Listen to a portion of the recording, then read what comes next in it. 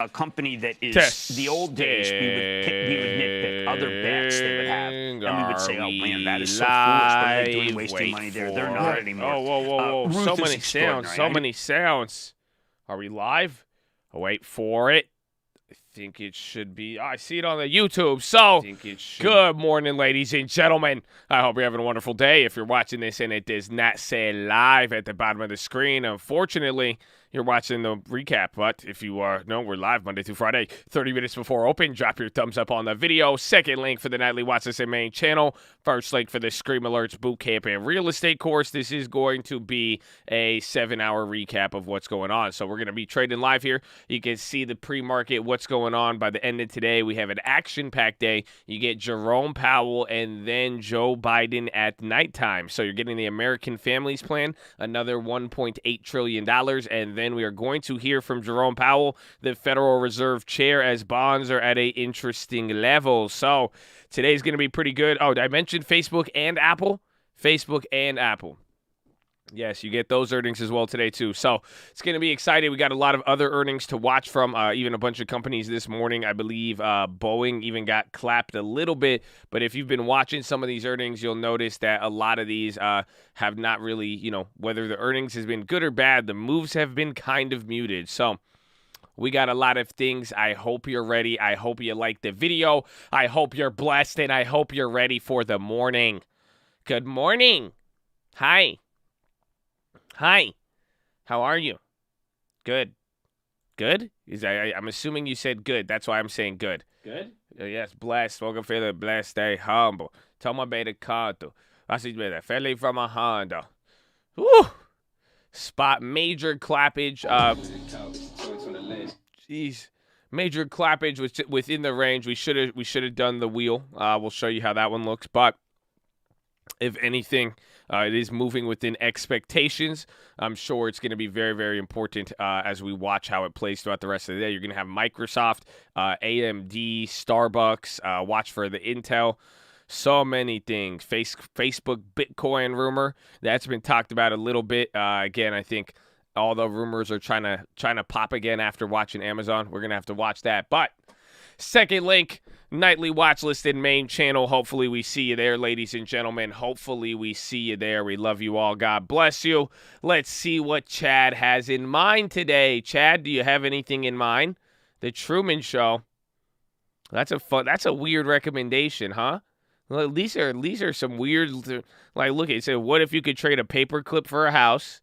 Then it says The Truman Show. Why do we need to watch The Truman Show? What is that implying?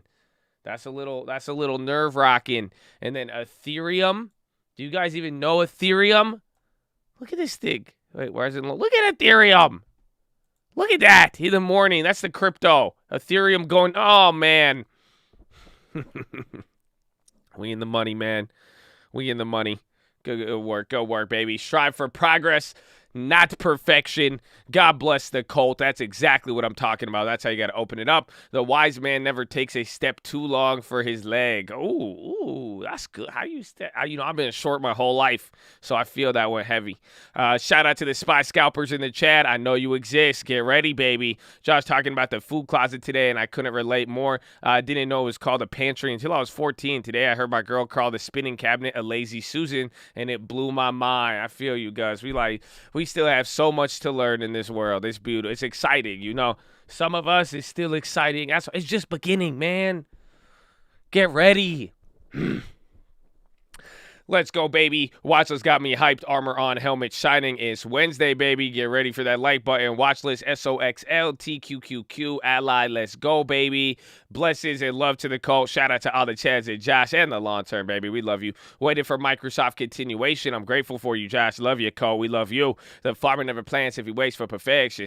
Let's go, baby. Tomorrow is Powell Day. Get ready. God bless Josh and the cult. Oh, yeah. Shout out to UWMC. Still holding up there. Where the Camry's at. This is the best cult on the planet. Thank you for all the hard work you put in making this happen and educating the Chads. Blessings and mad love. I love you, baby. God bless. Let's go.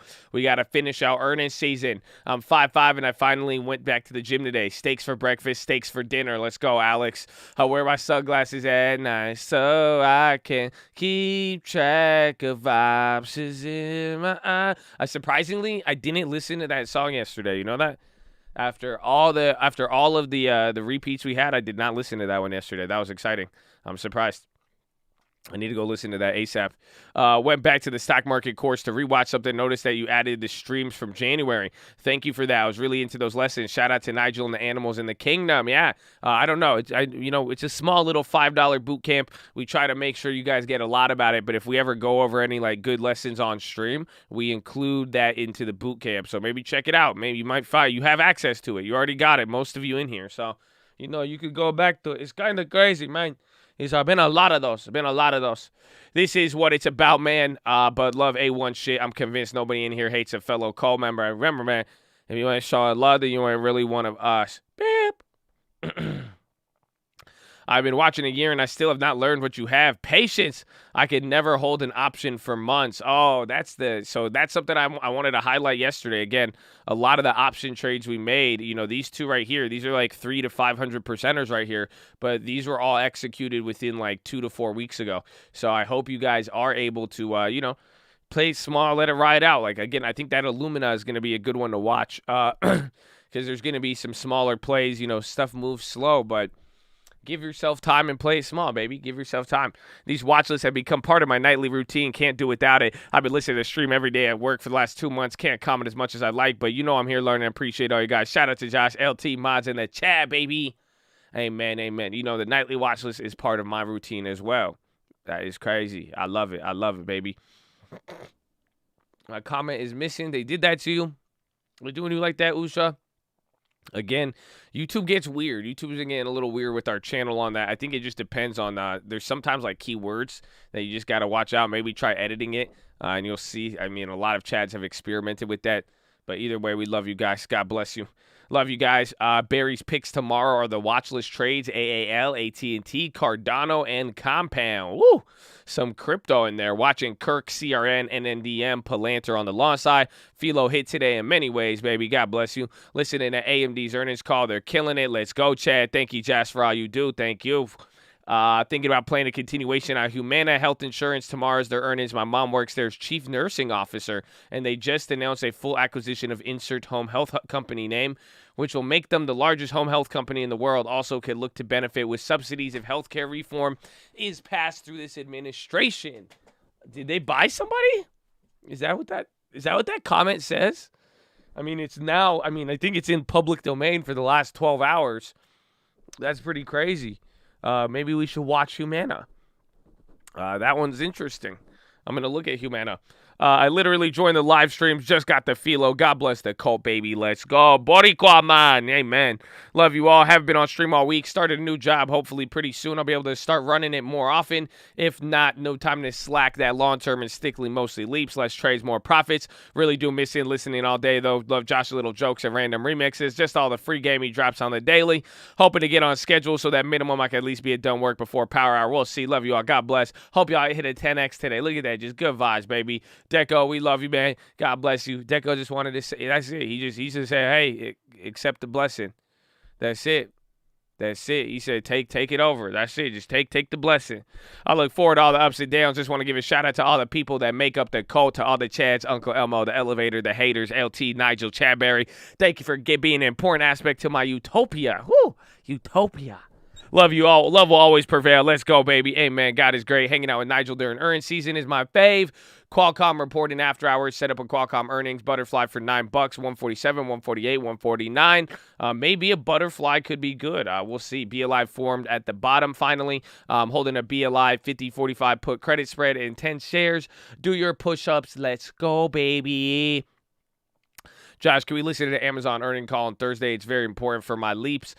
We might be able to, but it depends if it's going to come out later. So if it comes out 30, 45 minutes after the bell, unfortunately, I will not have time for that. I got GPS calls in expectation of the Yeezy drop. Watching Viacom looking to grab $60 calls for January 2022. Seeing this company make some major moves with their Paramount numbers that will go into earnings next week. Have a great day, everyone. Young Jerome about to light up the bond market. The stock market going crazy, part 1354. Oh, yes. Oh, yes. Y'all boring, okay? I hope you know how boring they are? They won't even be awake to listen to this. Do you realize that? Do you realize that? So just think about that for a second, okay? Woo! There's a play on ALDX, just don't know where. Let's find it, baby. God bless, baby. Amazing day chat with amazing PHILO, riding some places, but long-term deposit coming soon. Long-term deposit coming soon, baby. Thinking Verizon, sleep it up. So much love, Colt. The energy you put out is the energy you get back. Amen. Amen. I haven't been making plays, just listening while working. I did take out some single options the other day, Disney and you, but I'm looking to get in on Mavis. I know it's a meme stock, but the premium on selling puts looks too good. Much love, fam, and ready for J. Powell, like 199, baby. Give me a Camry, Powell. If you could look at SRPT and XRP, that would be great. I know XRP, SRPT, Sarepta. They're in the middle right there. They're in the middle right there. Blessed to see 23, Notorious. I'm going to get you yours later. We got to get through this in the morning, though. You should have give me that in the middle of the day. I'm going to give it to you quick, baby. Hard. You got to get going, baby. Good morning and happy birthday. Let's run it. Let's run it. It's Wednesday. It's Powell. It's earnings. It's Biden. Oh, y'all don't feel me. Y'all need to wake up today. Y'all need to wake up today. What are you doing right now? Wake up. Wake up. And it's his birthday now. Oh, man, you have so many events today. So many events. Are you ready or what? Let's go, baby. Playing eBay, I know it may not mean much, but I personally have to buy lots of equipment. Everything is so hard to get nowadays, so thinking eBay would be selling a lot of this stuff needed is, so I like eBay. I mean, a lot of people can relate to that. I agree with you on that. We'll see how that one plays out. Hope everybody has a good rest of the market. I missed the last few hours. Water decided to go at the house, see everybody in the morning. Much love, Colt. Sup, Uncle. I love the discipline of your trading strategy. You always bet small on a contract, but when is the time you feel like you really have to size in? If the contract has a lot of time. So if you've noticed, it's not like I always trade super, super small, but if I'm getting anything with a short amount of time, I am keeping it smaller. That's it. It's very, very simple. You can get more money with more time, but then again, you have to also identify the type of play. Just make sure it's not anything with, lower quality, if anything. Does it have something to do with your analysis on macro and economics? God bless. If you're looking for the 2021 version of MTV TRL, we are the place to be. See you tomorrow, fam. Amen. Life is good and God is great. Love you, Josh. God bless everyone in the chat. Told them that I'm chilling. Already made $1 million. I came up with a system. I can run it while I'm sitting. I always beat the market because the market got a rhythm. I can show you how I did it, but can't make you make decisions. Whew. I get the bet, I reinvest. That 3 to 7, I manage risk. Ooh. Oh, no, I think I just started just going off of it. I get mad. They mad. They really pissed. We turn the lot from a lit to bed. Ooh, ooh, ooh. Classic. Absolute classic, baby. Watch it, Microsoft, Amazon, Intel, AMD, Pinterest, and Disney. I like all of these. Again, Disney's going to be a good one to watch. Qualcomm is today. That was my other surpriser. And then all the other surprisers that I brought up today.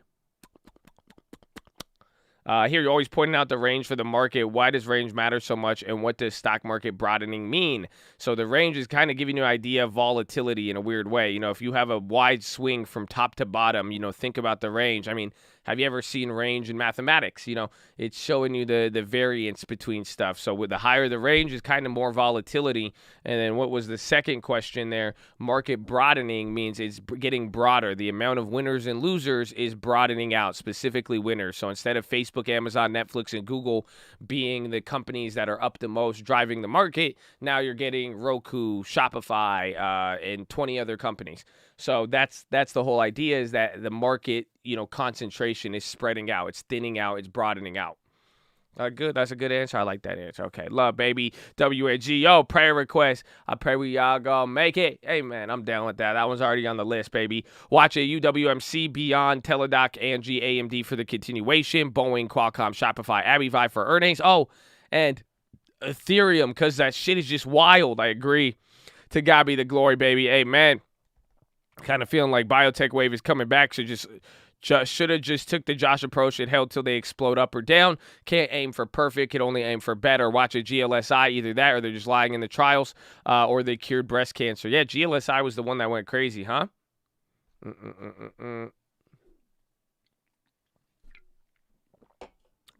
Boeing CEO on CNBC. Saying he'll advocate Biden administration on trade with China. But yes, Biotech are definitely going to come back. I'm seeing it more. Just be cautious. Again, approach them all with caution. Qualcomm, Shopify, Mara, Watchlist, Spotify, Coin, UWMC keeps coming up. ACTC, Tesla, Disney, Microsoft, Beyond. DHR been moving the past month. Solid company, great earnings. I'm keeping my eyes on space. Josh, my TSO app updated and USO options show these. January 22nd, 818. December 818. Are they the same strike price? It could be standard or non-standard options maybe, or this is just telling you how many days are left, I'm assuming. MXN USD already snitched. It's been snitching before the USD moves. That could be it. They would kind of relate there with oil. Again, every currency kind of represents something different, but we will take a look at that. God bless. Watch it. DraftKings, new price target, possibly get some run-up. Shop earnings. Qualcomm, 7 May 150 strike calls for 90 cents. The market is going to be relaxed tomorrow. How about a nice shoulder massage? God bless the Colt, baby. Almost GHIV positive. I mean, UWMC. Let's go, baby. Run up the likes. Run up the likes. We love you. You don't need to be perfect. Just be the best you can be. Never stop trying to improve.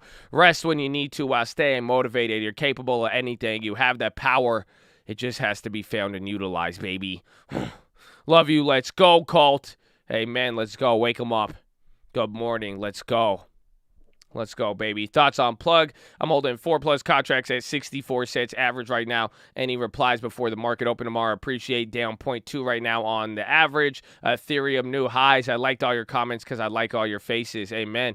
What a year Toyota. What year Toyota we talking about? 2014 Camry XLE. It's not perfect. It's no Lexus, but it's a solid pick. Dependable, reliable. It'll get you where you want to go. Much love, Colt.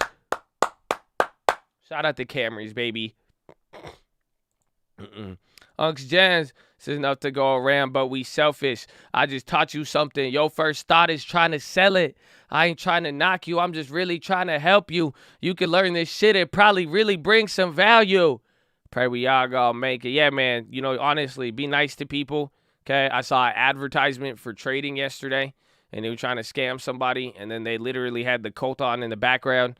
So please, you know what I'm saying? If you're Colt, just be nice. You know, if you watch the Colt, you know, I don't care. I don't know, you up to something, just be nice. Just be nice. Show love. We see you, baby. We see you. You know what I'm saying? I pray we all gonna make it. We all gonna make it. Rumor Facebook has a Bitcoin on their balance sheet. A lot of people have been saying this. I think this is kind of like the tier 2 Amazon rumor. You know, think about it. Amazon rumor comes out, people react. Think about, you know, all of a sudden, right away, you're getting the next, you know, similar rumor, but I don't know if it's affecting the stock. So we will see. I'm here. Thank you, God. And Josh, I woke up this morning. I'm alive. My kids and my future wife are great. Josh, make my seed look like plants already. I know I got the money. I just have to wait till harvest season, baby. Game time. Thanks, Josh. A different perspective makes you see things in a different light. Any thoughts on skills? I think it's just going to be one of those hype stocks. Just be careful with it. If anything, just got to be very, very careful. VIXY, $10 call, 430 at 5 cents times 7. Threw a little bit of money hoping for Papa Powell to create some short-term fear. Started with a little, but I still reinvested. Ooh, chest to the sun. Who wants some Kool-Aid? I mean, bring your own Kool-Aid. You know what I'm saying?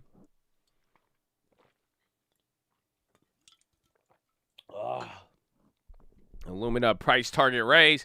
Hey, little mama, do you got a law tire? Your chest to the sun, your armor shining bright, your gains and your losses, Toyota Camrys, but most importantly, the like button.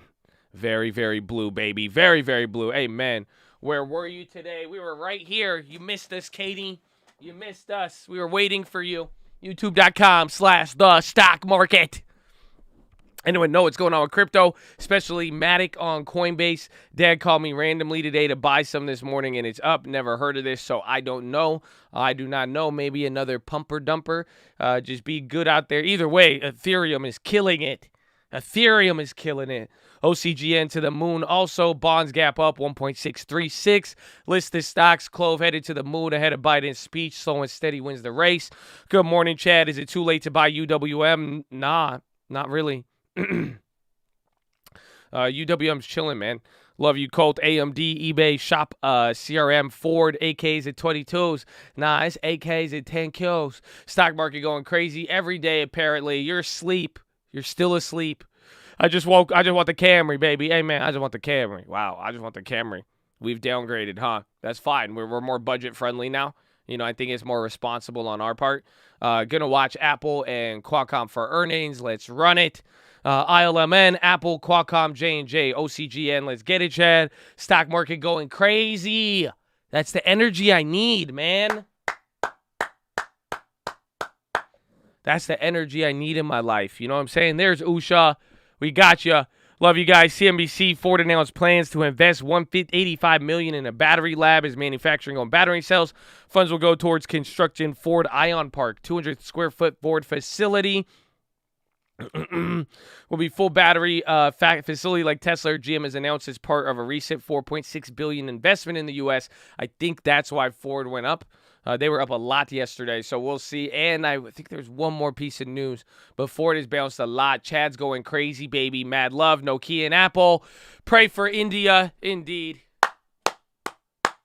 Indeed. Indeed. Are you ready? Are you ready, ladies and gentlemen? Are you ready? That is your watch list. We love you all. You know that? We love you all. I love it. So, ladies and gentlemen, before we make a dollar, before we try to chase a dollar, before we try to do anything here at the Cult, this is a long-standing tradition, and it means a lot to us. But ultimately, the people that it stands for, they mean more to us. So before we try to do anything, we must pay attention and recognize we live in the greatest country in the world. In living there, we have these opportunities for freedom and success and to change your life overnight and quickly. You have access to clean water, to opportunity, to so many different things. And why? It is because people have sacrificed more than most of us, including myself, have ever done. And those people are our veterans and people who have served this country. So on behalf of the Cult, everybody in here, all the people in the Cult who may not be here, I know they feel the same way. We want to give a special shout out to all the veterans, active servicemen, past servicemen. Thank you for doing what you're doing. We love you guys. We appreciate you. We would not be here without you. So thank you, thank you, thank you. And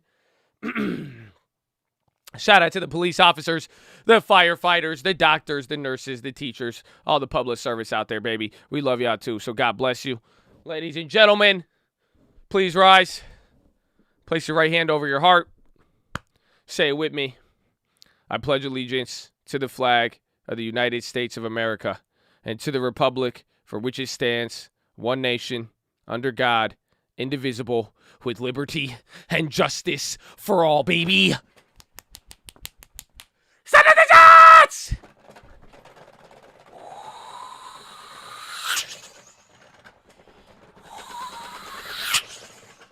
Oh, it's game time, baby. Horn! Amen, baby. Amen. We're in the game. We're in the game. So, you got big earnings that have already happened. You're probably going to get bigger earnings today, after hours. It's going to be quite exciting. So, I hope you're ready. I got a lot that I'm going to be looking at. We got about 2 minutes here, a minute. I'm going to be watching Google for the continuation, Microsoft, AMD, Starbucks, NXPI, Spotify, Illumina. We have that play. Facebook, Apple. They're going to be reporting. Facebook reports today. ServiceNow reports. Align, URI. Those are the three surprisers. And then Disney as a next week play. So, got actually a couple different plays. We made a couple of plays yesterday. I'd be on the lookout for any continuations. It looks like today is probably going to move a lot like yesterday just in terms of the market. So I will be paying attention to the range. But other than that, we just want to see, is there any activity winners or losers? Is there going to be premium in the earnings plays? But then we have continuations to look at. So you got about 20 seconds. Do us a favor. Make sure the like button is blue. Otherwise, you will get clapped. But we're glad you're here. Call out any plays. Source that info. And God bless ya. And yes, get ready. Get ready for young Powell today. And call out the plays. It'd be easy. Ooh! Round one. Fight. There's the bell, baby. There is the bell. So, look, Dow Jones is the lagger today, right off the bat. You got the Dow down a quarter almost. NASDAQ is red too. SPY is actually up. Disney, yes. Disney's is on the 11th. Caterpillar up. I think Caterpillar has earnings tomorrow morning. Lisa Su, that's AMD. She's on CNBC. AMD's still up 4%. Watch those premiums. You might be able to double dip on that one. Powell is going to be around 2 p.m. Pacific time. Or, yeah, 2 p.m. No, 2 p.m. Eastern. 11 Pacific.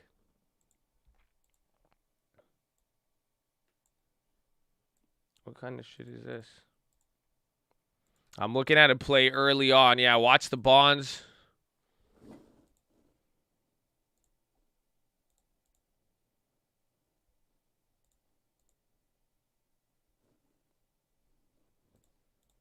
Let's see. Watch the Microsoft continuation. Boeing had earnings this morning.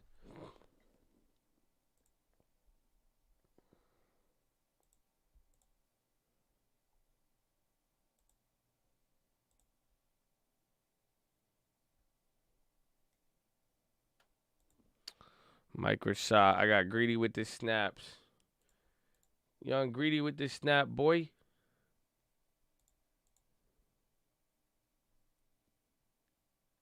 Okay. Couple minutes. You got some going down. Shop +4. Damn. Spotify down 8. We should have done the wheel strategy. AMC down 5. Zillow down 2. Pinterest dumping. Oh, yeah. Pinterest. That one's going to be a big one, actually. Pinterest can move a lot. Pinterest is down 12 right there. I forgot. Pinterest could be a really good play. I have another play that I'm looking at that I really like, but Pinterest is just a wide range. I don't know what the pricing is on there. But Pinterest will be good. I mean, it's at 67. If it keeps going lower, this is going to be a great long-term pickup. They just have the ability to move a lot. That's what I'm watching out for. I have another play I'm looking for an earnings play. Watch even TLT. Qualcomm down 0.8, NVIDIA down 0.3, AMD 4.4. They pin us all. Jeez, man. Shot beat. Do I still have the Google puts? Yeah, those are clapped. Absolutely destroyed. Like down 8K on those.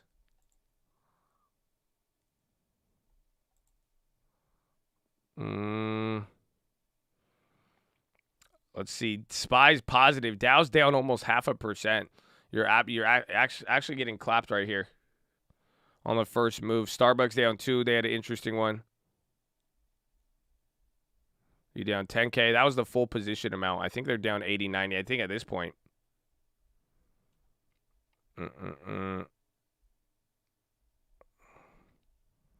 Clovis 6. Intel. I'm waiting on one right now. I don't want to do another one. I don't have a Boeing put, no. Altria 1.2. Doesn't Altria have earnings tomorrow or this week? Watch that J&J. Watch the Pinterest. Pinterest is down 13% right now.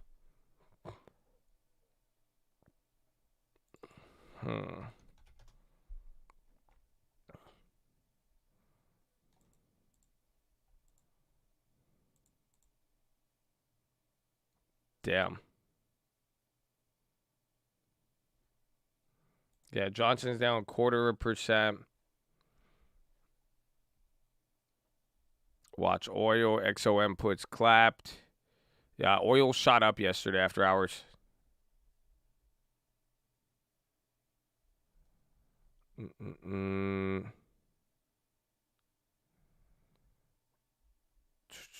I'm waiting. So, again, you've sold off. SPY is red. NASDAQ is red, too, but SPY's the only one that's been green right here. You're getting a full sell-off here. Get ready for, it's just been 5-6 minutes of straight down. Okay. So there's a couple plays on a lot of things are doing the same exact thing. I'd honestly look for some strength here. Where's the Microsofts? Discovery clapped 8. Did the ruble move? I will check. Hold on. Snap down 4. Archite above 23.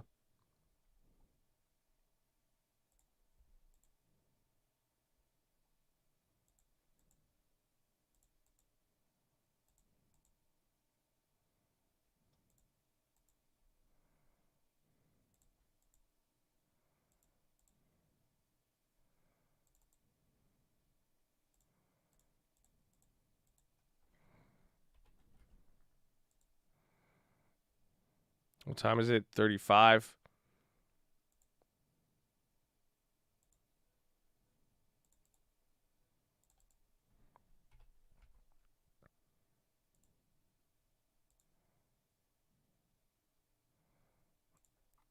Filled at 39. Okay, I made a play. I made a play. Did you guys like the video? Y'all didn't like the video? That's an awful ratio. So I guess stream alerts are going to get it first. And then there'll be no opportunity after that as they go crazy. People get really excited lately. I don't know why. June.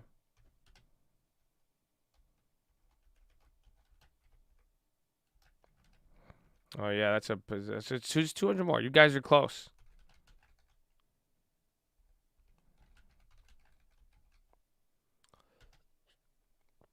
A bunch of likes all of a sudden. Stream alerts is the first link in the description.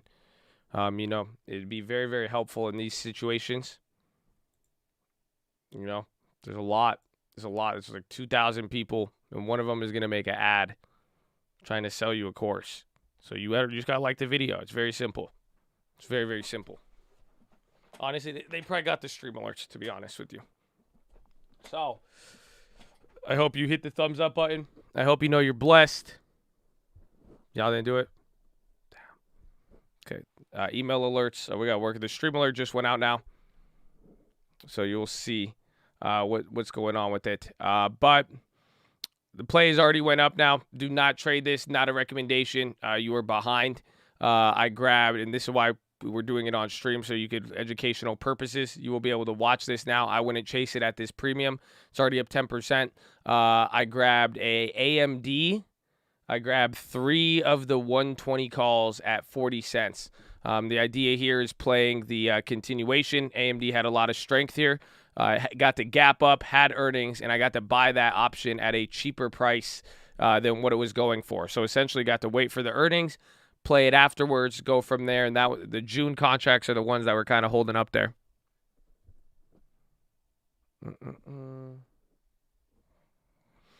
Yeah, oil's been killing a lot, I feel like. A lot of people brought up XOM here. So let's see again. That's why I was going to go for a Pinterest, but Pinterest is the one with weakness. My logic is AMD is strength, but if it doesn't bounce off there, you might actually see it come down. We've seen this a couple times, but it is still very early. It's only been 8.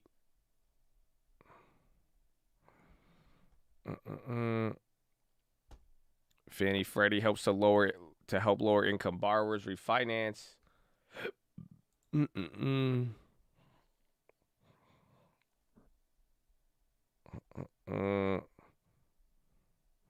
Yeah, we played Illumina. I don't know what happened with those, though.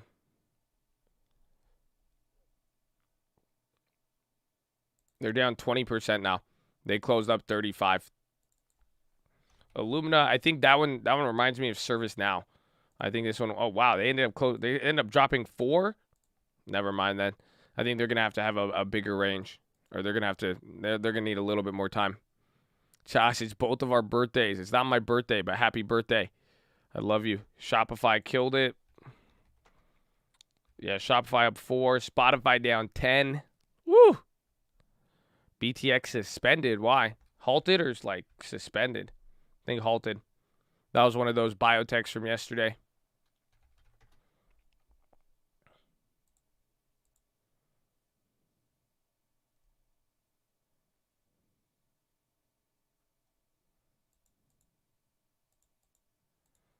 When is GLSI supposed to like report anything? Does anybody know?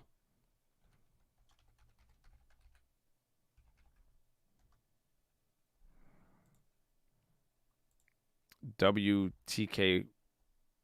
What? XOM ripping. MasterCard pumping. Yeah, XOM's fine. So again, we had the put side. We're getting clubbed on those, but right here, this is what we've been waiting for. If it breaks out of here, any of these ranges, I mean, it's been stalled for X amount of time.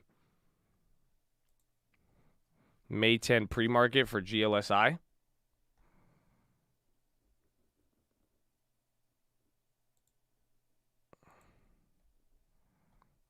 Let me check.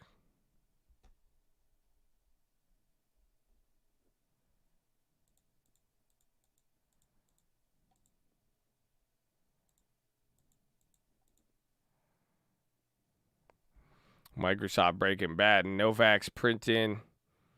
My account is bleeding. UWMC is healing. I haven't even looked at it once. Microsoft fell off there.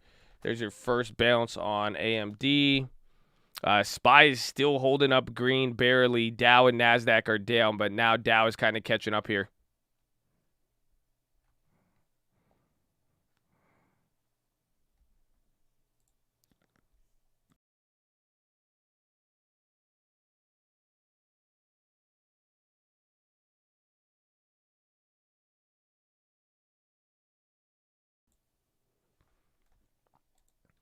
I'm trying to find the...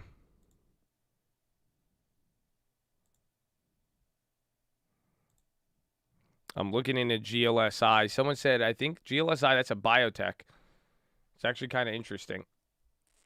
I feel like the options, they don't have options, do they? Yeah, no options. Yeah, dude, UWM, I guess 1/3%. I could be happy. I could be happy with that. I could accept that. I could accept that. I like it. Spots down 10. They had their earnings. So this is what we were talking about yesterday before, you know, we wanted to sell one of those plays, but we didn't end up doing it, and this was the reason why.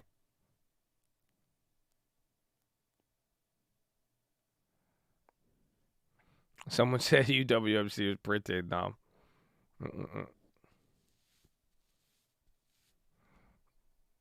Brandy, please, Brandy, read the rules.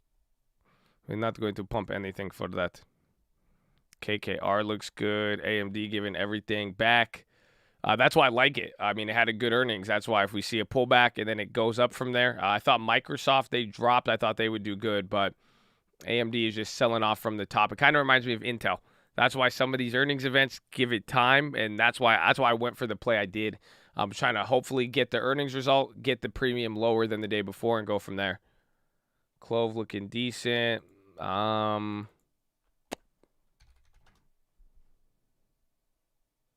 Oh yeah, Clovis came back up now. So this isn't a biotech, it's healthcare, but it's moving pretty good. Let's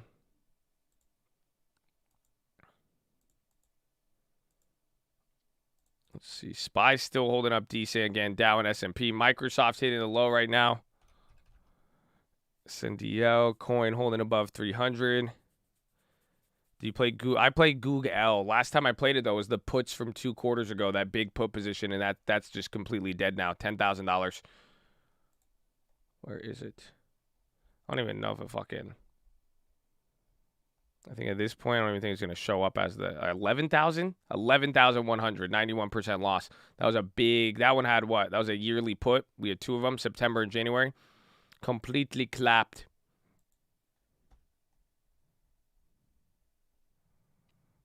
It was the beginning of the year, so this was before everything. I kind of played it as a bigger hedge, but I was not liking Google and tech. There was a lot more pressure with the antitrust. I thought you were going to get more escalation with that in the beginning of the year, and then they were actually the leader during that quarter.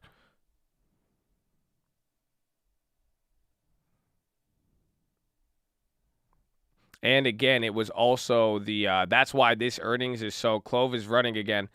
That's why this earnings was so important, just because you're getting, you know, this was the beginning of the year. So start coming into 1 year later, we wanted to see, was there going to be a slowdown or not? Those baseline effects. Are we break even on Clove? Yalla. Yes. We're up about 1% now on Clove. Just started Richest Man in Babylon. Favorite book, baby. Favorite book. So again, I don't know if you guys see it. Clove is just that's the cheap share strategy. So we held that. That thing came down. You compared it to the options. You got to kind of see. Let's see how it's playing out now. The options kind of came back, but not really, low key. You can see it. That's when if you bought the options here, you actually would still be down.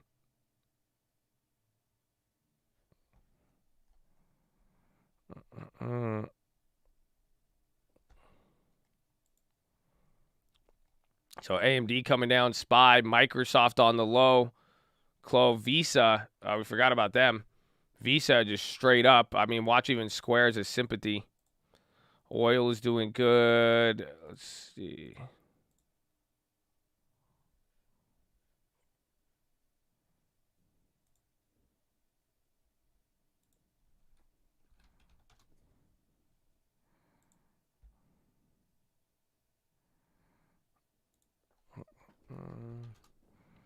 UUP 0.02, Clovis.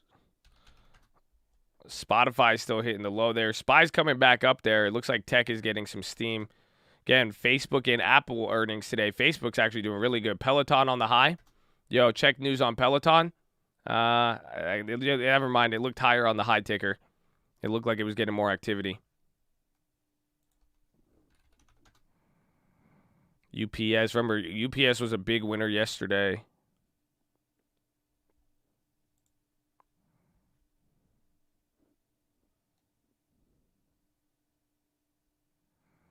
Don't forget to smile. It's Wednesday. I agree.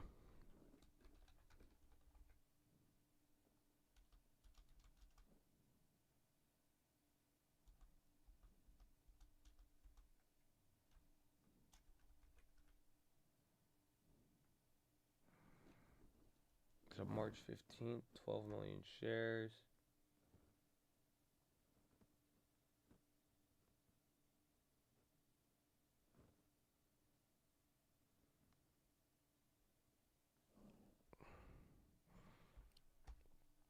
GSX on the low. I'm looking into what's it called? I'm looking into some of these biotechs. I think GLSI might have 2 months. I think they have a 6-month enrollment.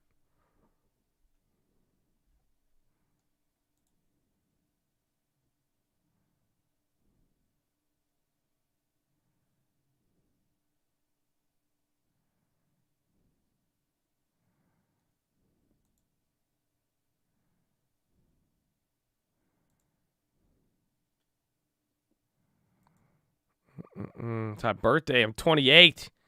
Wow, 28 shares of Tesla for the long haul, baby. That's a lot of shares of Tesla. Run it up.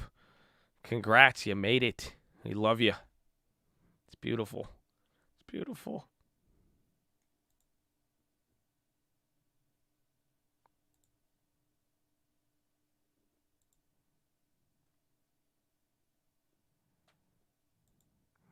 $38 today.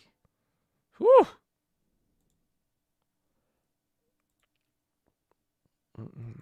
I'm looking at a filing right now.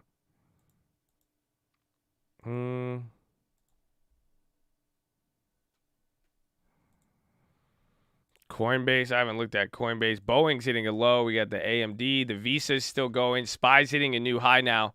So it's reversing. Watch even PayPal and Square. I think PayPal's on the high.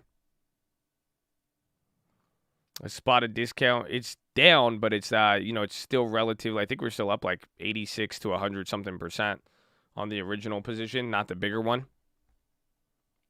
Coin is just holding up on 301. How's Disney? Disney's in the gutter a little bit. 0.5%, hasn't moved. Pinterest on the high. There you. Damn it! I could have took the Pinterest bounce play. That was a 3% move there. AMD kind of selling off.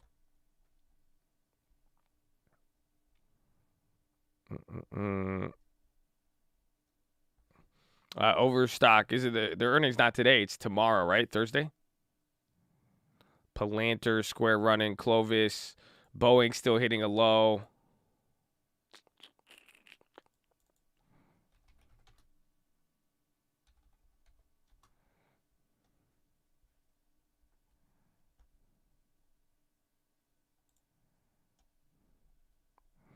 What time Powell's on is FOMC. So it's 2 p.m. Eastern. Yes. This is the actual FOMC. So similar time. Or no, he's going to come out. That's when the report will come out, and then he comes on 30 minutes later. That'd be like 10:30, 11, or 11, 11:30, one of those. But we will be here. If anything, you will see it on this channel. Apple, where's Facebook? Oh, shit. Microsoft sell. So again, earnings winners are selling off. You got the dip bought and the bounce on Pinterest. That's interesting. Lift on the high. I just saw Roblo. Roblo is skyrocketing right now. Roblo is doing great. 2%, getting momentum up here. What's going on with Roblo? Josh, I got the house out of 20 offers. I got it. The trick used worked. Let's go, baby. Congrats. Welcome. Welcome. That day's about to be crazy. Yep, spot down a lot. What's going on with Roblox? Is there any news on there? That looks like it just has a lot more momentum today.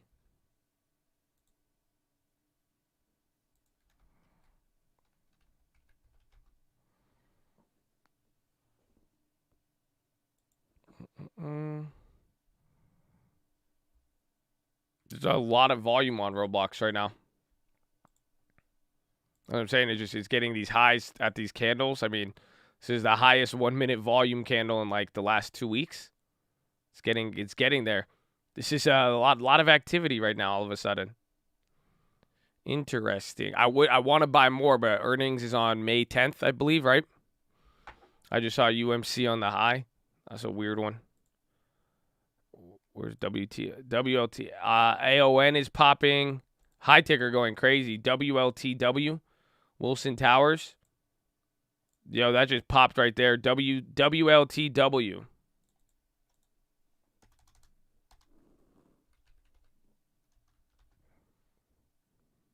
There's no news on that.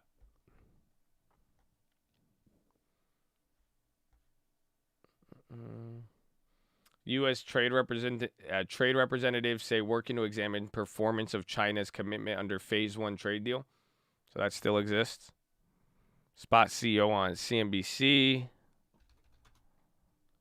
see, they're down 10% right now.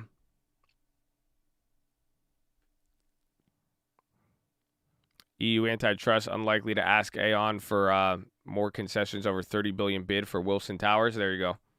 So that's why AON and WLTW related to a buyout. So you're getting some movement, but there's just one big candle, nothing after that. Powell speaks at the normal time he usually does for a Fed meeting, so around 2 p.m. Eastern or 2:30, 30 minutes after the release.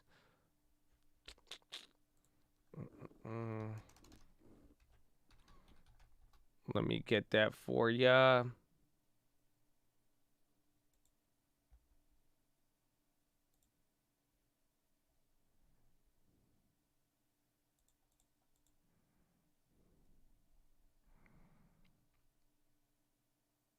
Today's what?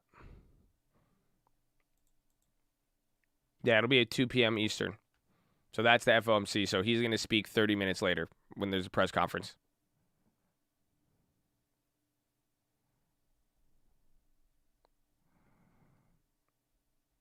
Good morning, Mafia. AON's moving. AMD hitting a low. That's getting clapped right there. Google on the high. I haven't even looked at Google. Woo! 6% almost. So again, this is playing out just like last quarter. Netflix actually went somewhat up, but still in that range. Let's see. Starbucks from yesterday. They're coming down 3. Visa coming down a little bit. They were a winner.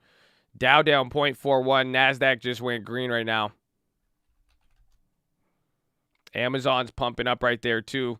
That could be a good one. I mean, Amazon reports on Thursday. Don't let that one slip beneath you. That Amazon is actually moving right now.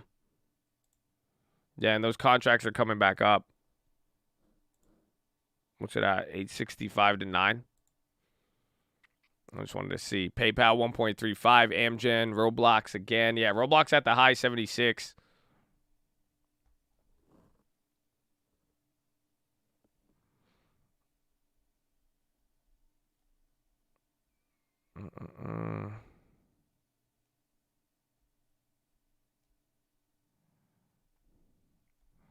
Where the UMC fit. I think you got a lot going on. You just got a lot going on.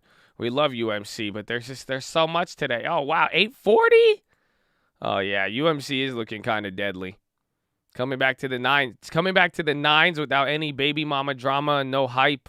You know what I'm saying?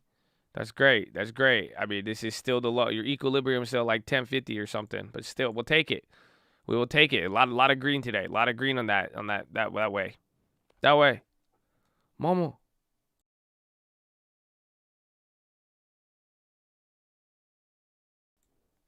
Bowen on the low. City, NNMD. Bowen's really selling off. Watch the Amazon.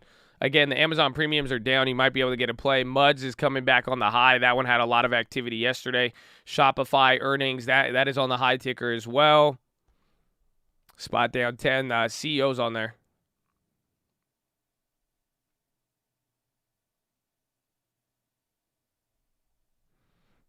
Yeah, Amazon's doing good. Boeing is down 3.8. Boeing is really starting to pick up here. I mean, it's back to 230. You might actually start getting some interesting levels on Boeing. SPY is hitting another high. Dow Jones is still down. NASDAQ is getting a little further green, but barely. Elon pumping a coin. Make sure you pump the likes and make sure you pump smiles. You know what I'm saying? Smile. You know, get some costs free. Smile coin is free. Powell is going to be 2 p.m. Eastern, so 11 a.m. Pacific time, and then, well, that's the Fed meeting, so 2:30 technically he will be live with the press conference, but you're going to hear from the Fed at 11 a.m. Pacific, 2 p.m. Eastern. J. Powell. Yeah, Ethereum's moving a little bit. Loaded with smile coins. That's good. Lots of smiles. There you go. Pump those. That's a very good one. Will the market ever correct? You've got a lot of 10% moves in the last year, in the last 4 months. You've probably seen 2 or 3 of those. A new all-time high? Yeah, might be. It looks like it. You're entering it here again. Post earnings, and surprisingly, a lot of it's you're not pumping off of big earnings wins. You know, a lot of those companies gave back, even Microsoft. Bring. I bought Smile coin on the high. But yeah, this is record highs right now on the S&P. Just watch for the print. So that's why it's good. I mean, it's good to see UMC going up with it all, you know. That makes me proud. That makes me proud. Coin is still sus. Qualcomm red to green. Ooh, there you go. See if Disney catches up with it. I like the Qualcomm. That'd be nice. I'm surprised. I mean, AMD, all of those did good.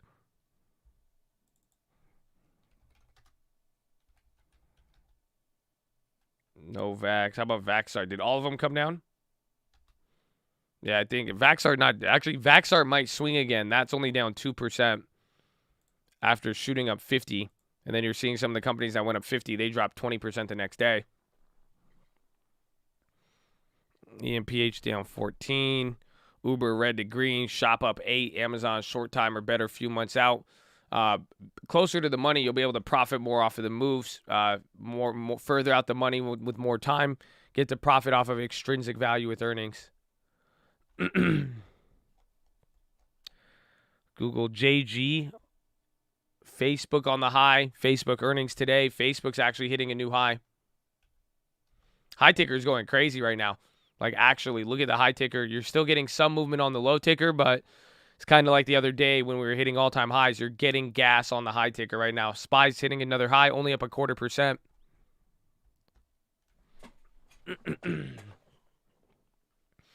SAP coming back up. Big vol.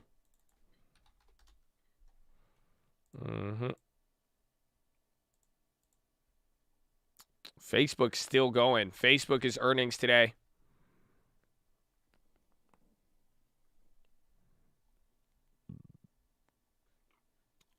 Options on TD, you just got to link the chart.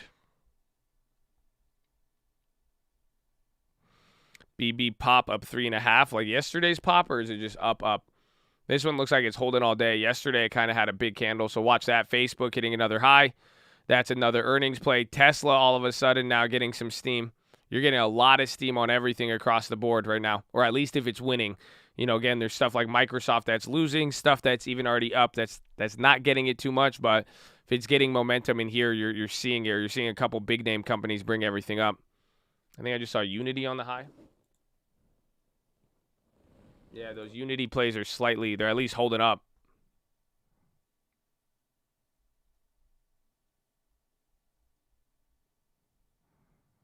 What do you mean the stock's 10%? Well, in the whole market, usually a correction is about 10 to 15%. So, you know, there's been about 2 times this year where we've seen from all-time high to a little bit of a mini volatility. We've seen the market drop 10%.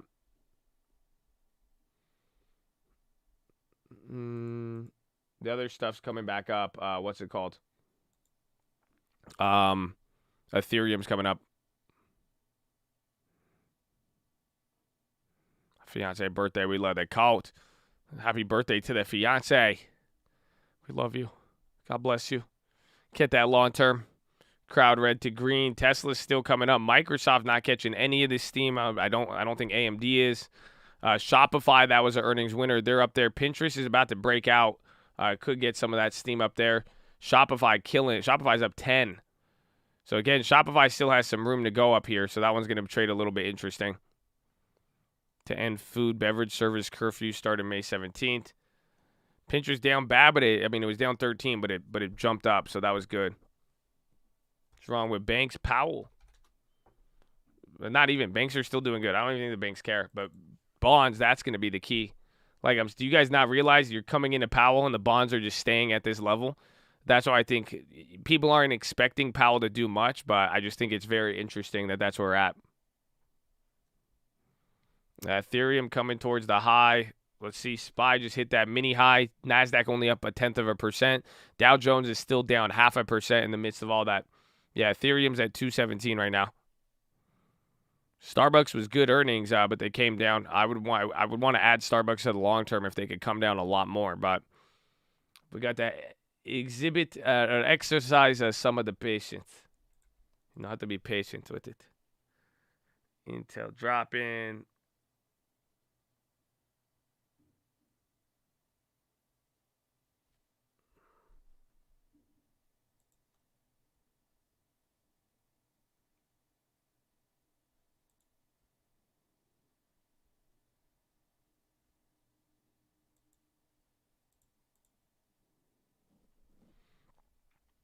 So I need to invest another 183 into first-party development.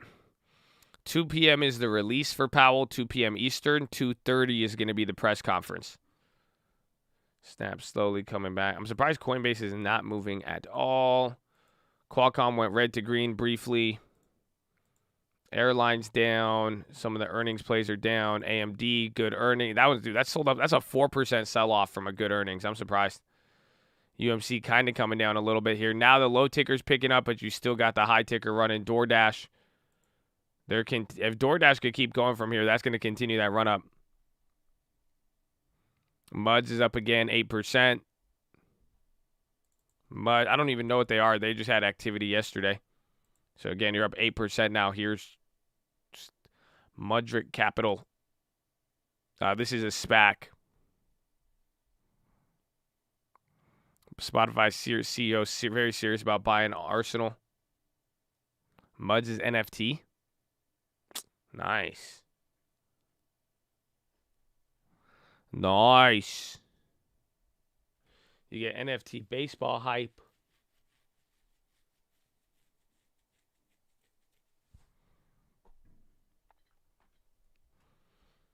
UWMC 839. Walk through the mud and the rain just to bring a little hope to the people in pain. That's all honesty. Negative vibes bother me. Good song. MO.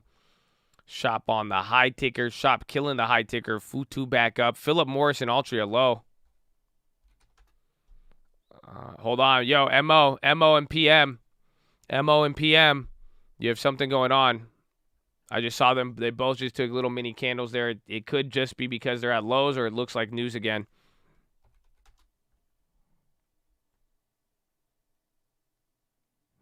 Administration expected to announce plan this week to ban cigarettes, to ban the menthols. I think that's on Washington Post. Yeah.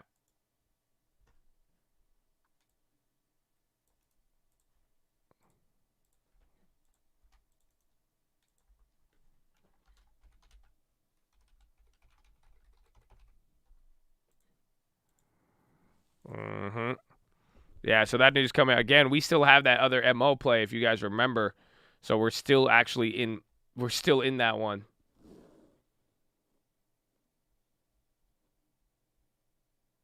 It's only up 40% when it used to be up 70 though. Yeah, BTI, Philip Morris, Altria again. Altria has been the real loser from all of this stuff, but you can see where it's holding up. Yeah, Vaxart, that's what I say. Vaxart was the one that wasn't down as much. Now Vaxart's green. A lot of the other biotechs were down earlier.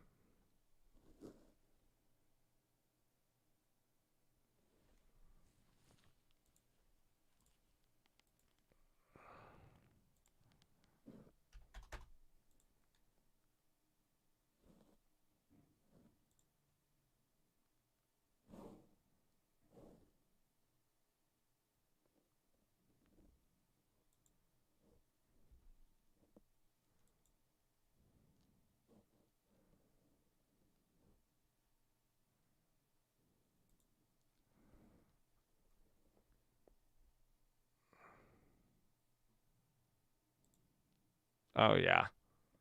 I like it. I like it. I wear my stunner glasses at night so I can. So I made another play. I just grabbed shares or something.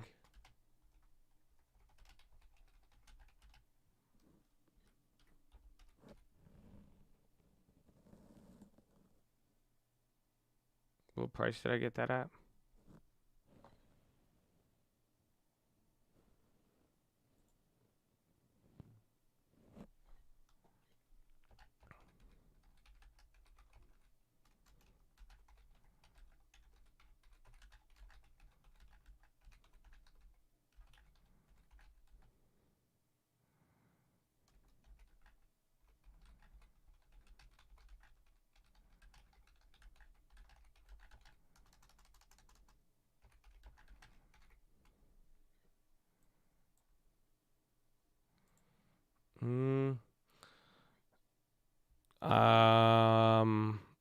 I did not get shares of Muds. I'm not playing any hype shit. I don't really care. I mean, it's just all. This is reminding me of like IPOs in 2015. After like you fucking made money on all the IPOs 2015, 2016. There's like 2-3 years where they were all bunk. All bunk. So do not trade this. You guys didn't like the video. Did you like the video? Y'all still behind, huh? So now the stream alerts got it. Actually, you're doing pretty decent. You guys are doing pretty good, so I got you. Nah, I think the likes are looking decent. But I grabbed shares of something. I talked about it a little bit here. Be careful. This is a very low float company, and I'm expecting like a 2 to 3 month swing trade. I looked at the filing for enrollment. It's a biotech, so do not trade this. You will lose money. I grabbed GLSI. This was the breast cancer drug that went really, really crazy in December. So I grabbed 100 shares, 38.58. And again, this is just, it's a very illiquid company. You could see there's been no trades for 10 minutes at a time. And then this one, look at how much one trade makes it move. So, but this is the company that went really, really crazy during all of that. They have an enrollment. They have the enrollment coming in. So you'll see, it's showing that I liked it, but it's not showing that you liked, but I liked it. Well, you have to make sure your like button turns blue. So if you click the like button and it doesn't turn blue or even black on mobile, you might be banned. So we'll see, though. But I like this one. It's a biotech play. I mean, I brought this up on the watch list yesterday. If you guys remember seeing all of the am I banned? No, you're looking good, man. Make sure you like the video. Because I talked about this yesterday. I said, hey, all of these biotechs, they've been moving a little weird. I looked it up today. I mean, I had it on a Biofarm Catalyst. I even have their, I was on my other screen. I've been going through their filing this morning. I don't know if you guys see it. I'm trying to find out, they have their schedule for 2021. And this is why I'm saying this is probably going to be a 2-month play. Just because you can see here, I was already searching 2021. We could go through all their debt, but anything, you come up here. Come on, yalla. We were planning to commence phase 3 clinical trial in 2021. They said they also are going to operate like phase 2. And then again, it takes about, there's like a 6-month delay in time from that. So that's why from December till now, it's either they're going to announce very soon or in the next 2 months, I would say. Yeah, I would take notes on this play, 100%. You could learn from it. No, this isn't even, because again, this is just simple biotech. Like you literally, like you just watched me pull up a filing that just showed you all of the days. You realize how long a phase 3 trial can last. In this case, they're expecting to do it for 5 years. So usually though, I mean, again, off of positive phase 2 results, this did good. If they could have even better results and then go into stage 3, again, it's going to be a 5-year timeline, but the idea is it should pop it by then. If they have anything positive enrollment, as phase 2 leads to anything positive, there's usually going to be a little positive reaction. If we can make the shares free, that'd be great.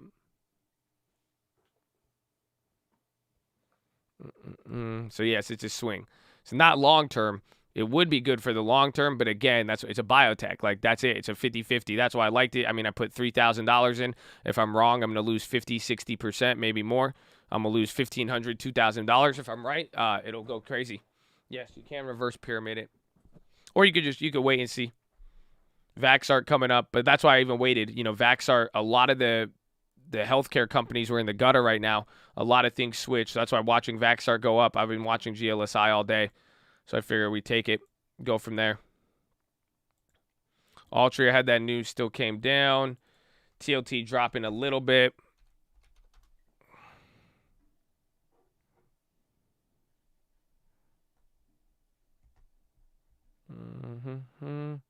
AMD, I'm sad that one went down. I was surprised.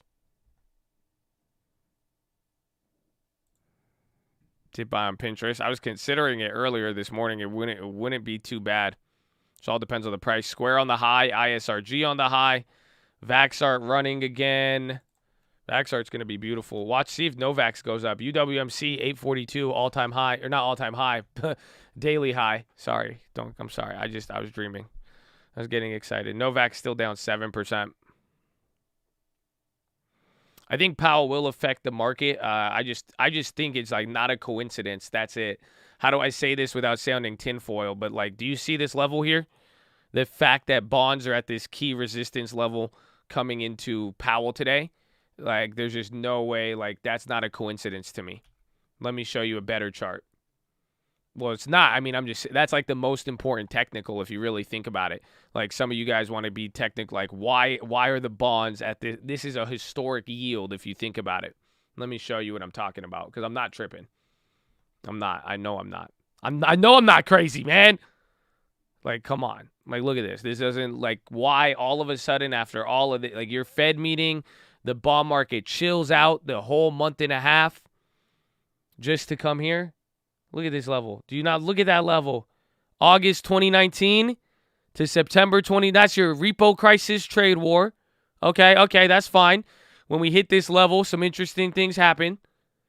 And then what? Oh, end of February. Oh, Corona. Oh, look at that. And then bouncing back. Look at you. Oh, this is a key level. Why are you right there? Why do we end right here? Crazy. Oh, you can't see because it's right there. It's right there.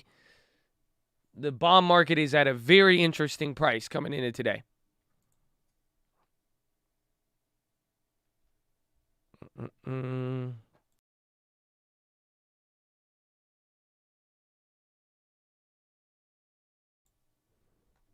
So we will see.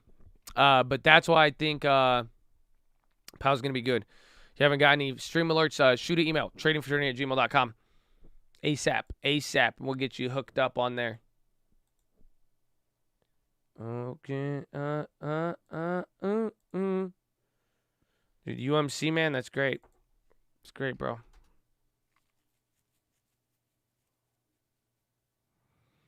You know why the premium on those puts are going up?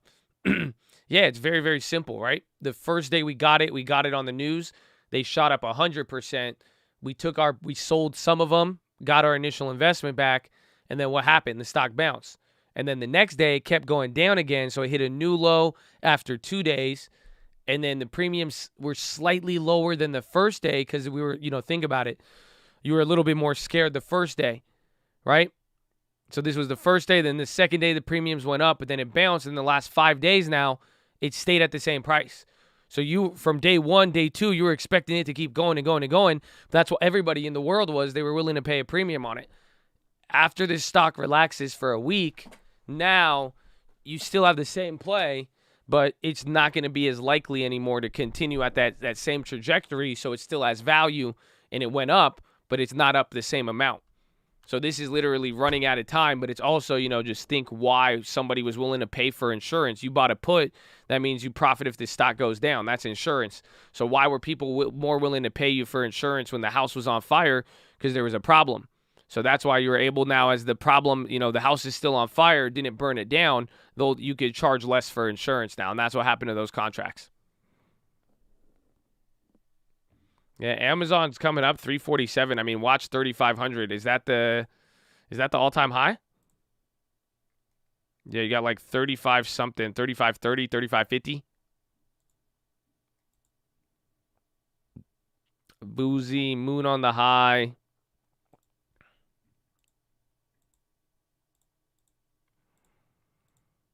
Maybe Microsoft down 3. I'm surprised Microsoft's down. We're going to have a problem here. Ethereum at 217 or 2,712. How's the Mustafas doing? I don't even know what that means, dude. What's a plural Mustafa? What is that even? Altria is about to hit a low. Again, you had more cigarette ban news. Uber's up about almost 1%. Dow is still the only index down in the Russell.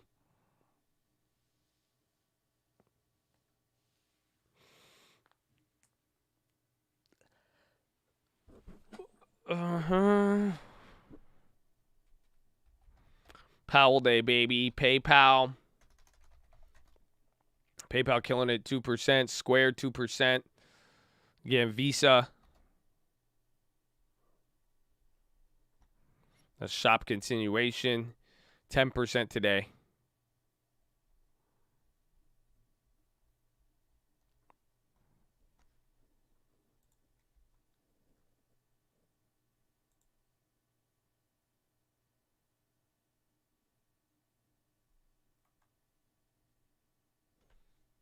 Vaxar 4.2. Little snap pop. Apple announced slowing down production of AirPods. Yeah, that was this morning. Bradley Frizzle and the peach. Oh, you'd love to see it. You love to see it, baby.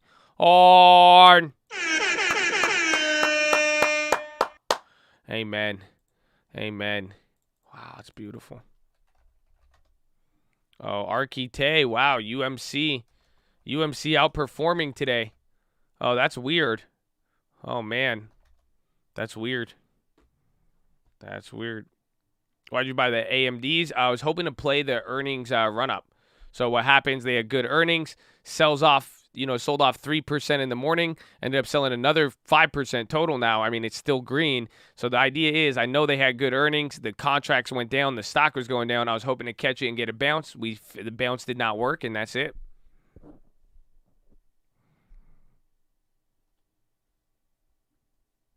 Is UWMC, not UWMC. Or UMC. I either say UMC or UWM, but the company is actually called UWM. The ticker is UWMC. If one or two letters really throws you off, you may not like the Colt. And there's bigger things in the world to worry about. I found a golf ball in the course yesterday, stamped for Uncle Josh. It's a sign. That's it. I was with you yesterday.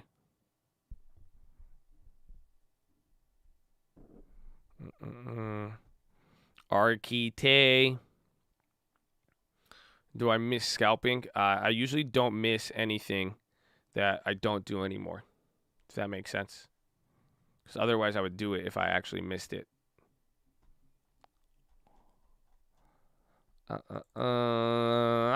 JD. High ticker picking up again. You might get a little spy rip.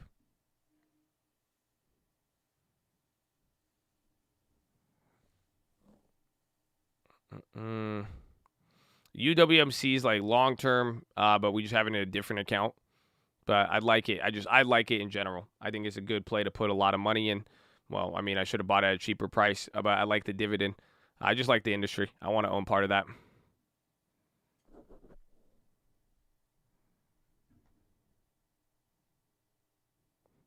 I think they could ban smoking cigarettes when they started legalizing marijuana around the country.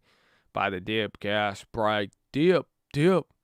I think they could. I think they could just put limits on the quantity. I mean, it's easy to measure the nicotine levels in all of that. And then again, that might even lead to more regulation with weed. I mean, think about that. If they're trying to say we want to regulate the amount of nicotine levels, if weed does become legal, that precedent sets up a lot. That right there would say, okay, now if you want to sell legal weed, you also have to limit that. It's going to be the same exact process. Yeah, menthol is a flavor because it's more anything that's like sweet or appealing, like menthol, like mint. That it's more dangerous for children or more appealing to children.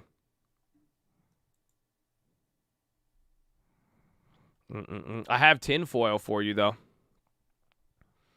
I have the craziest tinfoil actually. I had some good conversations. It led to good. It's about understanding what's going on, everything right now with taxes to all that. I need to go to the bathroom. I'm gonna give you bathroom before I give you tinfoil. Unity's running up there. Let's go, Unity. If that gets some steam, that should look good. U.S. dollar under pressure ahead of Powell.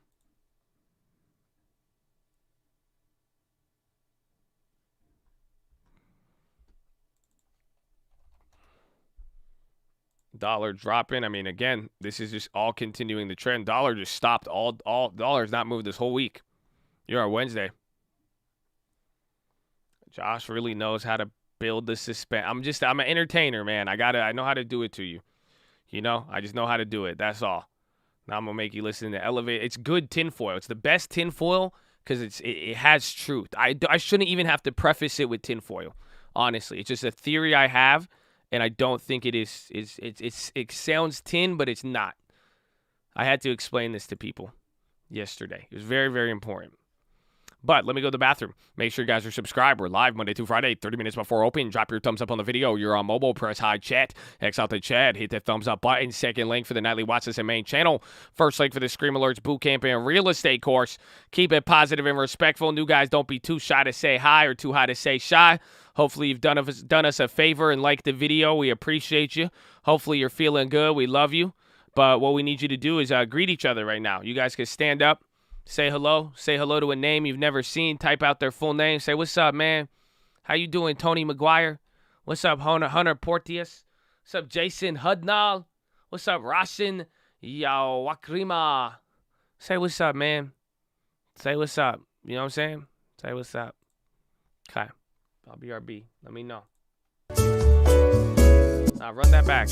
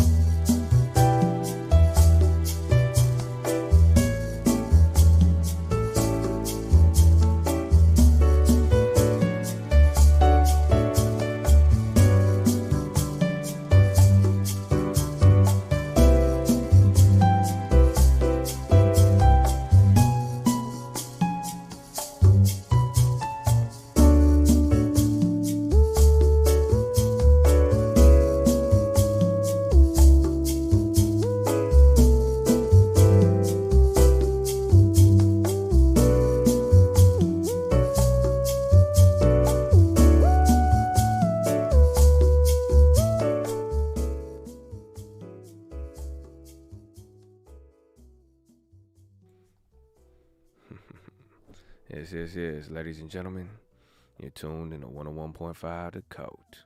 If your mama raised you well, we could clearly tell. The NASDAQ is up 0.07, the S&P up 0.1%, and the Dow Jones down almost a half, baby. You got earnings on the way, and the continuation's already at play. And we hope you're having a wonderful day, baby. Hopefully you like the video. Make sure you're on the watch list, and hopefully you show some love today, baby. We got to get back to our regularly scheduled programming, but we hope you're doing good. It's time for the 10.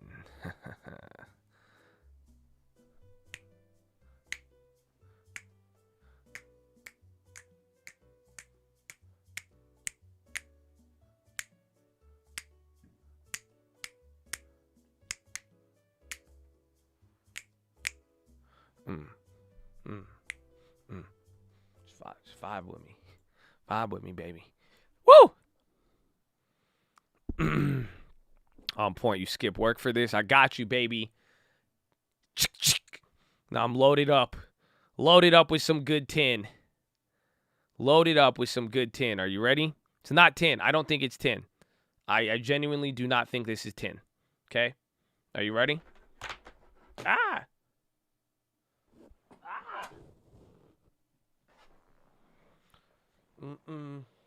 And I love you too. You know that? If you're listening, I love you. That's it. That's all I have to say. If you're listening, I love you. Okay? That's it. This is for you.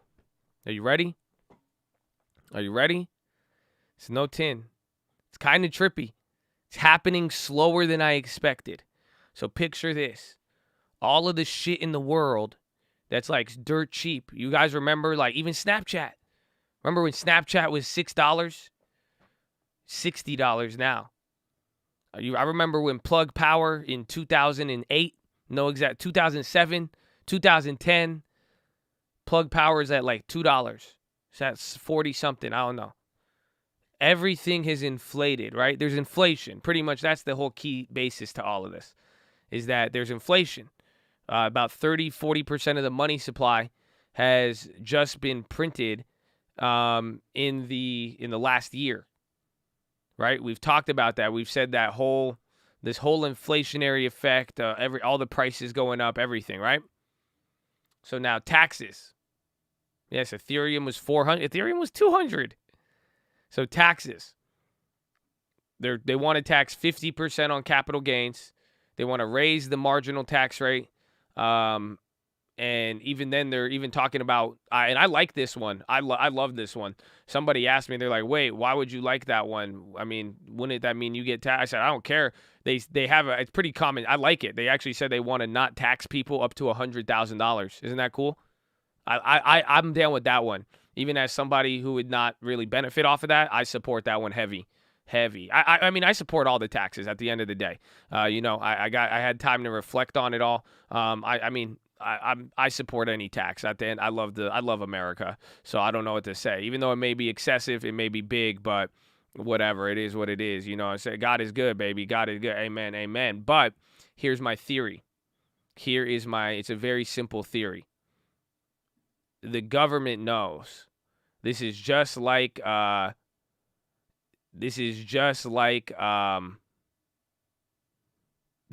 Fed. I think everybody thinks the government is just being crazy and outlandish. I don't think so.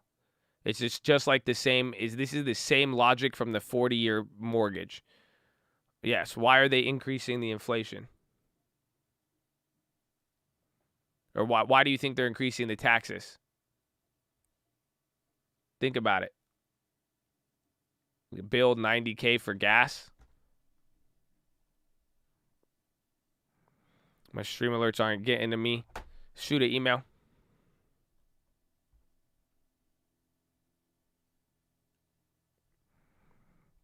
It's not. It is what it is. Well, I mean, I believe in respect authority. The Bible says pay the taxes. I'm probably going to pay more taxes than everybody. I've already paid more taxes than Biden has in his life. And he's lived 4 times my lifespan. Maybe 6. But that's what it is, baby. But now think about all these taxes. A 40-year mortgage. pretty much what I'm trying to tell you is that you're literally, the government is pricing it all in. That's it. I had a talk with somebody yesterday, and they kept saying all of this stuff, and I had to explain it to them. And I was literally saying, think about the government. Like right now, the government is pricing in 40% taxes. All this money's there. If they do a 40-year mortgage backed by the government, just how the normal mortgage system is now with the Fed and all of that, that means they're expecting another 10 years of amortization on interest, making the price of a home. That means they're pricing in a way higher home price in the future, especially if every bank in the world took that on. So pretty much what I think about tax law, right? Tax law is usually antiquated. It's usually old. So like when you look back at the taxes now, that's like, think about the last time it changed. You're going 10, 20 years, there's little tweaks here and there, but essentially it's not going to change. So what I'm saying is that the world just shifted. That's why when they put out these taxes today, it seems ridiculous, right? Even then, that's why you guys will argue with me. You'll be like, does that seem fair? They're taxing us a lot. They're not. Isn't that crazy? They're not taxing you a lot. Today, right now, it may seem like it, but in 5 to 10 years, $1 million is going to look like nothing. I already told you 100K is the new 400K. Watch, because they're pricing it in.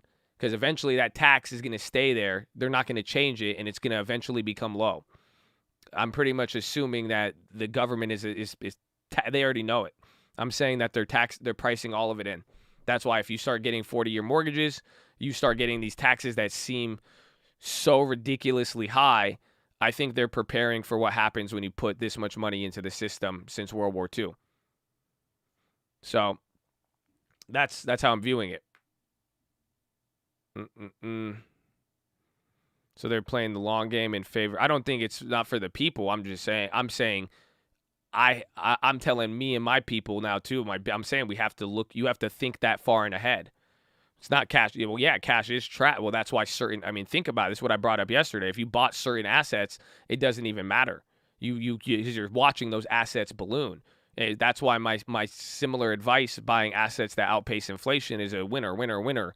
You see what I'm saying? BTX again. Didn't they get halted? BTX, again, this one was a crazy one yesterday, or the last 2 days. So more inflation, you're going to get more. It's already here. Do you see what I'm saying? You're talking about now 100K is going to go forward, but will our salary go up? I think you will see that effect. I think a lot of people are going to, again, it's slow. All it seems like is that they sign a piece of paper and they're like, okay, Biden's about to announce another $2 trillion bill. 10K used to be 100K back then. Ding, ding, ding, ding, ding, ding, ding, ding, ding. This is just this is like a shifting point. So I'm going to say you have a 200 salary increase. Yes, or you'll probably make more money off capital gains. So if your job doesn't go up and then every American has access to a damn brokerage account or Bitcoin or all of this, if Bitcoin goes up, imagine what's going to happen. Minimum wage is already going up to 50. Yes, exactly. You're already seeing it. They're getting ahead of the puck. I make no sense. Well, let me explain it in the mortgage sense. If you right now took out a 30-year mortgage for $300,000, but if you paid every single payment based on how it amortized, you would essentially be spending $720,000 in payments. So even though the house was $350,000, you would be spending $720,000 over 30 years. So that's literally like the bank, when they make that deal. Why would the bank give you a loan for 30 years? They have to price in the future. So they're saying, okay, after 30 years, this is where we think it's going to go. Just like when you lease a vehicle, they give you a residual value where they think the bank calculates statistically where they think that car will be. Yeah, SPY picking up a little bit of red. Apple's hitting the low. NASDAQ is not the leader on the downside, but Apple's down. So keep following with me now, right? That house, and if every bank in the world is giving 30-year mortgages and they're doing it at that price, for the most part, they're pricing in where real estate is going to go in 30 years, or the fact that, yes, if you held a property for 30 years, it should at least triple in value. So that's why if they start implementing a 40-year mortgage and now you have 10 more years of interest building up, $300,000 on will not be $700,000 in payments. It will be almost $1 million. That right there is a signal saying the banks, and if the government backs it, that they're expecting more aggressive wage price growth in real estate. So now apply that with taxes. So it's the same thing. They start putting down these numbers for based on what they're saying they're going to tax people now. It may seem like a lot of money, but looking at it and where they're expecting wage growth and numbers and inflation to go in the future, 50% or X amount may seem like a lot, but not really if you're making substantially 10 times more. And that's what I'm expecting. And some people are like, wait a minute, is my wages going to go up? I think yes, or your ability to walk away with money is going to increase if you're an American, especially if you're now just remotely educated. We're gonna repeat China. That's it. This is just what think about it. China did the same thing in 2015. We're pumping money. We're doing all this. We're giving this weird, again, you're putting all this money out in the system, quadrupling, almost 50% of your money in 1 year. It's going to have an effect. So, it's the same exact concept there. That's why, people, if your job doesn't give you a lot of money, your property is going to make you a lot of money. Your stocks are going to make you a lot of money, or you'll have the ability to buy something and instantly sell it, not to mention just money deposited to your account, or even, all these different sorts of stimulus. So it's just real inflation. That's why I'm saying, the real tin is that's why I'm saying these numbers just seem big, but they're not. I think in the future, you're going to look back and be like, wow, that's when that was the shift. And that's what it was. That's where it all started to occur here, is because I think 50%, $1 million is going to look like nothing in the coming months and coming years.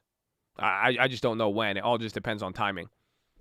That's the thing, because all I'm trying to say is that every single time they sign there's a stroke of the pen, they're saying, okay, $1 trillion, $2 trillion. You don't feel it, and it seems like something like it hasn't even hit yet.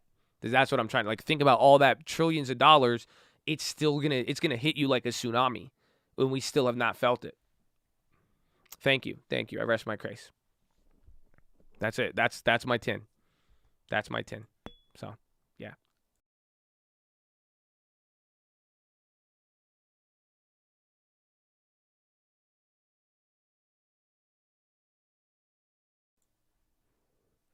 Biden keeps pumping money. I know that's the point. Is wait till the real effect of that.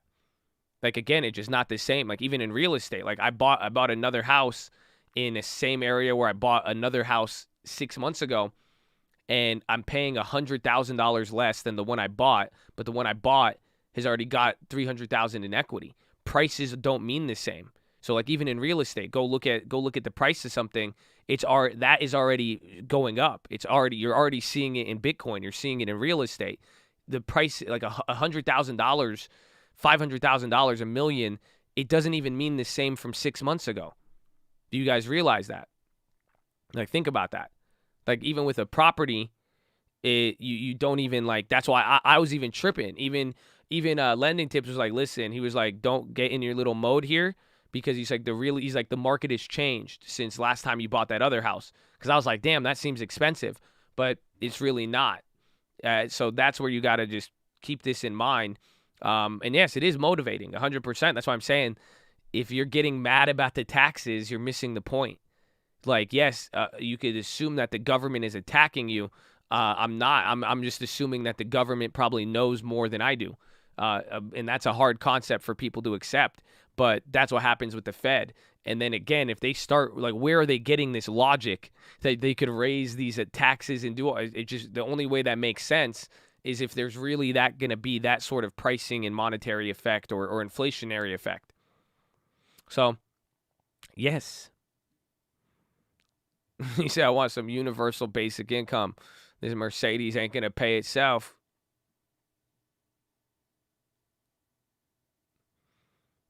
You trust the government? With what? Y'all dumb as hell. You know that? Y'all ask that question of trust very, very broadly. You know what I'm saying? Would I trust Mustafa with a pair of Yeezys? Yes. Would I trust Mustafa with $1 million cash? No. So, am I going to trust the government with you know, making sure that they accurately represent me and my causes and concerns? Probably not. That the government knows information and has information before I do? I trust that? Hell yeah. Am I going to trust that the government is going to always do the right thing and that they're going to act in the best interest of myself? No. Am I going to trust that they got that info? Yes. So, that's all. I think, well, I mean, again, even historically, just when you look at all these numbers, when you start, like, you're going to look back at this number and it's going to all seem small. I just think right now the world is really changing and I don't think it's hit people yet. It's going to hit us all slow. It's hitting me slow. Like, I'm just saying, numbers aren't going to, $1 million isn't going to be the same. It's so hard. Like, I'm sorry. Like, you want to be a billionaire now. You see what I'm saying? If you wanted to be a millionaire before, you're going to become a fucking millionaire. Your new goal is $1 billion. That's what it's going to be like. Watch.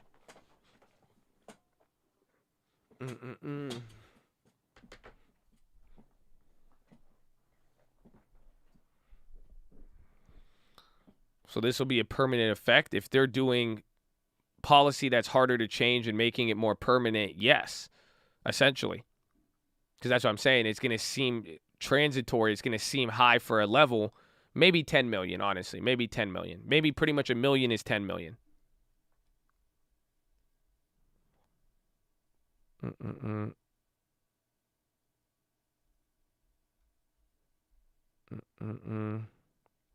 So billionaires will become trillionaires? Yes. 2019, 2018, the world was flipping out when Apple hit $1 trillion. I can show you 3 $1 trillion companies right now. Apple. Amazon. 1.74. Google. Not $1 trillion yet. Almost. So you got 2. Now Apple's $2 trillion. Microsoft, that's the other $1 trillion company. They're both all almost $2 trillion. And then Bitcoin. So you're already again, that's why all of this other stuff is preceding it. That's why Bitcoin is a leader of this. Bitcoin is able to show this. That's why all of this.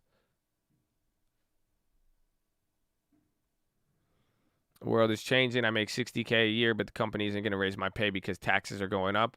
But watch, you're going to get more incentives, and now you don't have to pay taxes, and then you're going to go take that money you would have spent on taxes. You're literally watching stock market live. You're going to go buy a stock in the next 1 to 10 years. You're going to hit something. Or you're going to go buy a property. You go do that, and then you'll make a substantial profit.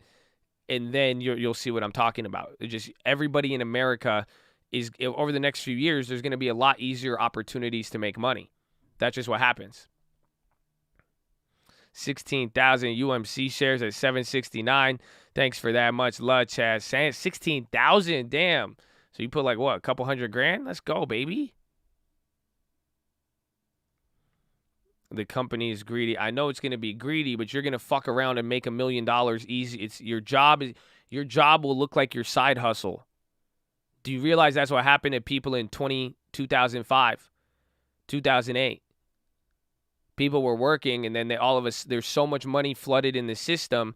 They all started getting into real estate. Everybody and their mom was able to flip stuff that literally they were making more money buying houses and refinancing them and doing all that shit. They were making more money than that their main job looked like a side hustle. That's what I'm saying. It's easier to make money. You already see it. That when there's a bunch of money, everybody wants to invest. That's why people are looking at shit like Dogecoin. So that's what's going to happen. Like, that's what I'm saying. Wait till the real estate bubble starts. I don't even think that started.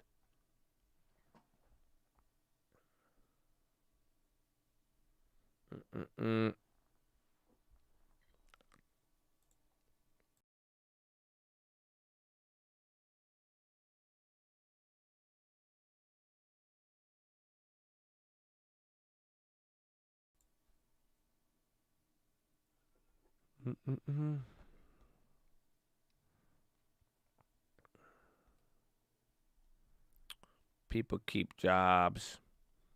It's going to be fun. Maybe it's coming up on CNBC. How do we take advantage? Buy assets that outpace it.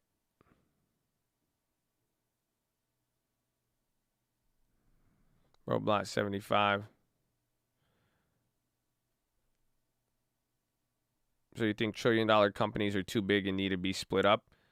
I think the idea, again, this goes back to who do I trust? The idea of telling the government or letting the government decide that, and any regulation is absurd. That's it. Anytime you advocate for for regulation in business, most people don't understand what they're asking. That's it. It's just like, again, I could give you a biblical story. It's when was it the Israelites? They demanded a king. They could have, they had God, they had it was perfect. You know, you could but when you demand a king and you demand for regulation, people don't know what they're asking for. That is usually never the answer, in my opinion. You know, there's some tweaks you could do, but at the end of the day, it's not going to be regulation in that sense, like making companies forced to split up, anything of that nature. It's not going to be there.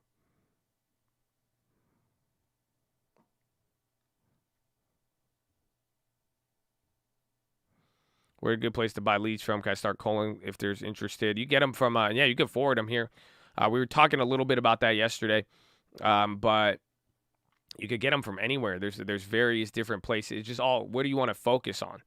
That's why you have to find a focus. Are you going to focus on foreclosures, houses for sale, taxes? Airbnb ripping right now.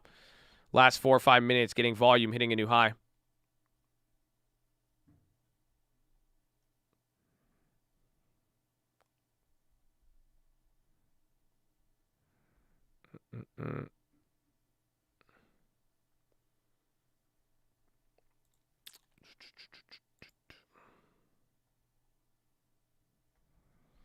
FOMC is going to be at 2 p.m. Eastern, and then Powell speaks at 2:30.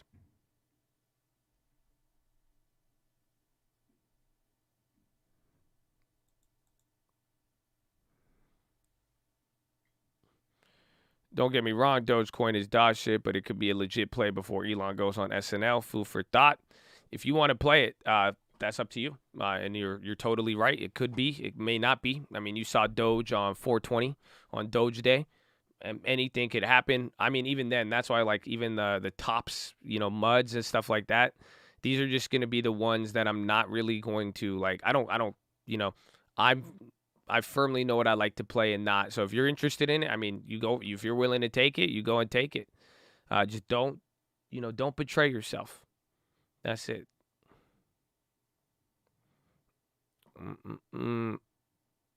Airbnb will accept Bitcoin. I like Bitcoin.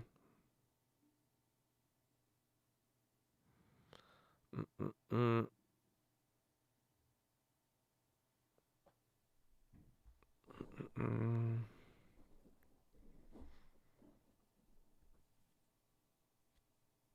you think inflated real estate will affect people that rent a property? I mean, you have to realize it's just all up to what people want to rent it out for. Facebook dropping. Facebook really, really turned around here. Facebook's hitting the low. It's still green, but that's a big turnaround from what you had this morning.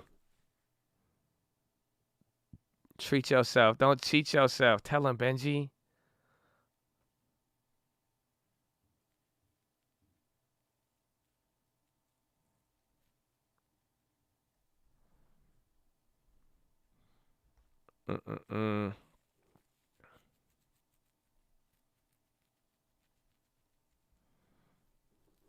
What am I going to do with the new 1031 limit? I'm going to wait till all the tax policy is fleshed out and confirmed. And then once you know everything, that's it. And then any new tax policy that I learn, I will no longer be sharing with you guys for another 5 years, because they will just keep patching it, because it took me a decade to learn the current tax policy. And now it's easily accessible. Everybody knows about it. That's it. Everybody keep talking about it. You can find out how to get a tax strategy on TikTok. That's it. That's why I get a tax professional. I'm gonna just keep telling y'all that over and over again. You got to hire a pro.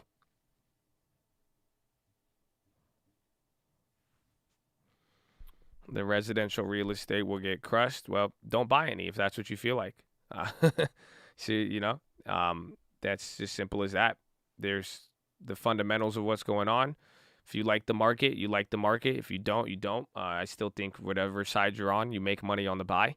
So just be careful of what price you buy it at. That's it. But if you feel like it's not there, don't buy it. If you feel like Dogecoin is going to be the next thing, you take it. And that's it. That's it.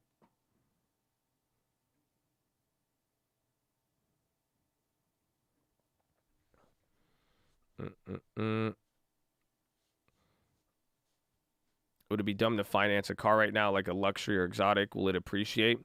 I mean, I made money on the Lambo. That was surprising, but that's the thing. Most of the cars are already up in value. So even right now, if you wanted to buy one of those luxury cars, it's just like real estate. It's already up in value. So like Lamborghini Huracans were going for like, you guys realize they were going for like 160, 180 like a year ago. Now they're back at like 250, 270. So it's like, it just all depends on the type of car and everything else with it. But some of them they've already gone up a lot. Again, some people are saying supply and demand. It's because money, there's various reasons. I think it just has to do with this inflation too. Again, it's an asset. At the end of the day, you got something. Yes, cars are usually a liability. Yes, usually. That's why the biggest phenomena has been this year where car prices have gone up in value.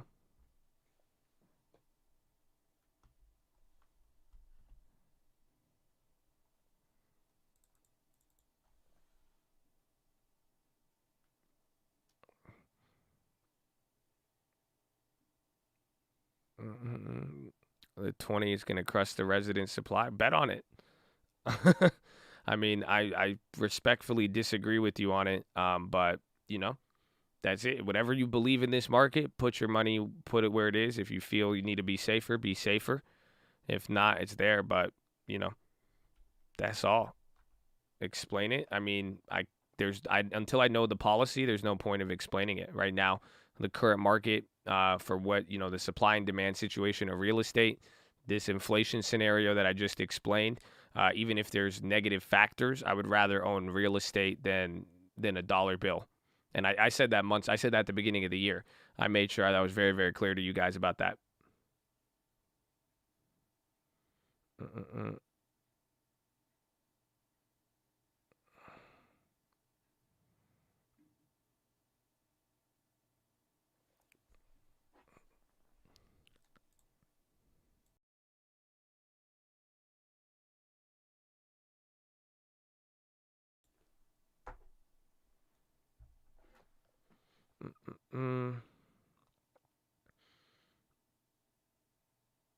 With exchange, I would rather own real estate.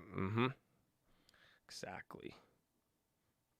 I mean, even then, I saw it like in the midst of all that. We got our Camrys back on the Bitcoin. You saw what happened with Bitcoin and Dogecoin last week. You saw all of those moves. But like, I remember, I got the keys to that house. I pull up to that house over the weekend. I'm looking at this thing. I'm like, damn, the value on this shot up, hasn't gone down. It's not, even if Bitcoin drops 10, 20% in a week, that property is not changing value. And at the best of all, I could look at it. Like, I could literally stare at it. Like, you see what I'm saying? That, not to mention just the value fluctuations, all that. No other asset in the world right now except United States real estate has held like that. That gives you that same level of wealth, stability, and will also be attached to any wave that you can't see. Oh, they don't feel me. They don't feel me. Did you hear what I just said? Something that will be domestically linked to any wave that you can't see. Y'all don't feel me.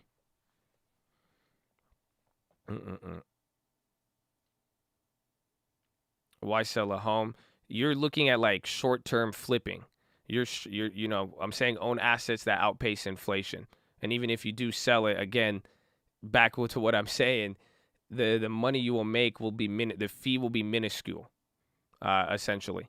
Your cost goes up in a business doesn't mean you would stop engaging in business. Your margin would drop, but it doesn't mean that your profit, your net profit is still fucking through the roof compared to everything else. So you're saying, yes, costs are going to go up. You get less benefits. Yeah, your margin is going to decrease, but it doesn't change the value, especially when the back end is still Mwah.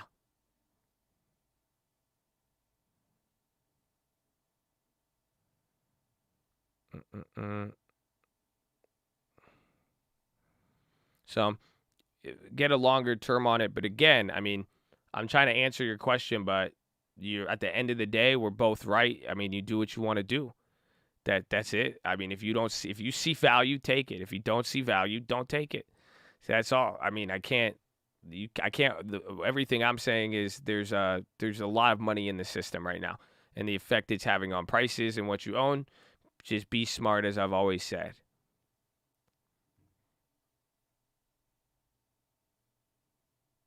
What would happen to real estate if Powell said he would raise rates? It would probably get everything would get shaky.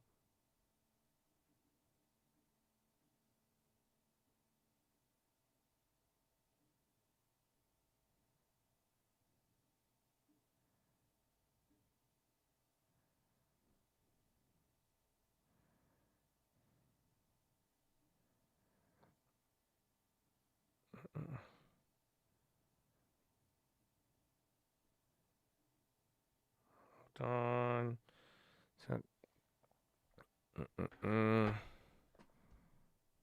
He will never say those words again. Yeah, I agree. Some people are talking about him going negative again. That's why I was like, you guys are crazy. I said, no way.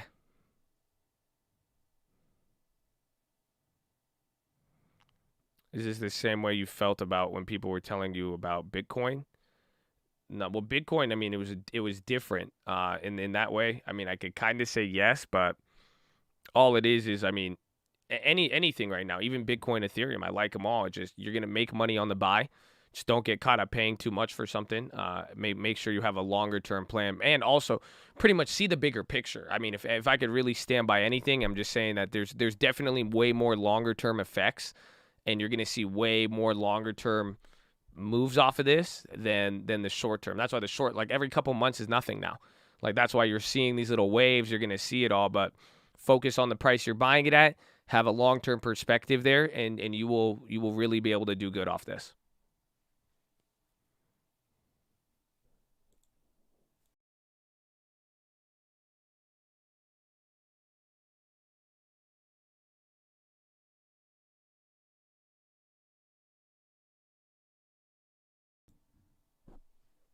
They went negative, TLT would go to the fucking moon.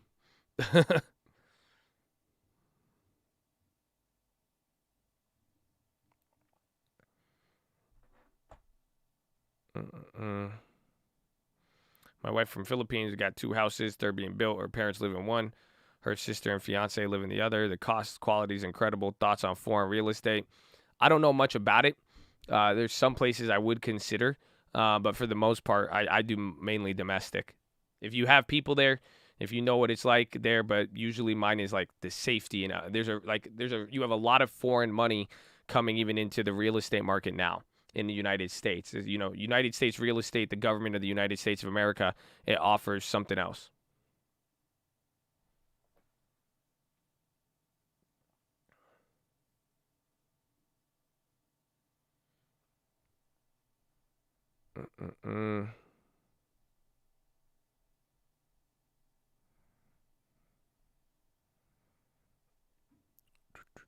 DraftKings pop. Clove is up. That thing, we got a gain on that now. Kind of coming back up. DraftKings been very weird.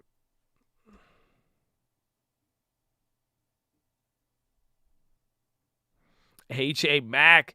You don't see TLT as the next play. Can you elaborate? I think it's going to be something else where, TLT and the bonds, as long as Powell remains the same like he's doing, I think you're going to see something else break out, whether it be currencies, oil, or something of that nature.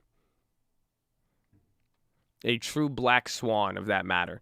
Just something more unexpected, where bonds right now at this point, anything with bonds is somewhat of a gray swan, or it would be a black swan that leads to a gray swan.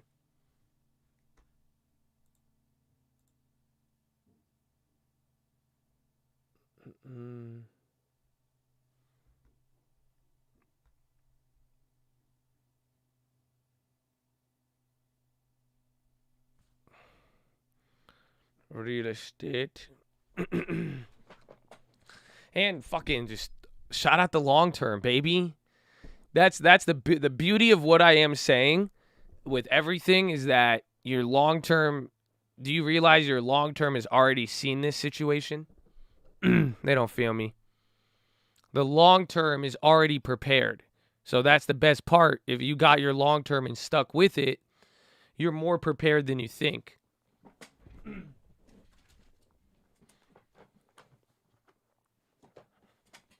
Mm-hmm.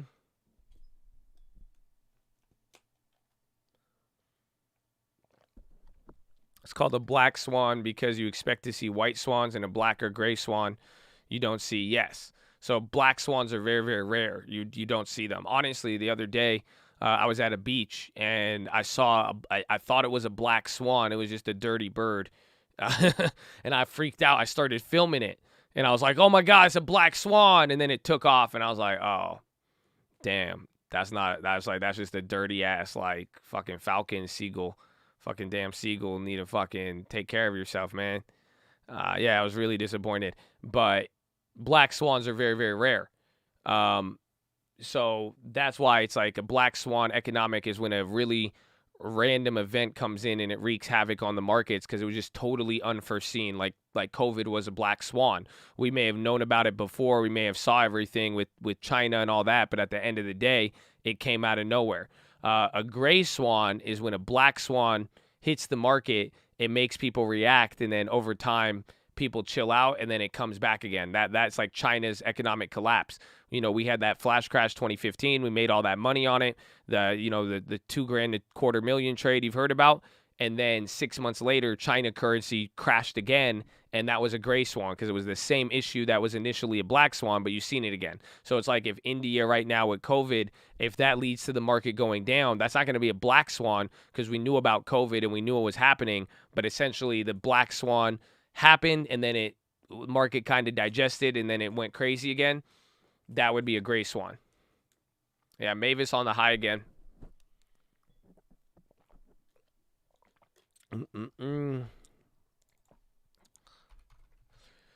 Mavis is up 26%. Again, I don't like it. I'm not going to play it. You guys can. I'm putting it up here to support you guys because I know some of you just want to hear about your favorite stock that you're in with your money on it. I see you. Yeah, a lot of swans. We should have a bird class, low key.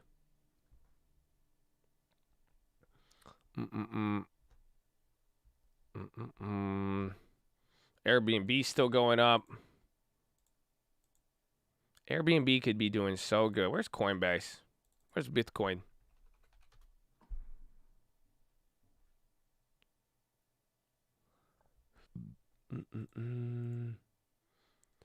Coin.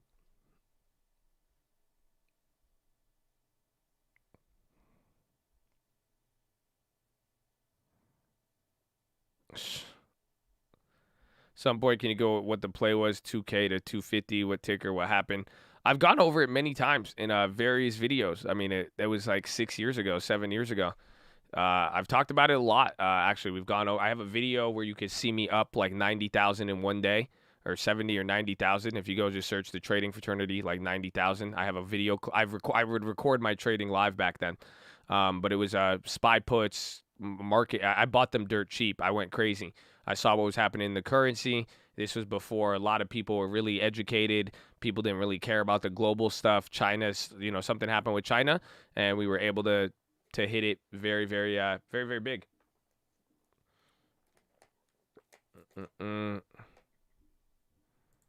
Muds exploding. We saw that one yesterday and today as well too. Muds is up 12%. Bottom left chart. I'm not a fan of any of these hype stocks, but a lot of people, as you see in the chat, they like them. They're playing them. So just be careful. That is my number one piece of advice.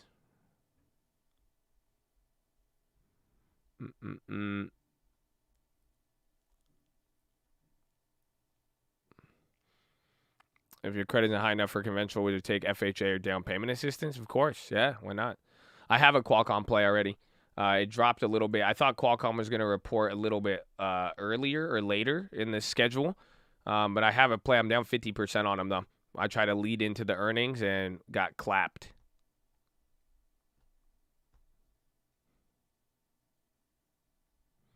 It's lit. SPY, a little bit of a cheek lay. I mean, take a look at the range. You haven't moved much. Again, you got Powell today. That is the main event, and then the double header right after Powell. You're gonna get Young. Oh yeah, those Microsoft calls went back down to 50. I didn't even notice that. Yeah, I have that one more. But then you got Biden tonight. He's lit. Straight up.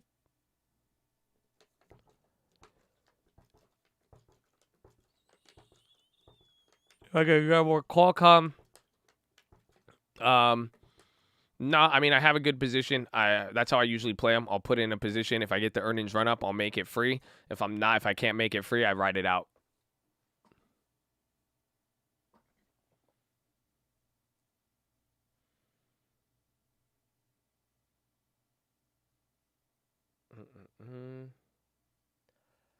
What's that? Biotech GLSI.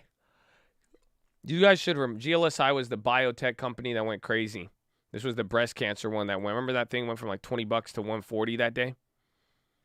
So, and then they're expecting to announce their phase 3 here in 2021, and they have yet to do it. So, you burned a pretty good amount of time. Muds is the one merging with Topps baseball cards. Yes. It's a SPAC. I wanted to double dip on Microsoft, but it just didn't. I went for Amazon instead, or AMD, excuse me, because Microsoft, they did the same thing. It didn't really look like it had it there. And I had that exposure.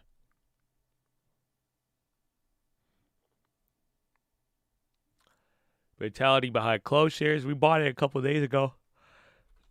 We bought it last week. The idea was just playing, it had a lot of rumors, hype momentum. You could see the volume. There's a lot of exposure. Everybody in the chat kept talking about it. So I said, okay, I could go in with $1,000, just play this small share strategy, and we've been riding it out since, and that's why we've been able to get our hand in the cookie jar on the volatility, but not have to risk too much. If I could get free shares out of it, awesome.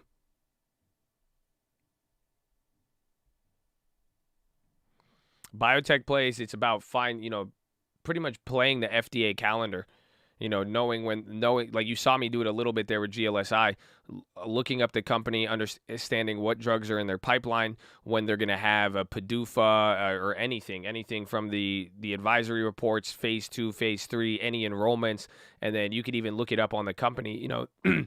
Biotechs have a very clear story. They give very, very good guidance. That's why I'm saying they're even saying in 2021 there's going to be an event. So that's why if it's already April and you've burned 4 or 5 months without an event, PDUFA, what does it stand for? Something user, let's see, PDUFA. Prescription Drug User Free Act. That's what it was. So it allows, it pretty much, that means you're getting a certain, it's like an approval. It's not really the actual approval just yet. It's like a pre-approval in a way, or allows you to, what's it called? I think speed ahead. Or that's the fast track. But then fast track, and then sometimes you'll get the PDUFA. It's like right before stage 3. I might have to watch my own video on this.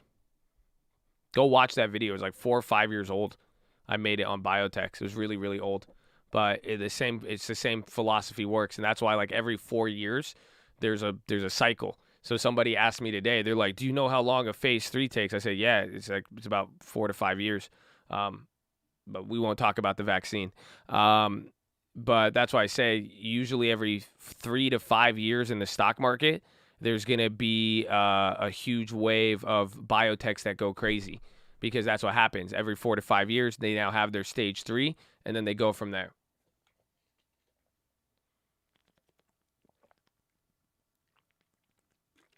Powell's going to be 230.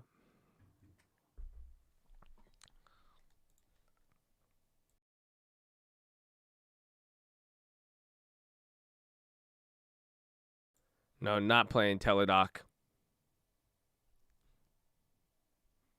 They don't have stage 3 at the same time, but that's what I'm saying. You find certain companies, some companies are going to be in stage 1, 2, or 3, and then usually like every 3 to 4 years, there's like a group. It's like a graduating class of biotechs pretty much. And that's why every 3 to 4 years, 3 to 5 years, you get an opportunity there.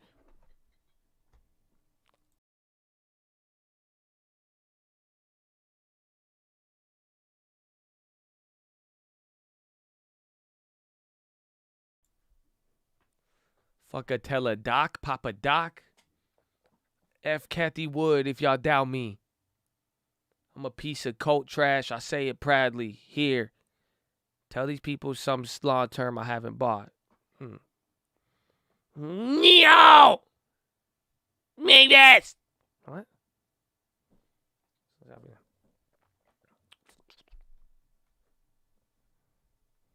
And J. Powell did clap my puts. I'm still here. Still standing here screaming, fuck the Fed, dude. Don't ever try to judge me, dude. Because you don't know what the I've been through. But I know something about you. You bought mine resources. That's a penny stock, too. Oh. What's the matter, dog? You embarrassed? This guy's a gangster. He bought Tattoo Chef with his parents. What? Oh, yeah. Mustafa is definitely Cheddar Bob. 100%.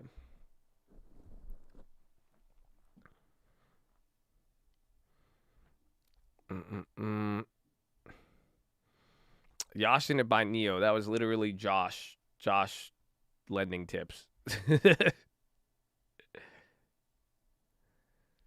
There's good info on here, but the rants, man, honestly, you're right. So we should break up. You're right. You know what I'm saying? I don't think this is going to work, JP. You know, so I think one of us needs to be the adult here. And I think we should break up. You know what I'm saying? I think we had a good relationship up until now. But I just don't think it's going to work anymore. You know? So I love you. And I wish it would have worked out. But, you know, I feel like you're not here to accept the whole cult. You know? That's it. I only like parts about you. I wish you got like a membership. I wish you liked the video. Like I would have liked the donation or something. You know what I'm saying? Like I'm sure there's good qualities about you, but you know, you don't like me for me all 100%. So it's just not gonna work. You know. So this man did not have his hands up. This YouTube's got you gassed up. Now who's afraid of the big bad dislike? 1, 2, 3 into the 4. You dislike, he dislike, 4 dislike, 5, 6 dislike, 7 like, 8 dislike. I don't care. This guy ain't no mother in trader. He type in why he should be trading. Okay, I'm sorry. I'm gonna go crazy.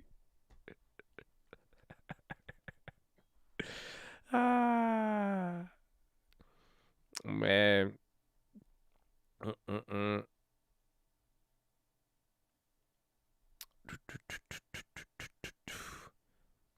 That did sound like a real breakup. I mean, I've had more real breakups with Chads than girls. You know that? Like, I've literally had way too many, like, breakups. Like, literally, I had to tell people, I'm like, hey, man, I banned you 50 times. Like, I was like, you need to just get away. Like, we can't do this anymore. I've been let down on it. I got so many Chads. Well, my ex-girlfriends don't even get mad at me. Y'all realize that? Like, so y'all get more pissed off than females that I was emotionally involved with. You realize that? Like, it's crazy. They're like, unban my account. I've changed.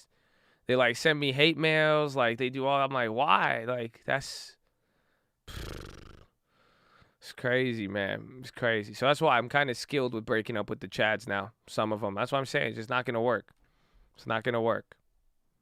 You know, if you've never done anything for, like, the cult community and you just ask me to stop talking and only talk about what you want, I just don't think it's going to work at this point. You know what I'm saying?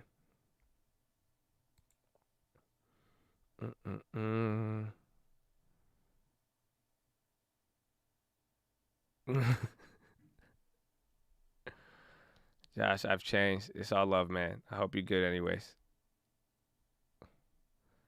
That's not what the cult can do for you.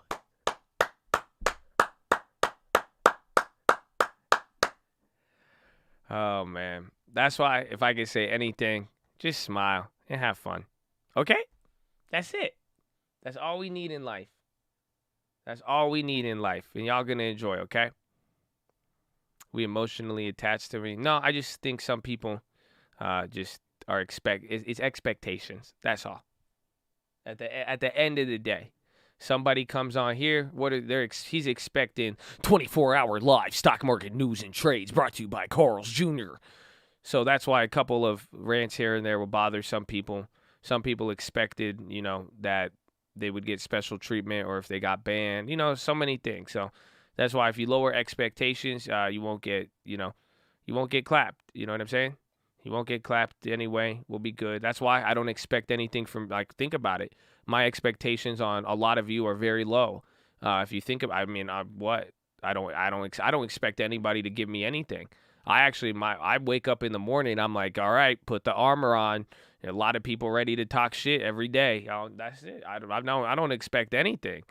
That's it. So if you just expect less, watch your life get rewarded more. That's it. It's very, very simple. It's very, very. I always smile when I type. That's good, baby. Everybody.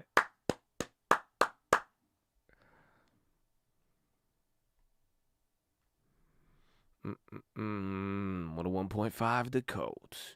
If your mama raised you well, we could clearly tell, baby. Amen. Curl.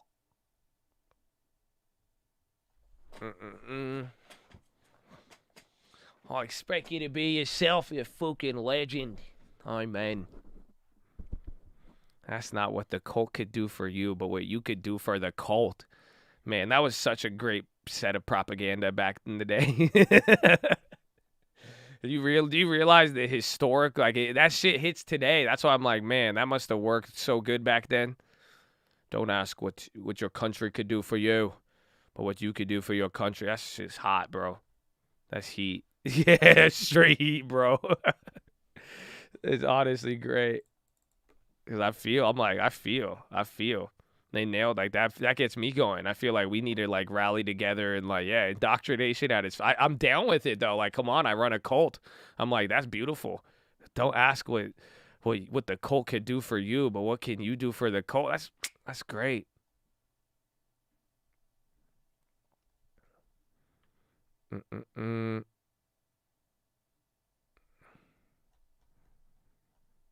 Hardest bar of the century. Facts. SPY moving a little bit.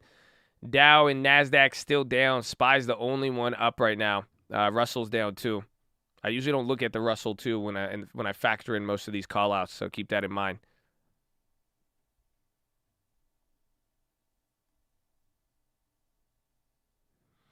Intel bleeding out. I trimmed some of the profit yesterday. That would have, another 1%.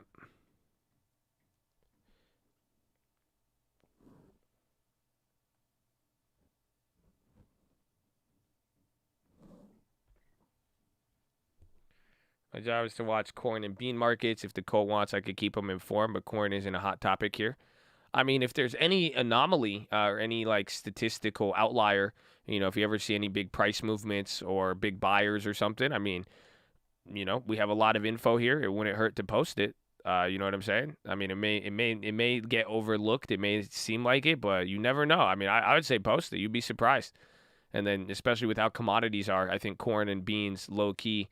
Bitcoin is very important right now, but normal corn, I'm sure, all of it. So post it. Don't be shy. Think oil could hit 70? Yeah. I think oil could do anything right now. I think oil is just going to be determinant on what the what do they call it? The cartel. The only real cartel is oil. Again, that's not even, they call OPEC the cartel. It's all the big producing oil countries and then the United States. Depending on what they do, then yeah. Do you think the IRS is going to take action on the people for taking advantage of loans? Yes. They're about to fund the IRS out the ass and give them more enforcement power. Y'all don't realize they defunded the police and now they funded the IRS. That's your new cops for the next 10 years probably, maybe longer. That's it. It's good. That's how they get you even in China.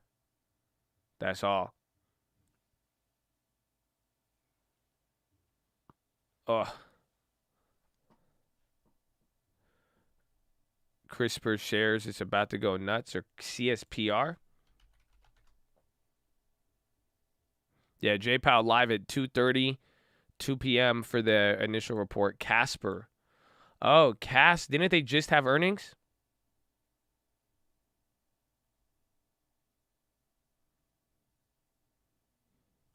It's cheap. I have these corn contracts.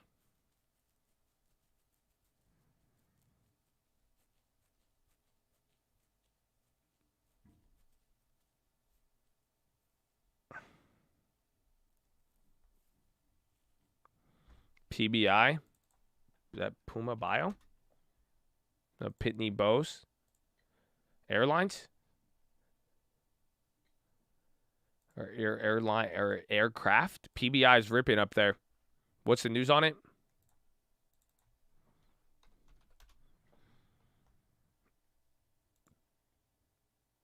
Post office shipping.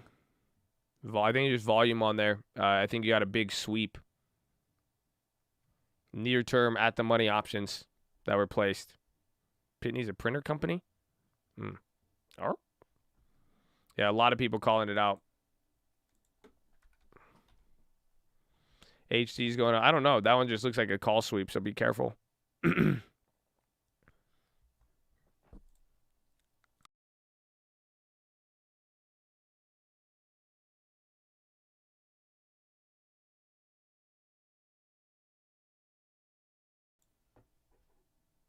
Make postage meter. That's an interesting model. Interesting business model. Rev Group down 10. That just painted the low ticker. HD still at the high. India is something brewing. Yeah, I mean, it's. I've heard India brought up in more conversations randomly over the last 2 days than before. Remember when I showed you guys that number? You guys are so in India. I mean, I'm keeping on watch. I mean, I think it's going to be different, and I think there's some that one could be a gray swan in a weird way.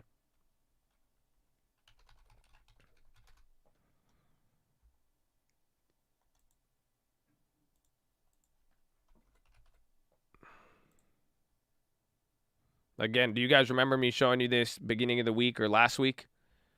This is the deaths in India. I don't even think it's up. That's what, April 25th. So it's not even updated last 3 days. Or it's going up right there. Did you just see it? These are the deaths in India. So they actually have like one of the only charts that has a real crazy wave like this. Oh, you can't see it? So it's a couple days behind. It says April 27th right there. That's your top. So remember, I showed you guys this a couple days ago when it was breaking out. But this is where people are. And then people are saying there's like videos of people in India and all that shit. But it is getting bad. That's like a weird factor right now that could this could throw a wrench in anything right now. That's why I'm like it's kind of a gray swan.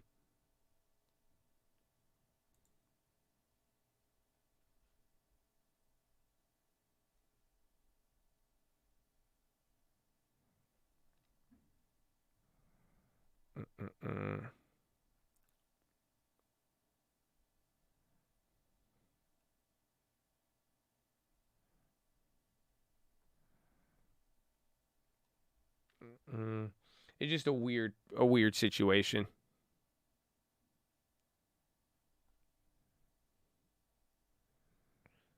A Nifty already accounted. What do you think, the Nifty? Are you saying that their stock market, like the Indian stock exchange? I don't even trade it. I mean, I look at them, but don't like ever use them that big, that crazy. Powell talks at 2:30, 11:30 a.m. Pacific.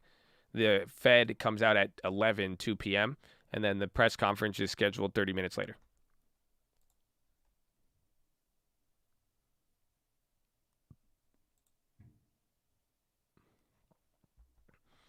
Amazon pop. If Amazon makes a push towards 3,500, yeah, you're making a move here.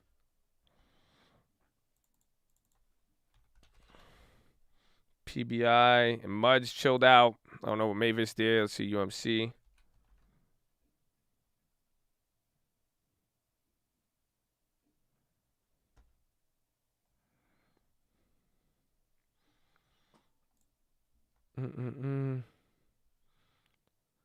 SEC delays decision on Van Eck Bitcoin ETF filing until June.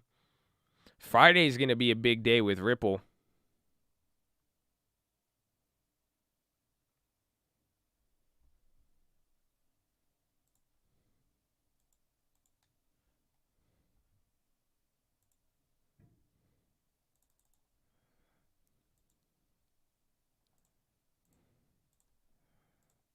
Damn, even those Amazons shot up a lot. They're near the monies. Playing the plug, baby. Hello, everyone. What's up, Benny? Can somebody explain what Thai Bo is? Anyone remember Billy Blanks? Mumu didn't know what it was at the kids' table. Love you, Mumu. Oh, my God. Oh, let's go, baby. He said, yo, can y'all explain Thai Bo to Mustafa's foreign as hell. That's where you guys got to go. That's why you got to watch out. Because on Friday, yeah, Mustafa, it was like the first ever workout video. It was like Thai Bo, bro. Like, I remember Thai Bo. I remember, bro, you want to know, man, I don't know if this is sad or we were just poor. I remember it was at a thrift shop once. There was a Thai Bo VHS, and we bought the Thai Bo VHS from the thrift shop, and I was so excited. That was like a big deal. That was the first Peloton. Yeah, that was totally the first Peloton. Oh, I was excited over a used VHS from the thrift shop because we were like, wow, it's Thai Bo. I was like, dude, we get to do Thai Bo. I was young, but I was hyped. That was literally, I was like, damn, that's crazy. That shit was hype, bro. Damn Thai Bo, bro. But yeah, Mustafa's foreign. Mustafa grew up in Baghdad. So, I mean, I don't think they had Thai Bo. I think they had a lot of other things, but just not Thai. They probably had Thai bomb. Not Thai. No. I love you, Mustafa. Don't worry. We're cousins, so I can say that.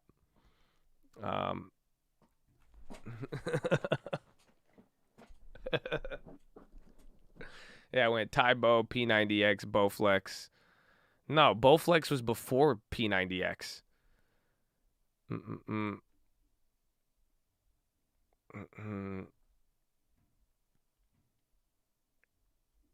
80s, yeah, it was great, man.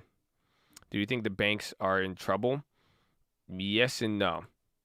I think it probably not. I think they're really capitalized, honestly. I mean, I think it just depends. I mean, right now the market is doing good. Everything's chill. Even these earnings are showing a lot, but the real big factor is going to be policy, even with any of the tax stuff. But the one thing I am factoring is that every single time that pen is there's a swipe of the pen, and then it's approving more money to be issued through 2 to 10 year spending plans. That is going to have a natural huge effect.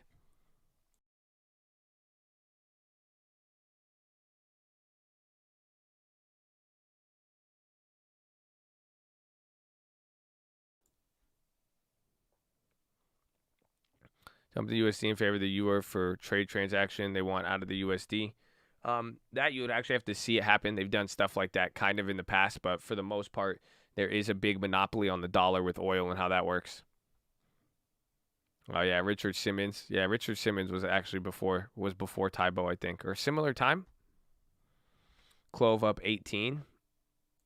It's still going higher. Yep. So Clovis, how'd that play out? I think we got 6% now. So I only made $60 off it, but you guys remember we held that. This is why you buy the stock when it's cheap instead of playing the premium. Again, I think that was a cool that was a cool one to watch. Damn, Suzanne Summers. Damn, bro. That's great. Now you get a real back. You get a real throwback. So you can see here, even though the stock's do you guys see the difference? Do you guys see how Clovis, here's the options, but what do you notice about the stock on the 10-day? Do you see it? The stock is at a new high on the last 10 days, you come to any of these options, they're not hitting that high. So you got to watch out for that. What are you doing with XRP? If thinking to cash out, gain, wait for consensus, either buy back or stay out. I'm holding mine. I mean, I only have a couple $1,000s in it. So I don't hold a crazy Ripple position. Not Clovis. I meant Clover. Yeah, you know what I'm saying. But yeah, so but with Ripple, I'm gonna wait. Again, the decision on Friday. It's that court case that stopped. That's where they had a little bit of issues on Coinbase and all that. That was the whole court case with XRP. But pretty much, I believe the SEC is going to determine on Friday whether it is an asset or a currency. And I think it wins no matter what, low key. I think if they say it's an asset or a currency, it changes some of the dynamics. But I do believe by Friday it's going to be I think it's going to be pretty solid for Ripple. And then there's Ethereum 2.0. A lot of the people keep talking about it in the chat. That does look crazy, low key. You know, I finally gave it some attention and I looked into it. You know, everything with Ethereum 2.0 and all those, going to the proof of stake. It could be pretty fucking gnarly, low key. What does that mean with Clover? Well, the strategy I showed you has nothing to do with Clover as much as it does playing cheaper hype stocks. You see what I'm saying? So you have to, like Clover didn't matter. The idea was there was a lot of hype, there was rumors, but it was a cheap stock. So what did I do with it? It was very, very simple. All I had to do was, go in with 100 shares, and that's why on certain cases you have to know to go for a stock instead of the option. So we trade options here. I love options, but you have to understand buying an option on every single trade doesn't always make sense, especially when it's these lower priced hype stock. You're going to have more premium on the option and you're going to have to suffer decay and the time and IV and all of that. Whereas if it's cheap enough, going with 100 shares, you're going to protect your money better and you're going to get more opportunity to profit off of it as opposed to hoping that everything will be good.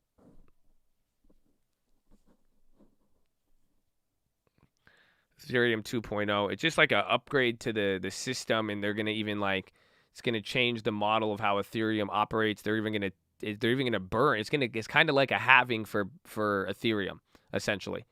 So it's like the Bitcoin halving. It's kind of like that for Ethereum. That's how I'm kind of interpreting it in a simple way. It's very complex. I don't think I could even explain it simply without I really suggest you look into it, but. Again, you have to watch. I mean, someone said, am I going big? I've already went big. I bought in, last time I had my Bitcoin Ethereum, I got it the day before Elon announced it. So, if Tesla I've doubled up on everything since February. Every single crypto I bought, I've doubled up on since February, and not to mention everything prior to that. So I already have a big position in both Ethereum and Bitcoin, but I like Ethereum. I want to see, depending on what happens, and as that comes in there, if the price could drop on Ethereum a lot leading into it, I might be down to buy more. Otherwise, we're gonna be waiting and seeing and waiting. But again, if it is actually gonna be like a Bitcoin halving event, then it will have a very, very big effect on Ethereum. I haven't looked at ServiceNow just yet, but I like it.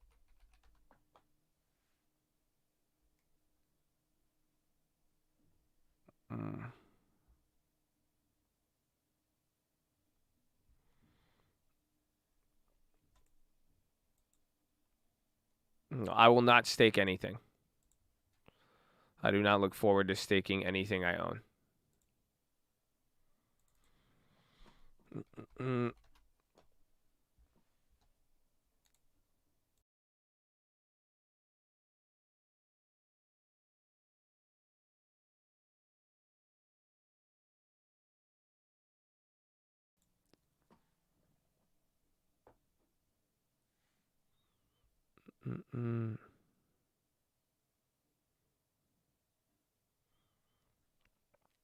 Staking will make it a dividend stock that gives so much value, but it's not. You know what I'm saying? Like when you buy a dividend stock, you're not really giving the money to the company. Does that make sense? So like when you stake something, you're giving it to somebody to lend out. right? And to use in the ecosystem or whatever. So if anything ever happened, that's your risk on it. A dividend on a company is because the company has became so profitable and has so much net income that they could provide a return and a yield on equity. You see?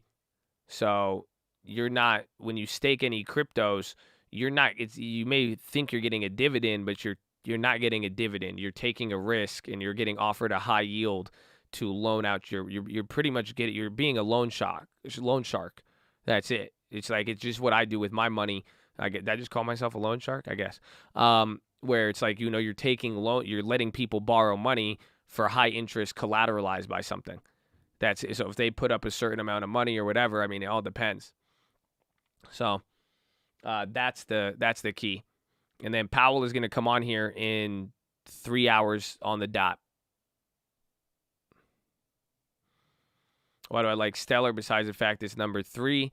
Because people who used to work with Ripple before the court case, they left right before and they went to Stellar, as well as Stellar is linked to Coinbase. They offer Bitcoin rewards and Stellar rewards through their debit card. So, and the fact is, if with it being number 3 on Coinbase, without any pumping, without, it doesn't have that much mass appeal, but XLM already has a lot of wallets and a lot of people holding it. That's a good ecosystem to have.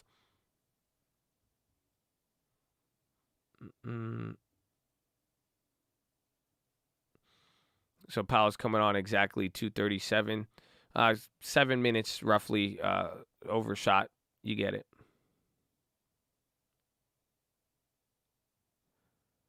The Lambo illustration is about our money losing value. It does work if you outpace inflation. Which one are you saying? Yeah, XRP big brother who went to jail, and XLM is the younger brother. They're offering free coins. A lot of coins on, what's it called, do that on Coinbase. But there's a Bitcoin reward. So there's a Coinbase debit card, and it offers rewards. You could get cash back with Bitcoin or Stellar. So the fact that you're seeing Coinbase offer so many Stellar options, I'm assuming that they're linked to a degree. That's my tinfoil or my thesis. But anybody is associated with, I pretty much associating Coinbase's growth in the long term with with XLM.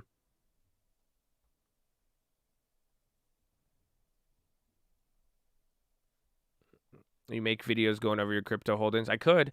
I mean, I have also in the past before. So if you go to the main channel, second link in the description, the trading fraternity, I've been posting Bitcoin videos since 2015. Roughly 2015, 2016. So I've gone over a lot of different stuff. I mean, we have a nice little account that we show here. We have the Coinbase. We have the Coinbase Pro. So this is the account with all the Stellar. So you can down a little bit there. Should be at 20. Let's see the other one. But I really only I hold Bitcoin, Ethereum, a little bit of Ripple from the past, and then you didn't see that? And then I'll show you then the Coinbase. Here's the Camry account. And this is just Bitcoin and Ethereum. Again, like the prices we bought Bitcoin and Ethereum, we've been telling people about it for a long, long time. So that's why it's like, and even then, even in the midst of it, like Ethereum is still killing it. So it may have seemed like you wouldn't have made that much money because it was already expensive, but you're actually outpacing a lot of things. It's still just killing it. So pretty simple. And then we have the Pro Coinbase. That's the Stellar one. IWM puts 707,000 sweep. Ooh. Ooh. PBI still up there. Intel still selling off. Microsoft coming down. There's MUDs. Y'all.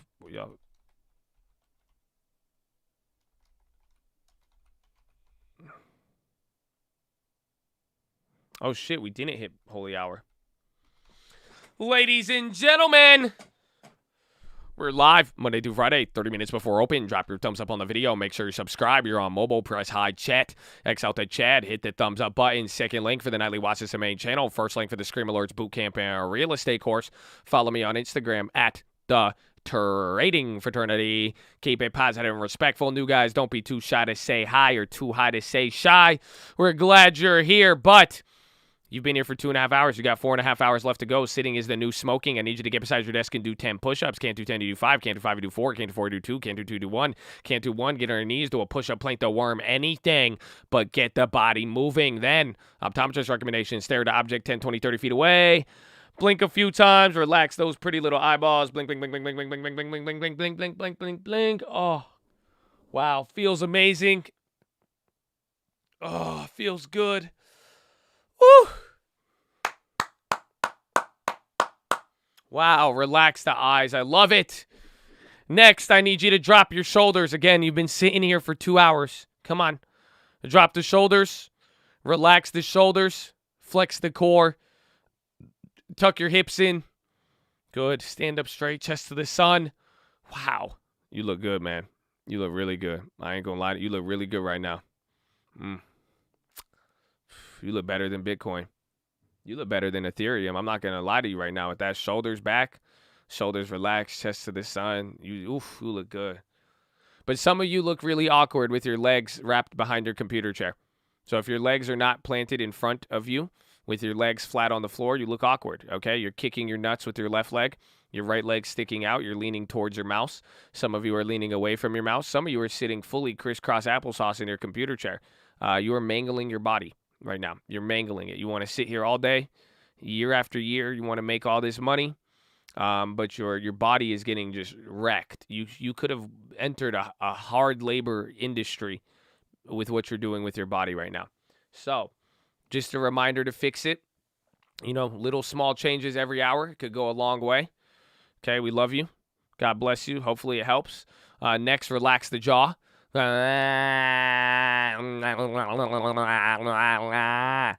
Breathe in really deep. Breathe out with your tongue out. Do the dragon breath. Go.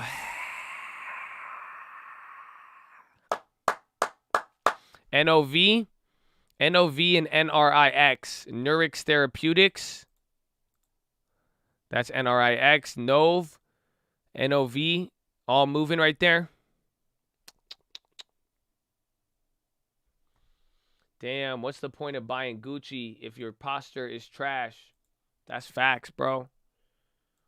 What's the point of buying anything? That's crazy.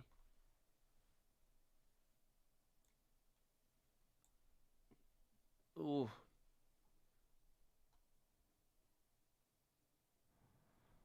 PBI. Still going. Pitney. Apple on the low. Apple on the low. SPY's still green. About to come down. PBI still ripping there. I don't know. It looks halted or something.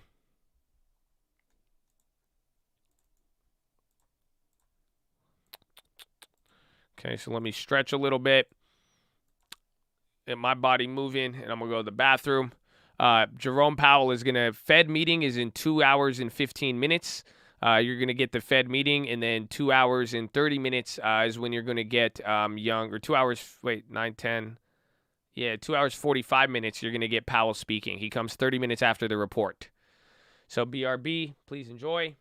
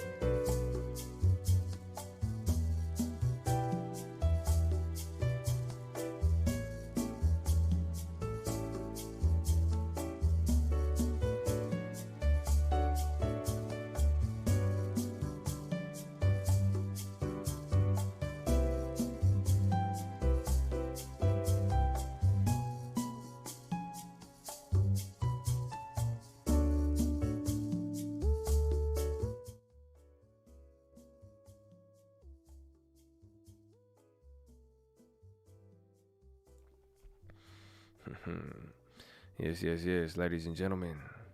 You're tuned in to 101.5 The Coat. If your mama raised you well, we could clearly tell. The Dow Jones is down 0.35, the S&P barely hanging on at 0.02 gain, and the NASDAQ composite down 0.25%, ladies and gentlemen. If you got a lot to learn, it's because you didn't get the long term, baby. I hope you liked the video. I hope you're ready for POWELL, and I hope you're ready for earnings, baby. We got a long day ahead of us, and God bless you all. Back to our regularly scheduled programming.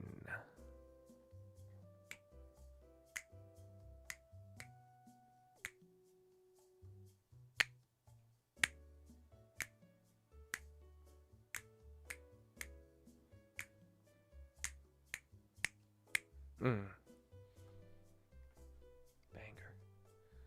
Beautiful, beautiful. Why is Facebook coming down? Apple's dropping too. All of them. Again, tech is low key kind of the leader on the downside, but Dow Jones was doing a lot worse. No.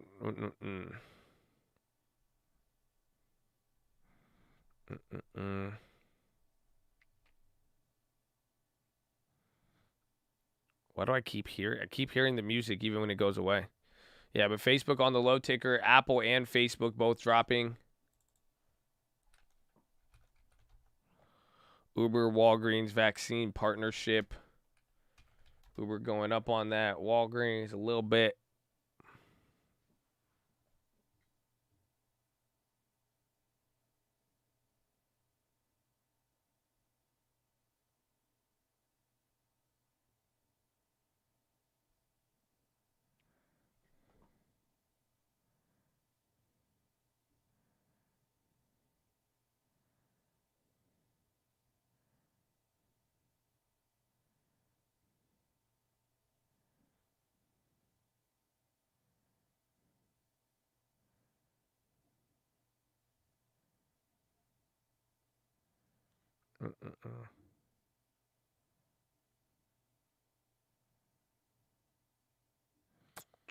Hold on. Okay. Yeah, Walgreens, Uber got some moves. So I had to send a text. Clove is still going. Apple's still dropping. Facebook is still green, but Apple's actually red 1%. I think Powell isn't supposed to say much, but anything could happen here. Anything could happen here. Again, I just think where bonds are at and everything, like we talked about in the morning, that's going to be the real key level, which makes everything that much more exciting. Apple, we do not know.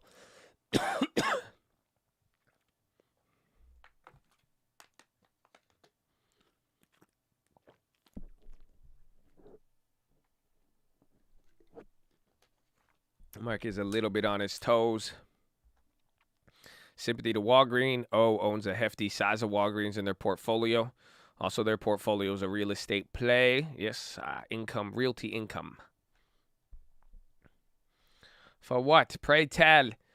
Just with bonds at this key level. This was a key level. The 10-year being at this level that we're at today was a key level in August 2019, September 2019, and then February, March 2020. Right before everything happened. So the level of current bond rates on the long term, this is a key move. So it's interesting that we chilled out all month and a half, and then ironically enough, everything stayed chill, and we got a little bit more of an aggressive move yesterday, and now bond yields are hanging right at that key point coming into today, which also include, again, you have Powell and Biden. SPY is hitting a new low now. Entering a new low of the day, today's range is going to get a little bit more widened. Again, it's looking like the same size as yesterday. A lot of people ask, why is range important? It shows you kind of the velocities, letting you know if there's more volatility or uncertainty. So you get to see that widening and that push-pull. No news on that yet. No, it's not happening too fast. The range is widening, but we're not dropping on any news. But you did see a lot of tech stocks in the short term right there really just sell off. Microsoft, Google, Apple, Facebook, or not Google. Actually, Google did come down, but they're still up. Wells Fargo, opinion, I don't really have any. If you have an idea, I could let you know whether I agree or not with it. But banks are just the same situation from beginning of the year. They were undervalued. They came up here. They had good reports. They're kind of leading. They will be more prone to policy in the Fed. But for the most part, I think they're chill. About food prices rising. A couple days ago, there's been a lot of talk with that. Again, even commodities in general. You can see it across the board with other stuff. But yes, it did not show up. I don't think food prices, though, had an effect on any economic or CPI data.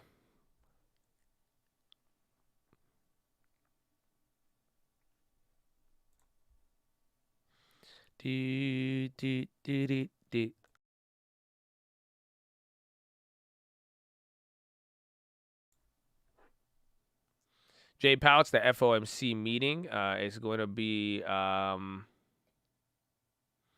it's going to be 2 hours from here, and then 2 hours, 30 minutes he'll speak.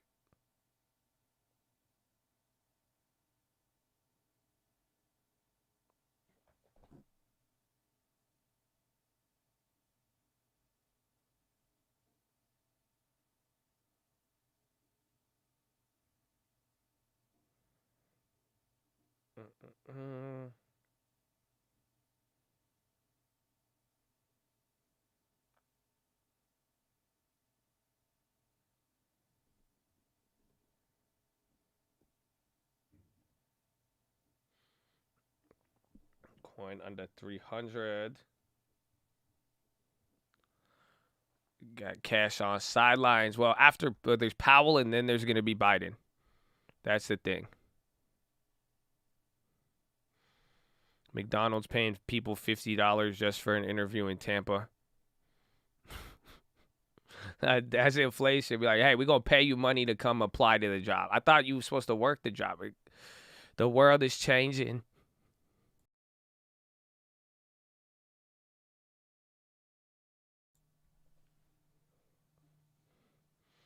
Biden is introducing the American Families Plan. So this is going to be his plan for American families, the tax credits for the children, what they want to do with anybody, I think everything from child care to vaccination stuff. I mean, it's going to be pretty broad, but he's looking to spend about $1.8 trillion. Again, it's more spending. That's why there's more. And then people are waiting for Biden today, because whatever he says he's going to spend, he's pretty much going to hint at how he's going to pay for it, and that could give more clear guidance to what's it called? You're getting the guidance as far as the taxes and what he plans to do.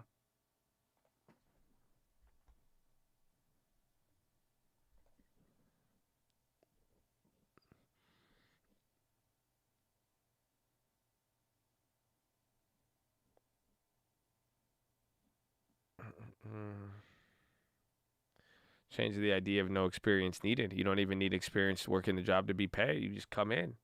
That's it. I'm giving the money away like Bernie.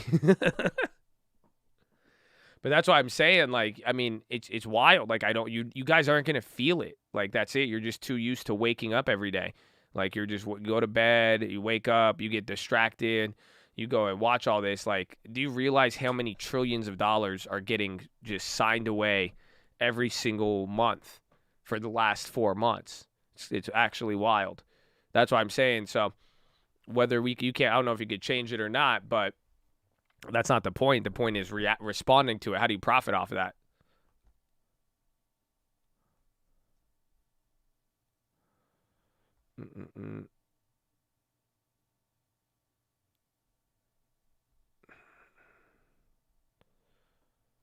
How much is too much?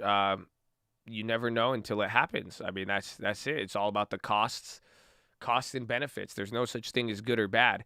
It's who's willing to bear the costs, and if the government or the society is willing to bear costs and benefits. That's it. There's no such thing as a good theory when it comes to economics or political economics. It's all about advantages and disadvantages. Who's willing to take on something?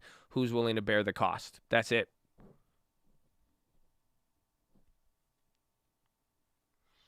So SPY dropped a little bit, but bounced. You got your Clover, Apple, Google, Facebook. A lot of the bigger tech stocks took a dip. Dow is still the leader on the downside today.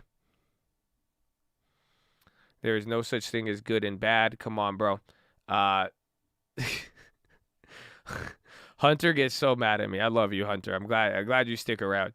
That's the academia of it all. That's just how if you were to study economics, if you were to study political economics, politics, this is how you're taught. This is this is how you understand theories. There's no such thing as a good and bad theory. That's what I'm saying. Like when you say communism is bad, it's like I may think it's bad, but other people, there's no way to say one system is better than the other. Because every system brings about costs and benefits. So the question is, which system has the most advantages with the least amount of costs? So if somebody is willing to bear the benefits or bear the cost of something, then that cost will come there. So although anything may seem like, what it is, this is how, like, the theory we're in today, the current state of capitalism, the current state of the floated exchange rate system, the Fed, all of that, nobody, when they sat down and made this, they didn't say, okay, this is the best one. They said, no, this is our objective. This is what we want. We're willing to bear these costs. We're not willing to bear those costs. And that's how they came up with it. And that's how they determine it, and then when they looked at other systems, so, why didn't they go communism? Why didn't they go fixed exchange? Why didn't they do socialism? They were looking at the other alternative. They're saying, well, we want this, but we're not willing to bear the cost of that.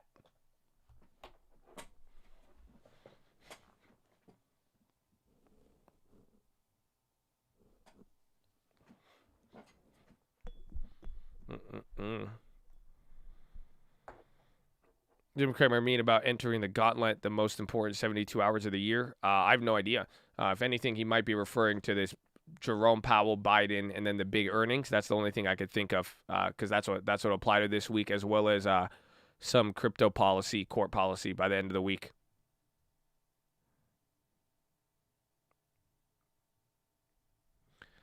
Is socialism, is communism are bad? Why do people continuously support their Democrats? That not all Democrats are socialists or communists.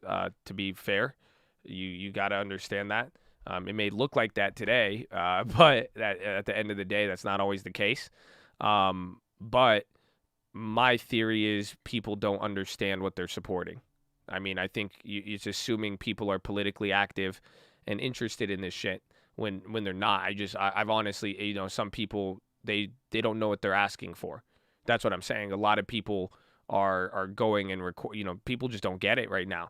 I think it's more linguistic confusion than anything. It's just words. It's words and how it sounds. That is what the words are being used against people, and that's why I don't think not everybody acts the same. That's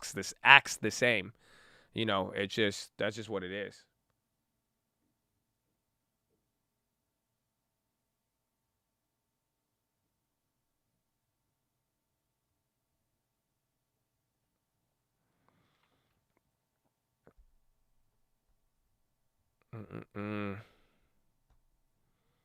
It's not just words of communism is bad.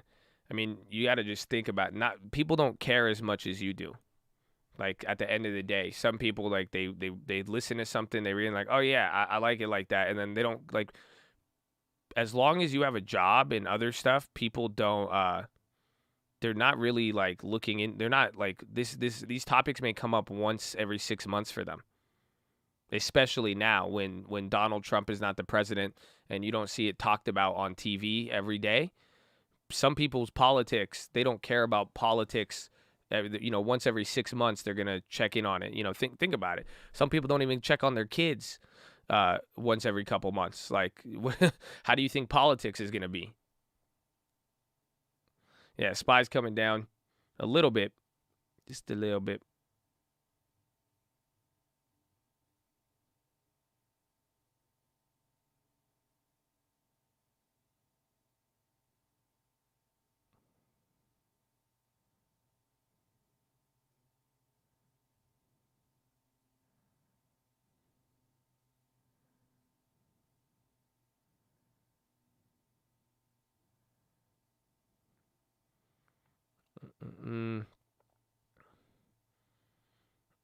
I'm trying to quit pot and I'm literally going insane.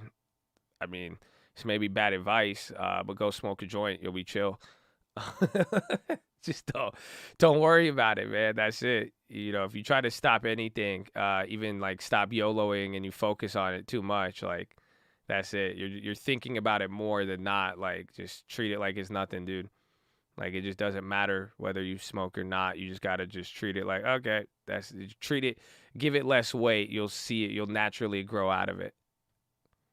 You'll be like, okay. That's it. You'll naturally get to the point of just like I don't even want like you see there's no forbidden fruit aspect to it.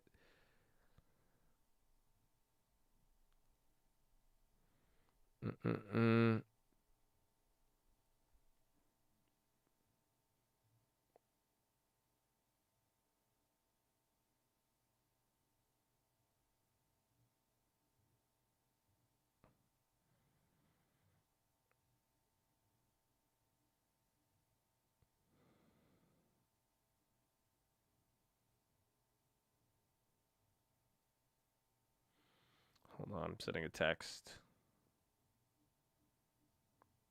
A lot of stuff today.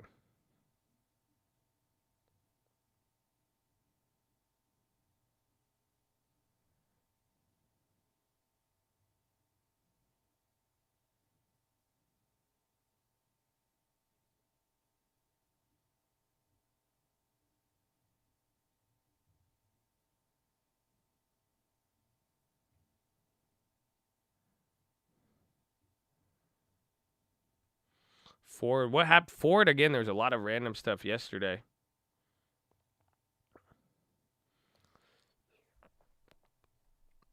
Powell put in a print. Again, it's going to be Powell, then earnings, and then Biden. Like today's actually wild. Low key. That's why, I mean, we'll see. Powell, I think Powell is going to cause a small reaction, and then I think it's going to chill out. And then I think your market's going to get earnings, and then it's going to react. And then finally, I think Biden is going to create the big one. So we'll see. And then you're going to have a little bit reaction tomorrow. Tomorrow will be Thursday. And then either Thursday will have the big move or Friday will have the big move.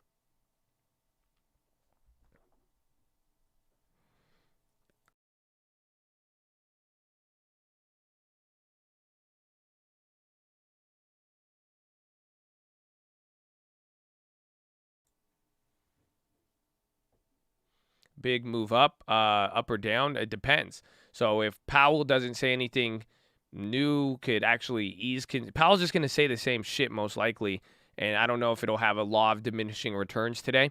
He shouldn't really do anything too crazy, but we'll see. I think the bond market is kind of hinting that he might say something related to bonds. But if he doesn't destroy anything, and then Biden doesn't come in with any clear policy, so if he just announces a bunch of stuff, but it doesn't have anything like hashed out, no executive orders, no real game plan, then the market might go up. If everything is pretty much dovish on both Biden and Powell, the market will now, this is going to give us a green light to more highs. If the policy comes out with Biden and it's bad, or Powell says anything about tapering bonds, tapering bond purchases, or stopping that, or trying to control the yield curve more, and kind of hinting that, or that the economic recovery is going faster than expected, then again, commodities, and we have to see what Powell says about taxes. That could bring the market down. But then if Biden gives out clear policy and he says, this is how we're going to tax people, this, we plan to do this, and it's negative, the market may not like it.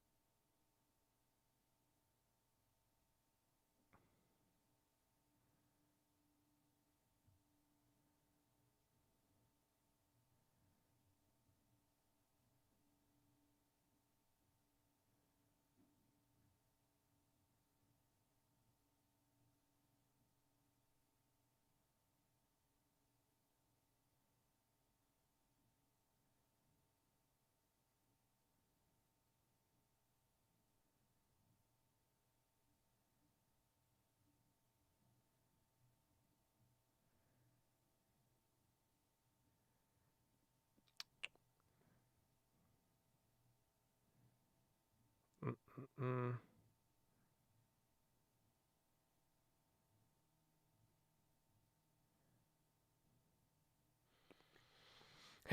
on. You can come here a little bit. That's all love. I don't get mad at anything you say. I might disagree, but never anger. If you made me mad, I'll watch and listen every day. I humbly give you like my namaste hands and I bow towards you because I respect that a lot. That's like, wow, my brother. Mwah. God bless. I wouldn't kiss you, but maybe I would. I don't know. But God bless you. Amen. Amen. That's what we need in life. I agree. That's good. I've seen you comment. That's why I was like, I hope you don't get too mad at some of this stuff. I just go about it in different ways. I mean, that's why we're usually on the same page, believe it or not. It just, there's ways to go through a lot of it, but I do respect that. We need more Jesus. Hey, man. They don't like that. Well, all right there. No, I've been against anybody, but you can check that.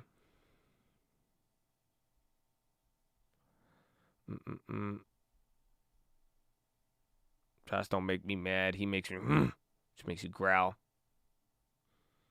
It's funny. I never realized how, like somebody kept telling me, they're like, I just like your sound effects. I said, what? They're like, I just like your sound effects. That's it. They're like, half of what you say, I don't even care. They're like, it's just the sound effects for me. I said, I never thought about that. I guess the little growls and all, that's it. That's enough for some people. I'm like, okay, I'll take it. I'll take it.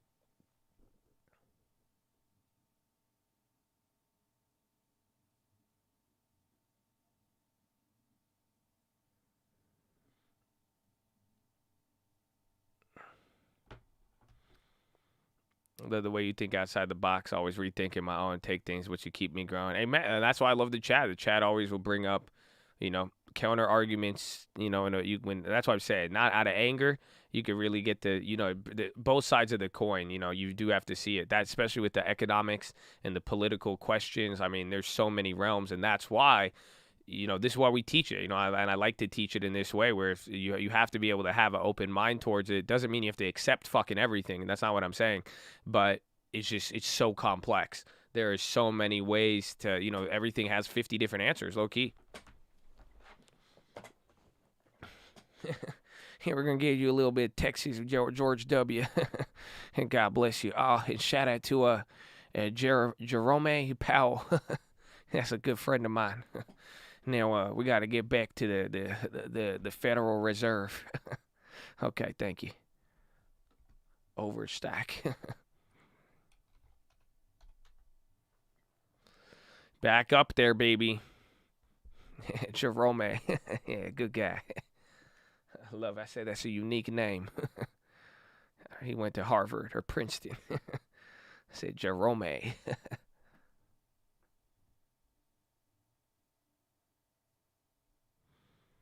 don't really dig your patriotism with the Pledge of Allegiance and all that, but I love you. Yeah, I just had to pick one. It was like, third world country where my parents came from, or the country that I had opportunity in. So I don't know. I felt like I took the easy one. You know what I'm saying? But I feel you. It's all love. I love you either way. Jerome. Sounds really exotic. It's beautiful. Yeah, my mom was born into a caste system. So, I just took the lesser of two evils, I guess.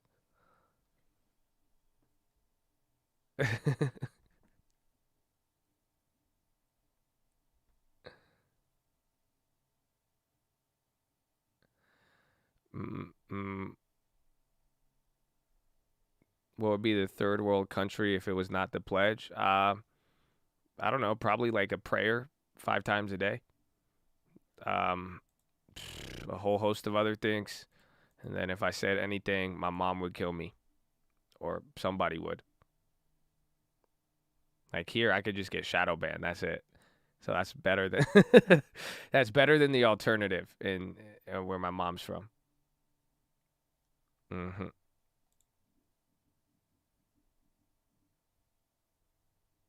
Are my cars rented? Yes. Like the Lambo is about like $2,000 a day. So I just keep not taking it back, and then I keep running it up, and I'm like, fuck. I should probably handle that. It's like, have you ever gone to Blockbuster and remember back in the days and you would just not take it back and then you would run up a bill? That's kind of what happened. I should have just bought it, honestly, at this point. Nothing wrong with being patriotic. I mean, I don't think so, but I mean, I guess some people, some people say all sorts of stuff with it, but it's cool. I mean, I love the cult. We have people who believe, I mean, everybody could believe what they want. I mean, at the same time, I do respect my veterans, though. That, the fact that whether you stand for the country or not, the way I view the flag, I don't know. I just have a real affinity for the people who serve. I mean, just because I understand they may not like the same things we don't like. They're humans just like you. They're people. Not every single. You think every person in the armed forces likes patriotism, likes the country, or likes they don't. But they stand for something and they fight for it, and they've been put in situations. Whether they chose to or whether maybe they didn't understand it till later, the fact is, they've gone through it and they held it down. You have, at least in America, you have one of the large. It's a volunteer force, and that says something about who you have standing for the country. So that's why the flag is kind of even my respect towards them.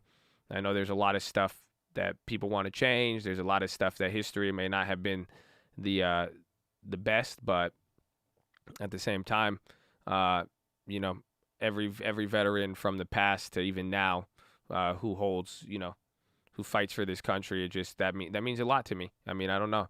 Those are the people. Even when I've studied history, I like America because of my studies in history, and I've got to see the atrocities of America.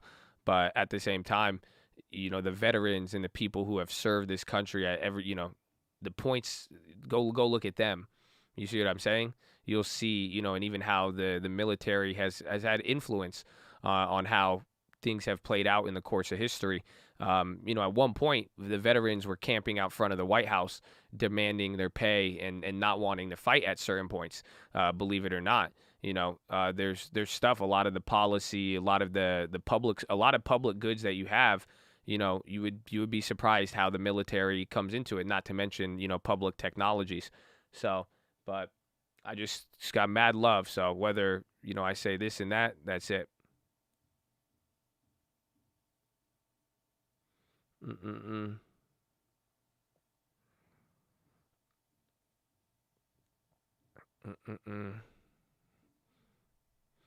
Wouldn't you save money if you bought the car instead of spending $60K a month on it? How much are Lambos? It's not an option. You don't have to hold until expiration. That's why it's a joke. Because people will ask me if I rent the cars, but then even if you took the rental rate, it's still absurd. So it's just like, whatever. I think it's so, yeah, it's a joke. It's a joke. I can flip that car. That one was a weird investment. I wouldn't call it an investment, but it's 2021.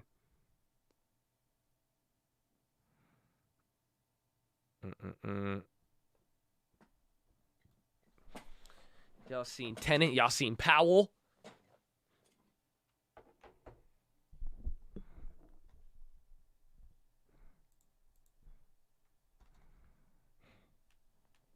The vets have mad love and respect for you, Josh. I love all of them. The vets, they're built different, man. Built different. Different breed. Without a doubt. Facebookian came down. Everything kind of slowed down. The range is still pretty tight. You're about to go negative.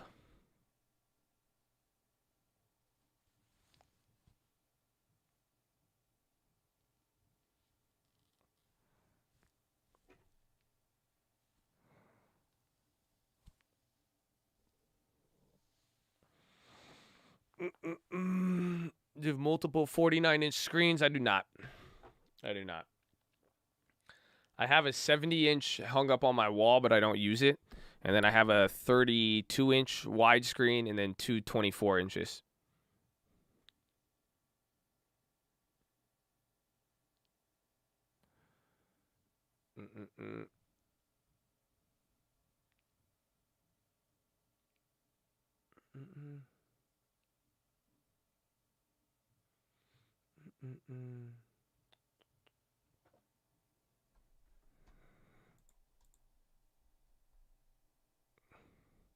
Didn't pay cash, but I paid no taxes.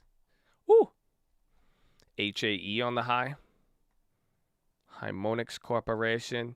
Market really slowed down. I can't wait, man. That's it. 2 more hours till Powell. Petition to have Josh be in the background of all Biden conferences.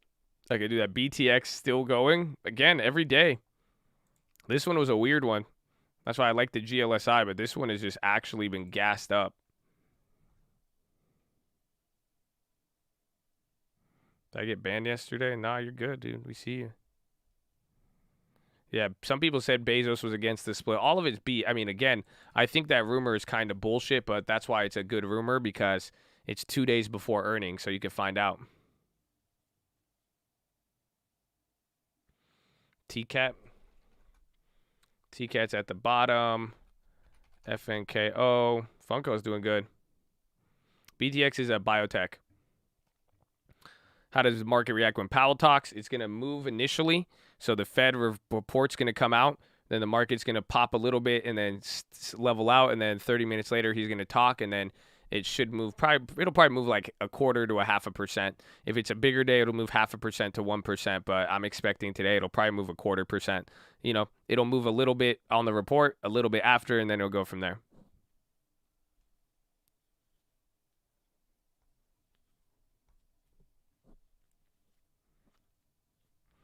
I think they announced the split if they miss earnings. I don't know. We'll see. We will see. Ethereum predictions. I think the Ethereum 2.0, I'm liking it so far, but I just want to see where. I mean, it's not. I'm just waiting for. You need to watch it break out heavy from here, and then you need to see it come down.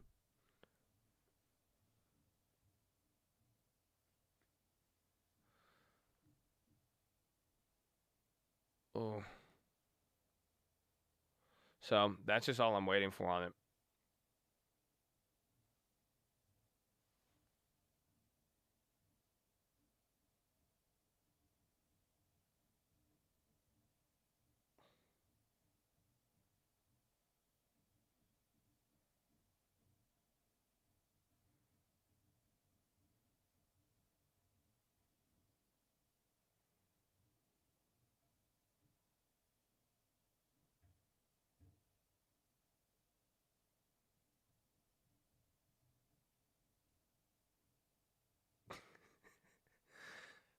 You're funny.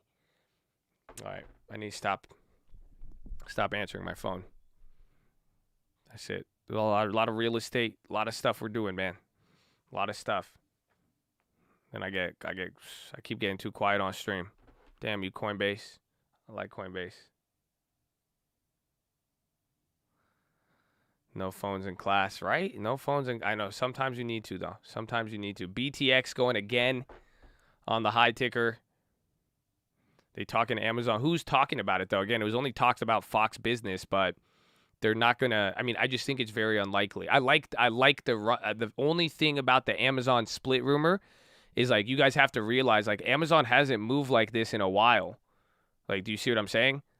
Like, if you even look from the end of March and April, like, you haven't had a consistent big run-up and then a hit towards the top. Last time you did this is when it went crazy. So the fact that people are actually responding, that's the only thing coming in, because you're going to have today and all day tomorrow, it's going to trade again. It's been moving $50 to $100 a day.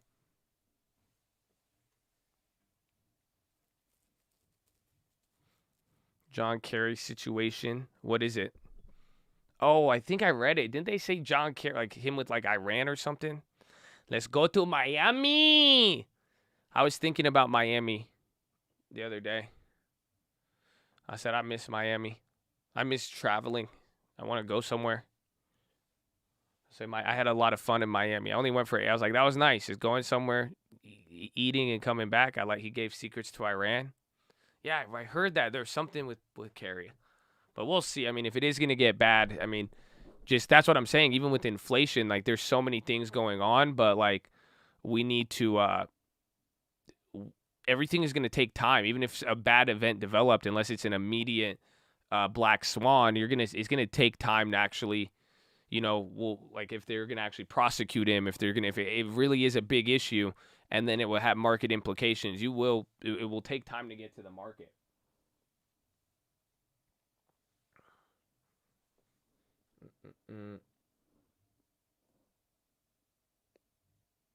Go before vaccine passports become a thing.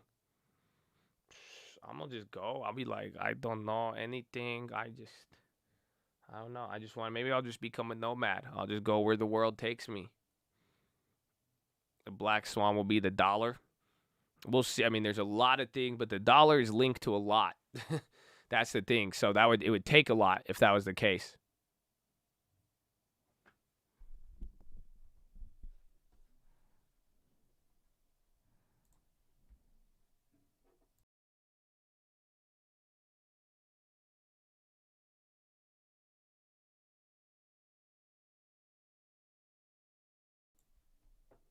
Good morning, Colt. Morning, Sensei. Colt Real Estate, how are y'all doing? Hey, man. Does a black swan have to be bad? Usually, it's just an unexpected event that has very, very large economic implications, and most of the time it's negative. I think a black swan that's positive, I don't know what it would be called.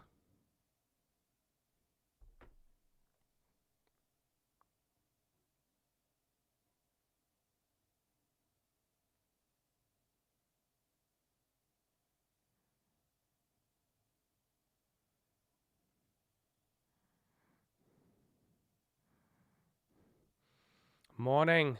A white swan, that's a normal swan. Most swans are usually maybe a golden goose. Yeah, I think it is a golden goose. Well, that's an economy. They call like Iran used to be a golden goose. A black dove. We'll just call it just good news. This was good news.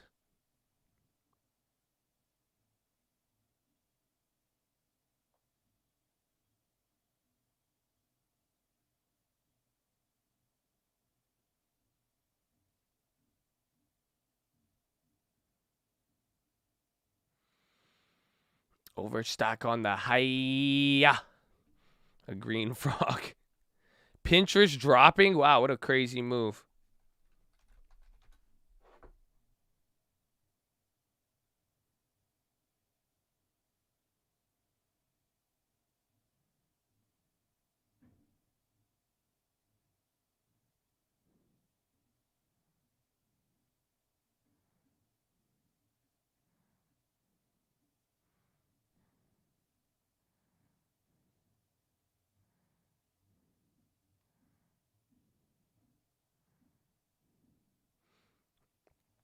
Pins. I was looking at him today. I was gonna even look for the bounce on there. Gage, my guy, baby. Hopefully you're doing good.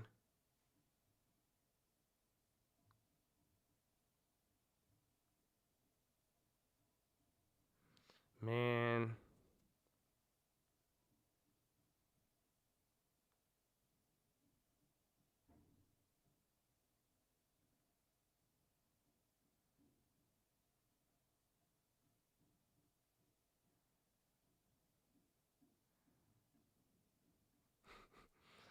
Tell me that real estate is unappealing because it's a seller's market. How do I respond? You don't need to. I mean, that's just it. Like, that's the whole point with everything. Like, everybody has their opinion right now. It doesn't, either you're holding real estate or you're not. It's all about the price you're going to, I mean, the best response is go get a property at a good price. That's it. But you don't really, I mean, it's just the question. It's just like investing right now with anything. Like, do you realize, like, some plays, like, it's like how people even miss out on some of the trades on stream, or like they don't get it. It's like, do you want an immediate reaction? Like, if you're looking to just buy real estate and get an immediate, like, people buy something and they want to feel the dopamine reaction of being right. Does that make sense in a way? So it's like, even with real estate, a lot of this stuff is just like, you could do a lot of talking right now. You could argue with people, go back and forth with it. Nothing is going to be felt until later. So you could go, like, what? You go buy the house, you go buy a stock, you're like, you're waiting for that number to make a move, but it doesn't really matter. It's just down the road, you will see it. Like, yeah, exactly, it's the validation, you know? So you don't really need that validation in that sense, where it's just like look, like, just pay attention to what I'm like, you know, the fundamental factors, overstock hitting another high, is that the fundamental fact, like, there's stuff that's there, and like, and again, Is real estate risky? Is it too high? Yes, it is. Every single thing in the world is right now, and the pricing regime and dynamic is shifting, but you have to really think about where you're lying in all of this. As long as you get a good price, that's it. You could protect yourself by not being, so hyped up on everything and then trying to buy it, hoping that I'm just buying it so I could see it move up in value instantly tomorrow or in a month. Some people don't even care about, a lot of people don't really care about the reaction, or they don't care about the performance, right? Like literally, like if you bought, do you know how many people I put onto Bitcoin and Ethereum in 2018? I actually, my boy, that guy I told you with the Chinese, remember I told you that Chinese account? And I told you me and my boy, and we did it? My boy from China, I hit him up yesterday and I said, hey, you still have that account, right? And I said, all the money's in there and you didn't touch anything. What do you think he told me? This is a good friend of mine. Very, very successful. He's a billionaire. An actual damn billionaire. She lied. She lied. What do you think he told me?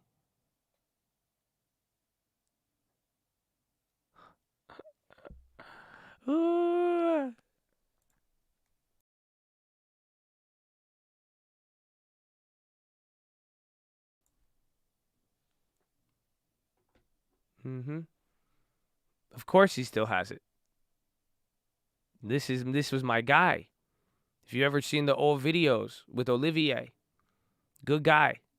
Good guy. He understood it. He's always been on the same page as me. He had money, he would go and put investments, but he knew you don't need to realize it. So literally we did those investments at 2018. So we saw it go up and then drop a ton. So he bought some more with me. We watched it. Instantly you got losses. So if you were buying hoping to get a reaction, you were disappointed. Most people would sell out. They would switch. They would say it doesn't work, this and that. He held it. I think he told me it's up over like 800% now. So think about that now with, like, because I'm saying, how many people got put onto Bitcoin and all that stuff in 2018 and didn't get to take advantage of it today? That's why I'm telling you this story. Because I've seen people who do it, because at the same time, he's one of probably 15 of my friends that I told him about. I hooked him up on it. He's the only one who have held it. And he's the only one I invested with, actually. Because I knew we were on the same page for a long time. You see what I'm saying? So because a lot of those people that I knew in 2018, 2017, I told them about it. They bought this Ethereum, they bought this Bitcoin, and they saw it going up, but what did they want? They just thought they were going to buy it. It was going to shoot up in value. Boom. Once that's it. They just wanted that action to occur to make them feel good. You see what I'm saying? That's like literally the people who bought it. They didn't treat it like an investment. It goes down in value, and they're like, oh man, this doesn't work. And then they sold out and changed. They never got to take advantage of it till even today. They missed it. You see what I'm saying? So that's why just lower the expectations, whether it's real estate or not. And that's why too, like, you guys really don't, like, I hope you know, like, you don't have to explain yourself to everybody with investments, and you don't need to convince your friends even then. And I get why you have difficulty, because people are ridiculous nowadays. They're ridiculous. You see it here today. I could talk to someone and say, hey man, we're both right. We're both wrong. I don't care. I don't care. I don't care. I don't care. It's not, I say, do whatever you want. It doesn't matter. And then they will still come at you for it. So it's just difficult, because you have to find a way to just, that's it. You don't need to explain yourself. That's all. Like, good luck. That's all. That's my answer right now to anybody. Good luck. You're right. Go ahead. If you believe it, go show me what you believe. That's all it is. As much as I love to explain to people, and sometimes people genuinely are looking for an explanation, but you don't need to really explain it all. That's what I'm saying. Like, if you want me to explain it, come ask me some real questions, and you could watch it happen, and we'll see this. But explaining some broader, more stuff, there's just no point. And you don't need to get everybody on. You're going to waste a lot of time and energy, and don't underestimate how much that's going to confuse you. You see what I'm saying? If you look at all the people every day, you're going to hear people more every day than pay attention to the one fact that more money has been pumped into the system than World War II. I have to keep saying that to you every day for you to hear it. Otherwise, you'll hear somebody trying to talk you in and out of an investment every single day. And don't even forget that people are financially motivated. The news is determined by cost per click. If I don't show you ads, they show me less. It's all money. So yeah, you have to realize too, there's a good portion incentivized to tell you something and for you to hear something. But you're not hearing more money in the system than World War II. More money printed, 40% of all the available money printed in 4 months than ever. Think about that. That's crazy. But you're not going to hear that every day. That's it. You're not going to hear that. You're going to hear more Dogecoin. What's this? What's that? Oh, but wait, why not this? Oh, well, how's it going to, you can't do this. So that's why it's like you just got to watch. Like that's why I'm encouraging you all to see through the bullshit, see through the news. Your opportunity is literally staring right in front of you. Don't get caught up in a useless questioning match with somebody. You don't need to. I mean, that's it. And guess what's going to happen? You're either going to be right or you're going to be wrong. I would rather be wrong at this point in history than not. You see what I'm saying? If I'm saying, okay, well, yeah, real estate, what you're telling me now is what? Real estate's too high? You go buy a house, you get clapped, you borrowed with the bank's money anyways, you could probably walk away with zero. You know, don't let me get to that conversation. I'm not encouraging moral hazard, but think about it. Right? Just think about it. You buy a house now, all-time highs, what happens? You lose a down payment, you mess up on it, comes down in value. But what if inflation goes crazy? Literally right now. What if everything I'm saying, what if it may be a seller's market now, but it's just beginning? I would rather be wrong and take that risk at this moment than the reverse. You see what I'm saying? So I could go take massive amounts of risk right now with a certain amount of leverage and safety in real estate. It would make more sense to do this now where things could go crazy because there's all these fundamental factors in place versus saying, no, I'm gonna go to Dogecoin, or I'm just gonna wait and do nothing, or better, I'm just gonna spend 4 months talking about it with people, arguing about it back and forth. Oh, imagine. That's the most clueless thing you could do. That's why some of you, I encourage you to take it to the next level. Some of these discussions they're gonna hurt you a lot more. You do not need to engage in every single conversation. You do not need to justify every financial decision you make. I have to justify mine more to you so you guys understand that I'm not going to have to justify it to you. I hope you understand that. That's why I'm telling you, I'm putting this on screen because most people are dumb and they want to watch it, but I'm not folding on what I believe in. I'm sorry. That's what it is, but you don't need to get into these conversations. So that's what I'm saying. It'll confuse you. And even then, I would do something, and I've been saying this since the beginning of the year, I would rather do something than nothing. That's why if you deposited money every month and used that money, you actually put the money out. God bless you. Your long-term has been preparing you and saved you whether you realize it or not. You got the money out there. You stuck to a plan. The money was working out there. But sitting and doing nothing and then arguing about it's going to go down, it's going to go up, this is that, no. For every time I said an asset was dog shit, I own 10 other good assets.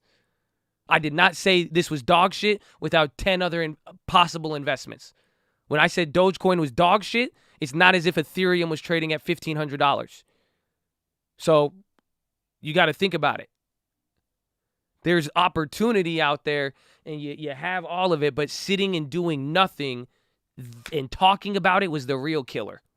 That's why at the end of the day, I talk a lot for 7 hours, but the amount of actions that actually every single day, every single week, every single month, I have built upon that stone of investments that we have every single month, whether it's a house, long-term, options, anything.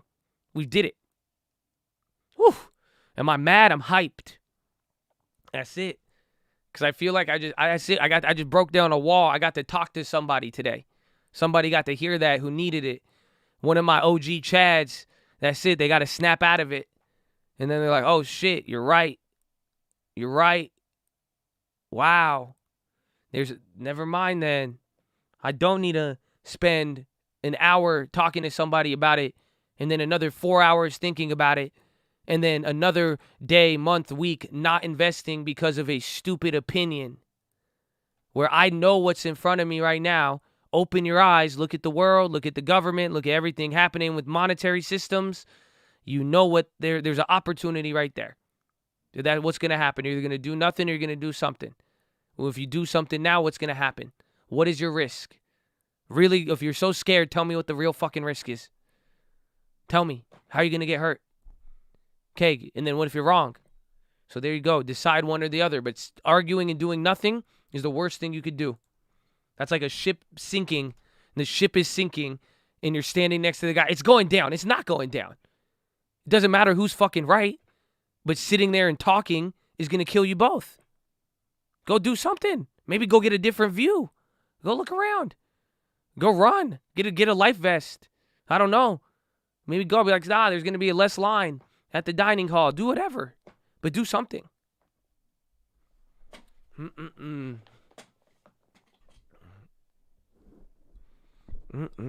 Okay, rant over. It was good, though. I think I love you. God bless. I hope you feel me.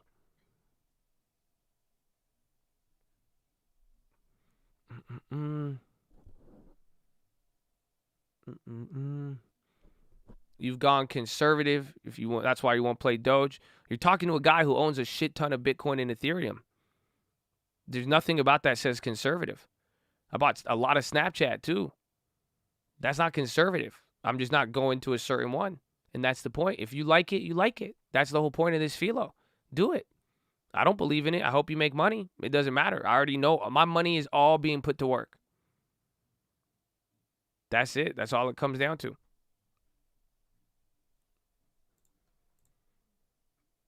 Your super. I didn't see it, unfortunately. Where'd it go?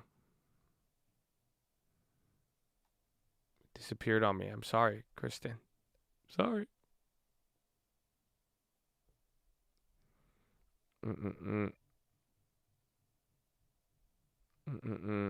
You have less than 2 Bitcoin. How do you own a lot of Bitcoin? I lost the rest in the ocean.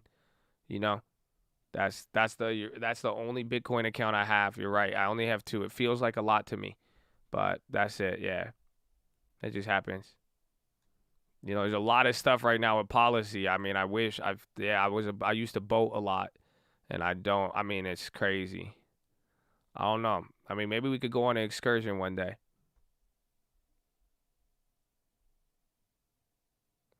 More IWM put sweeps.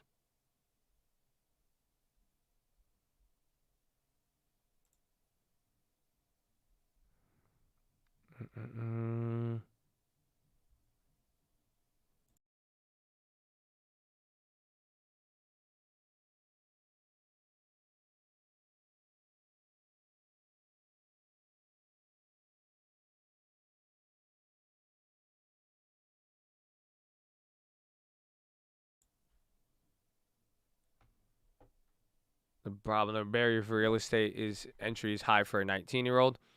What I'm trying to say is I encourage you to realize the financial conditions in the economy today, right now, are the easiest they've ever been in history. So I flipped my first house when I was 18. That was 2000. Well, I can't tell you the year now because you'll know how old I am. But it was a lot harder then. It was a lot harder. There was a lot more real estate restrictions, harder to get loans, harder to do all of that. But now it's easier. If you find the house, you find a deal, you'll be good to go. I mean, I'm telling you, I've seen it. I asked, why did you buy GLSI? Oh, man, why they clapping you, Kristen? GLSI. I bought it because it's a biotech play. They're announcing, they said in their last report that they're going to have Phase 3 initiated in 2021, so I'm waiting for that announcement. And quite frankly, there's just been a lot of biotech bubbles going crazy this last week. A lot of biotech stocks.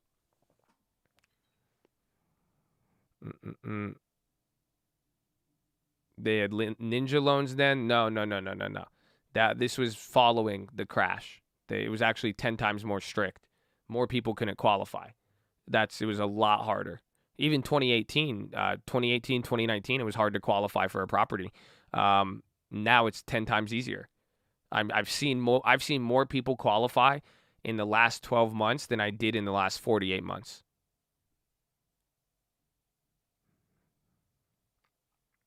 I never thought I should put that on a no interest for 6 months and pay. Yeah. No, if it's 5K, if you could do it with no interest, just pay it no interest. You could even do one of those tax accounts too. It's like or healthcare or tax payment, or was it medical bill, like 401k thing?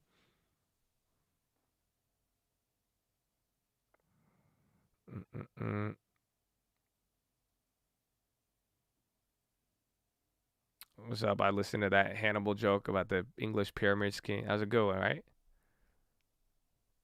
HSA, yes, health savings account. You could do that, but otherwise I go no interest. Because if I do it today, they're knocking off 20% to get it down to 49. You tell them I would go no interest. I mean, again, the question is, can you make more than 20% on the money? Or if you could get an 18-month no interest credit card, I would do that. Or just tell them, be like, hey, tell them you only have $2,000.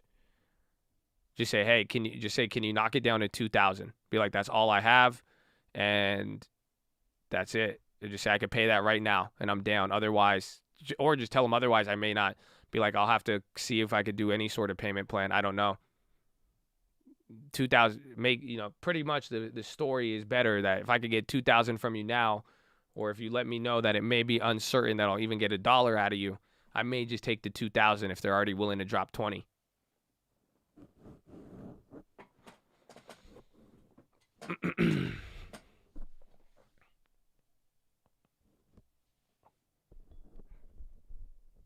Heard of Auburn? I have heard of Auburn.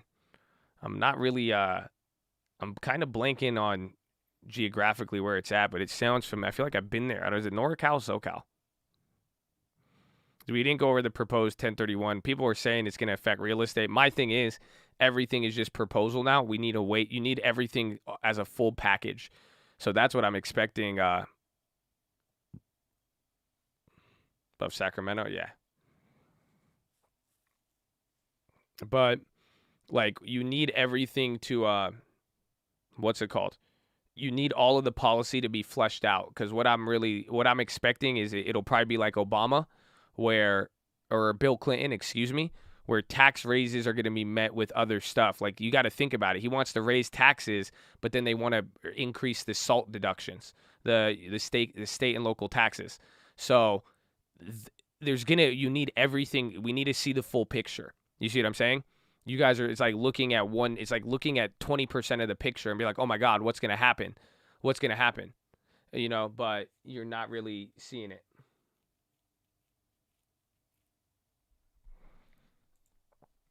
Josh, how do I buy a house as a 19-year-old? Keep in mind, I can't flip and I am blind. I don't have 2 years of tax returns. You just need the down payment. If your parents are willing to assist you, you could use some of that to your advantage, and then that would help. But even if you don't have 2 years, as long as you have 20% of the down payment, all you need is the cash, and then you need to find the house. As far as not being able to see and not being able to flip, all you need to do is know the numbers realistically. I mean, it will be a little bit more difficult. You will need someone to help you. You have to really think about it. You just need somebody if they could just see the quality of the property for you. Honestly, I'm sure like somebody in the chat or I could get someone in the call who'd be down to help you. Like, it's really not. All you got to do is check the numbers. You got to know the location. If you see the what's it called? You have to have somebody go see the pictures for you. Once you could get that, even an agent, bro. An agent would probably help you with that. Isn't that scary? No. It's not. I think Patrick could do it. I really I think you can. But even then, as long as you get 20%, or if you could get even less, if you have somebody who could assist you, you just buy the property and hold it for a couple months, or even rent it out and then go from there.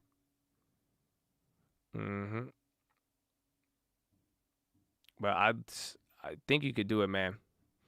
And again, some people say it's scary. Like, you have to really think about it, man.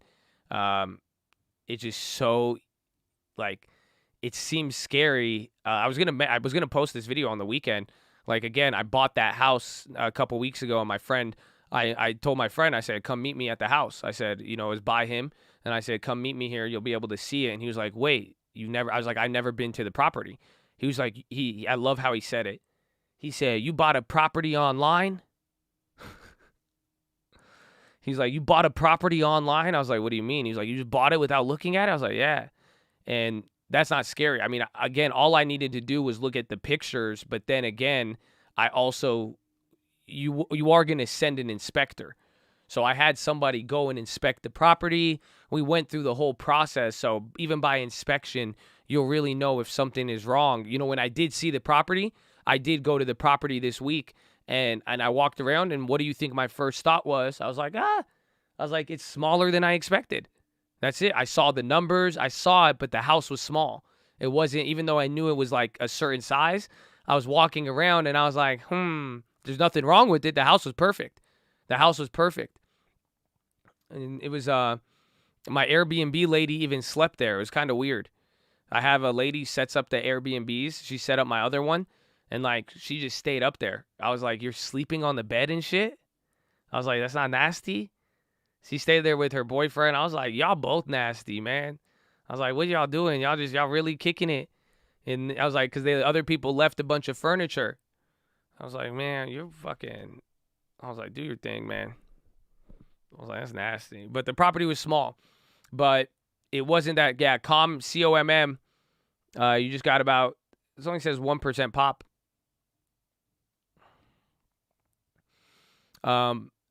They said free Airbnb.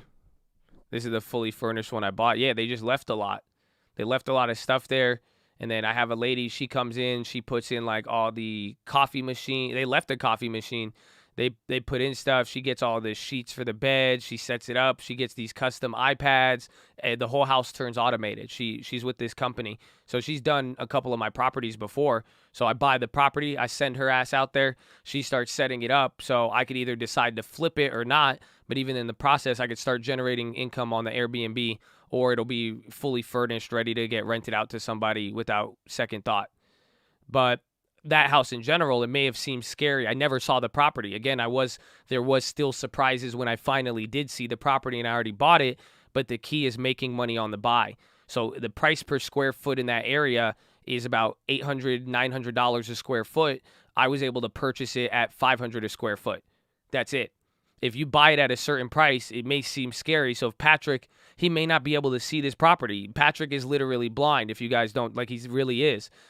He may not see it, but if he could just know that basic information, he has his computer stuff where he's able to get it, and you can find out there's a real value. Or let's say someone hits you up, Patrick, a friend, a family friend, and they say, I'll sell you this, and you know that you have a certain price on it. You don't even need to see the property.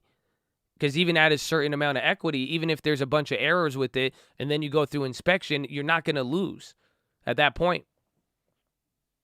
So that's why it's like, it's not that scary, because if you get it at a good deal, yes. But if I had to bid on that property and pay $900 a square foot without looking at it, then yeah. Love to assist Patrick, licensed agent and investor. Well, there you go. You got people here too. So you got it, man. I mean, I think you could do it. And then that's the point. If you find the property with value, then you get to decide. Then you can be like, okay, I could flip it. I could wholesale it.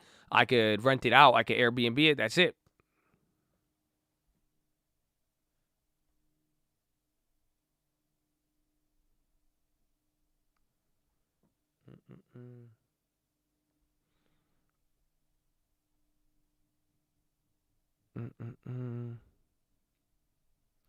how to do Airbnb. Does a real estate course cover how to do Airbnb without buying properties? Yes, it does. We have a whole Airbnb section with the real estate course. I've been doing Airbnb for a long time. It's been there's good and bad with it. Do I deal with commercial? No, I prefer residential, especially in this marketplace. Oh, shit. Yo, we missed push-ups.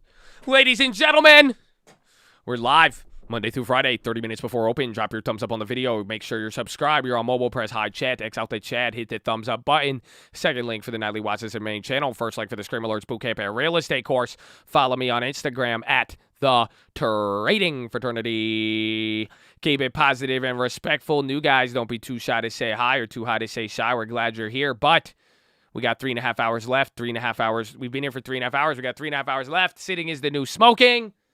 I need you to get beside your desk and do 10 push-ups. Can't do 10, you do 5. Can't do 5, you do 4. Can't do 4, you do 2. Can't do 2, you do 1. Can't do 1. Get our knees to a push-up, plank the worm, anything, but get the body moving. Then, optometrist recommendations, stare at the object 10, 20, 30 feet away.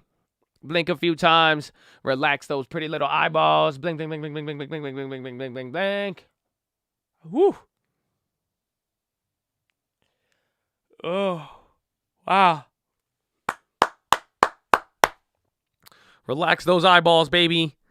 Then I need you to drop your shoulders. Relax the shoulders. Fix the nerd neck. Chest to the sun. Tuck the hips in. Flex the core. You look good, baby. You look good. That's it. You look good, man. You look good. You look good. You look better than real estate and Ethereum right now. With your chest to the sun right now. You look, I don't know why you look so tall. Like you look taller. I don't know. You look like you own the place right now. I like it. I don't know. It's something it's just a different vibe out of you. You look different. I like it. Damn, you look good right now. I'm just saying. Yeah, keep the shoulders down. You look good. So you do look weird with your legs wrapped around your chair, though. With your legs not in front of you. You know what I'm saying? And your legs are not planted in front of you. They're wrapped behind your chair. Like you're riding a dolphin or a horse, and then you're leaning with your hands on the keyboard. You're leaning forward with your chest, and then your legs are behind you, like you're riding a motorcycle. You look so awkward, like you're riding a weird futuristic motorcycle. And then there's some of you kicking your left leg is kicking your nuts, and then your right leg is just like sticking out, and then you're leaning towards the mouse or like away from it, just really mangling your body, dude. Just have your legs in front of you with the feet planted, okay? Chest to the sun. Drop the shoulders, flex the core, tuck the hips. Boom, baby.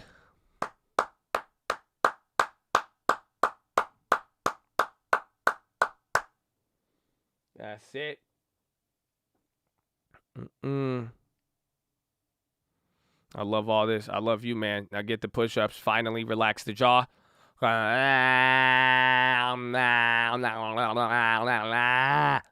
Breathe in really deep. Breathe out with your tongue out. Do the dragon breath. Go. There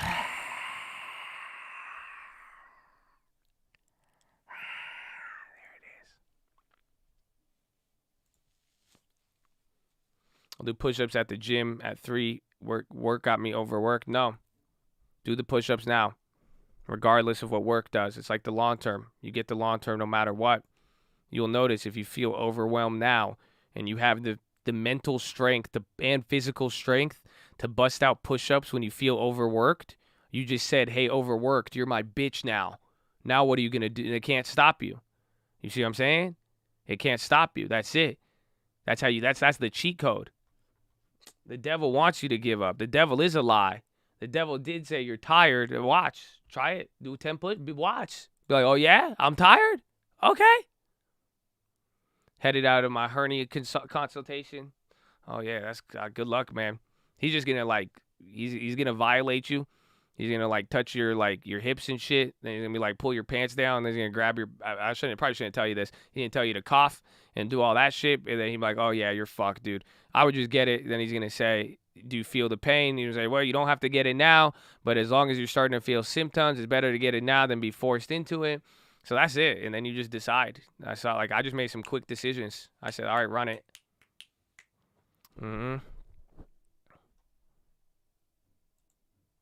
I got 20 in for you. Thanks for the refocus. That's it. See, you're not that tired, baby. Ooh, see what the rest of the day throws at you. Ooh.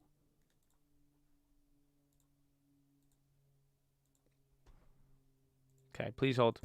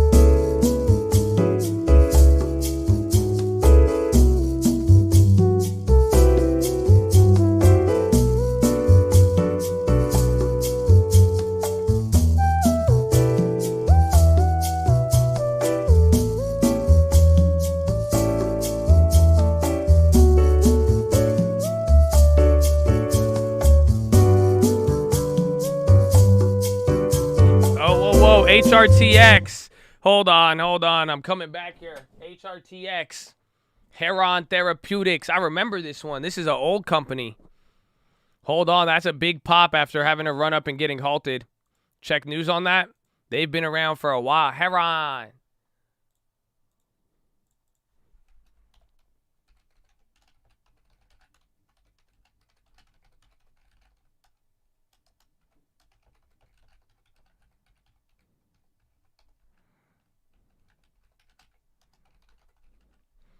That looks big.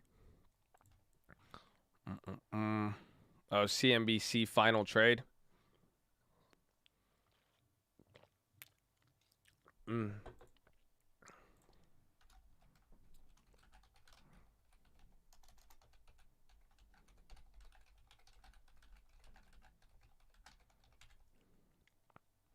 Yeah, just on CNBC.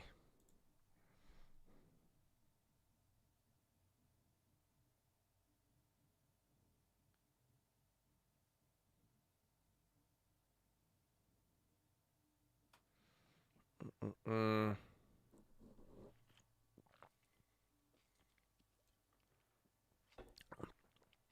have a question. How do you react when you see a seller play early and see it move up a lot after you sell? That's what yesterday's PHILO was about. But another good response is, damn, that's crazy. I just sold that. That's nice. That's it. Because those are the only things you can do. You're like, wow. I like to look back at it and see how long it lasted sometimes, you know?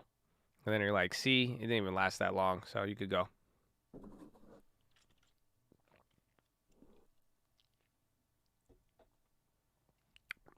Proposal is strengthened, generate additional $7 billion in tax revenue over a decade.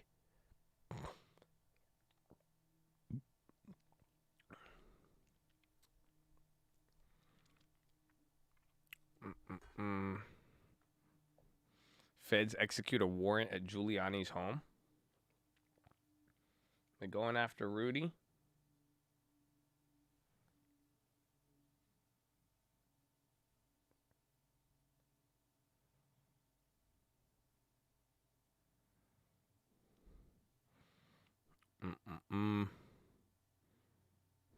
You think Biden healthcare bill has biotechs running?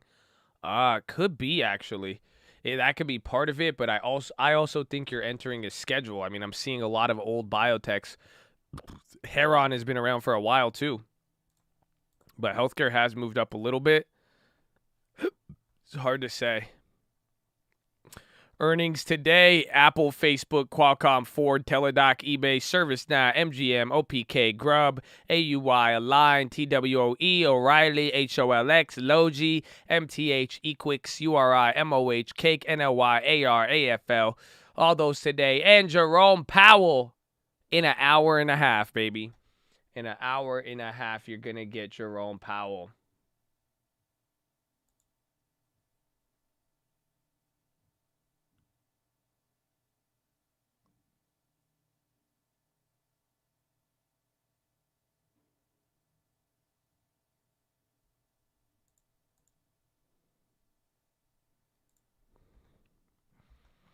Service now, I need to check the expected move.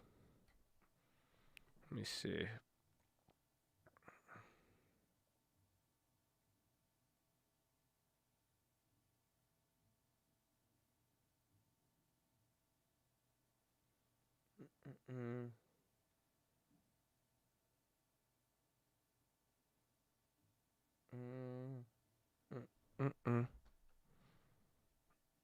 Why is it blurry? I don't know.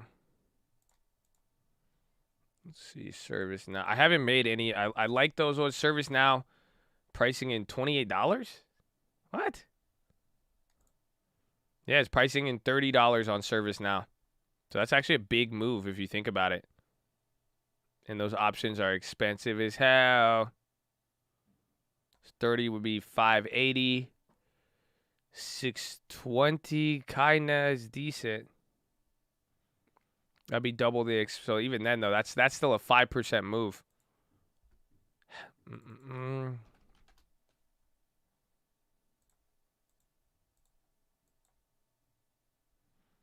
See, this is just like this one might move actually. Because look, it's right in the middle. It's right at 2021. Had a big drop, comes right back up to the middle.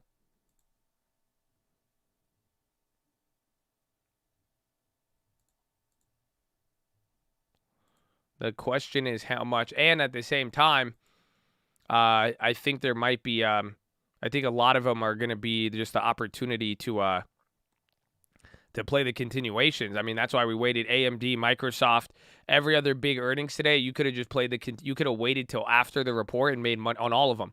Even Tesla,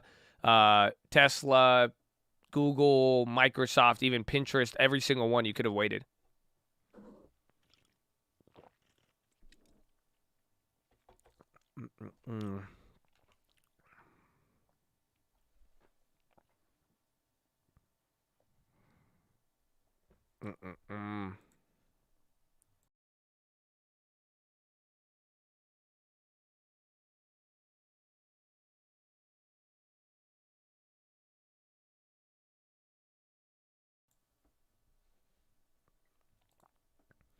Domino's, DPZ, bro. Pizza dip. Look at that.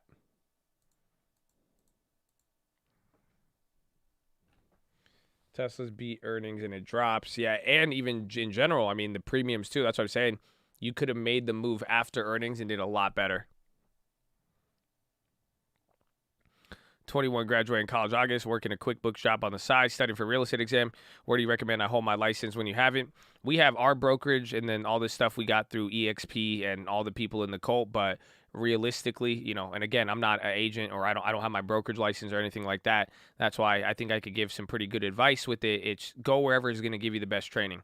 So like if you could join a Keller Williams and they're going to give you that training for a year or two, do it. Otherwise, EXP, if you could really get good training, good leads, or you like the team and you like, if you could find somebody who could walk you through and get you going with it, then that's going to be the best. That's who you want to hang your license with. But just make sure you don't give up too much commission. I've seen people take 20 or 40% commission checks. It's crazy. So just don't pay too much of your commission, even if they're providing leads. But someone who could provide you leads and training, that is what you want. But we have our whole real estate team. We'd love to have more people on it. And that's a place you could hang your license if you want to work with us or some of the other Colt guys. But other than that, go where you could get trading and leads. Those are the keys.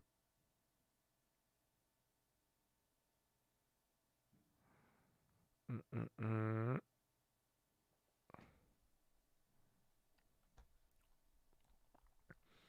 1031 exchange rule. Don't really care about it until we see everything. We need everything. All the tax implications, all the stuff that they're talking about.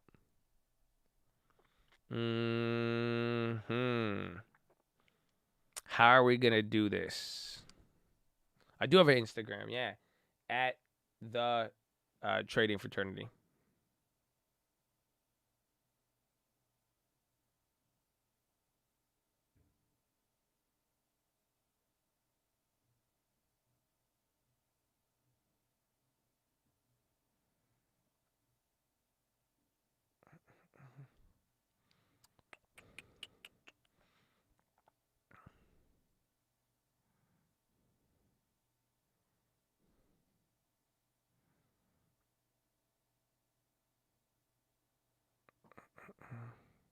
Send me email for stream alerts because mine and receiving.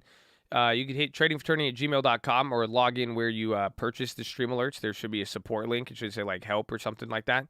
And if you send it through there, it'll make sure we get it a lot faster. And we'll know you're on the stream alerts. Say today is halal? Today is halal, I guess. I don't know why today wouldn't be.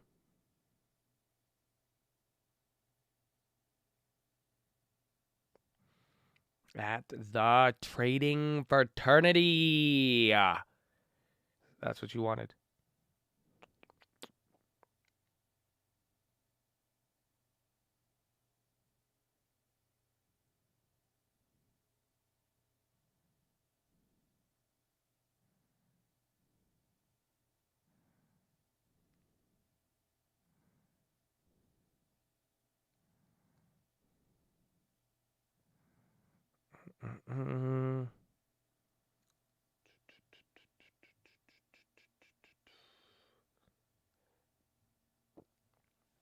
Powell do something. I'm trying to see GME ripping up at 180.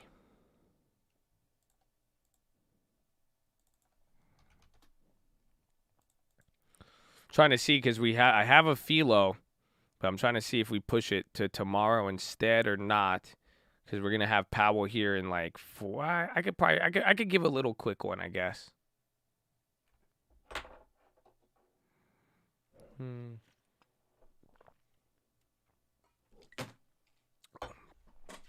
I need it, man. Oh, you don't need it. God is good. God is giving you everything you need, man.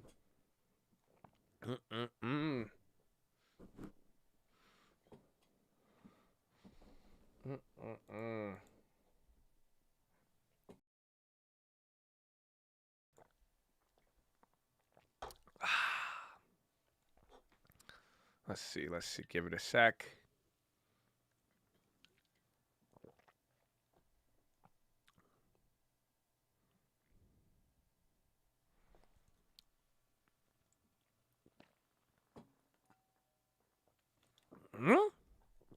My door? Hold on.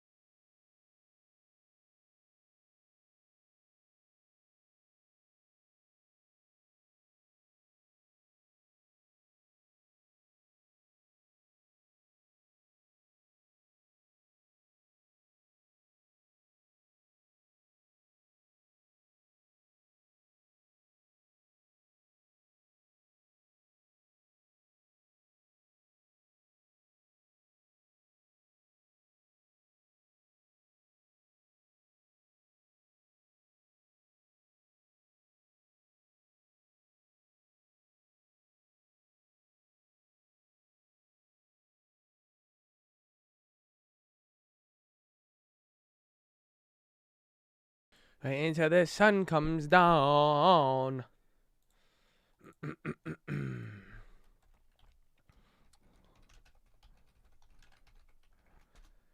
PHILO. Hello? Hello? I have not heard hello. Hello? Hello? Okay, you're there. Good.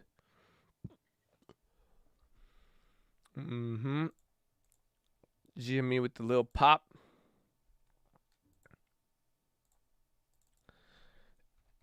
GLSI. If you pronounce the ticker GLSI, isn't that glizzy? GLSI, glizzy. I like it. I'm down. All in favor? Okay, good. That is now the new glizzy. GLSI, glizzy. Come on. Simple. Simple. Surprised no one saw that one.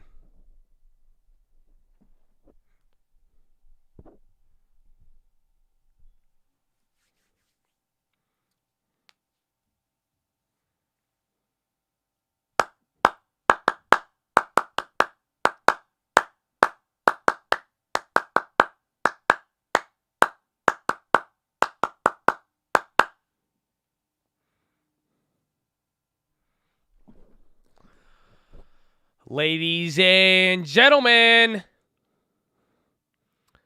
boys and gals, how are you doing? You know what time it is?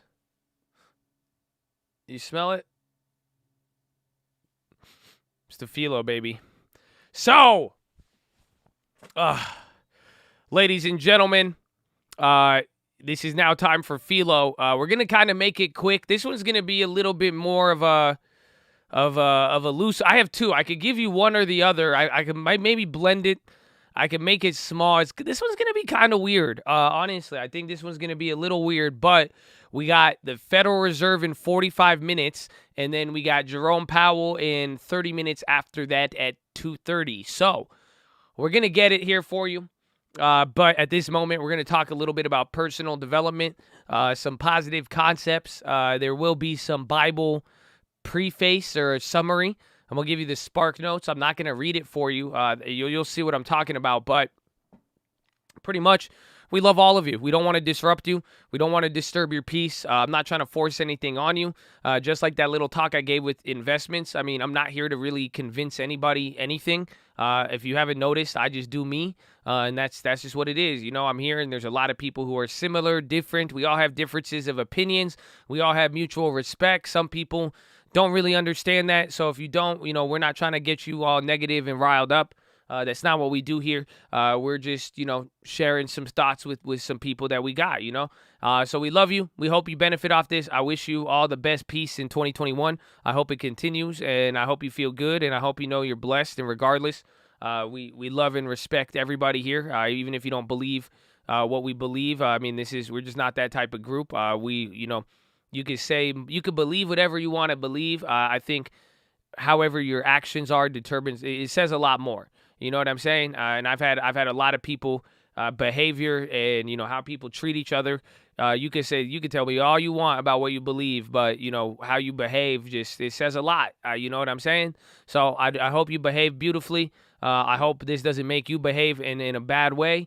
And I hope you give it an opportunity to listen. So,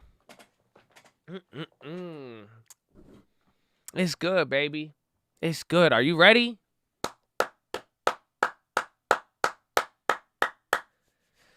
So, I could give you a mini continuation off tomorrow. And I'll just tell you, this is a weird PHILO, man. So, let me just break this down, okay? Have you ever heard the phrase, you are made in God's image? Have you heard that phrase before? You've heard it, right? That sounds familiar? Powell didn't say anything yet. This is the pregame to Powell. Okay, good. That's kind of what it is here today. I'm going to take you on a weird thought experiment. That's why, because I read a story in the Bible, and it's about somebody, but I thought we're all made in God. It's kind of confusing. You're going to see what I'm talking about here, okay? But I think this is important to understand, that you are made in God's image. I even had another thought. I was like, well, man, let me ask you this. This is a little thought experiment before the bigger thought experiment. But do you think it's hard to believe in God if you don't believe in yourself? Or like, I guess what I'm asking is, and I don't have an answer to this, so I'm just asking you this to think about it.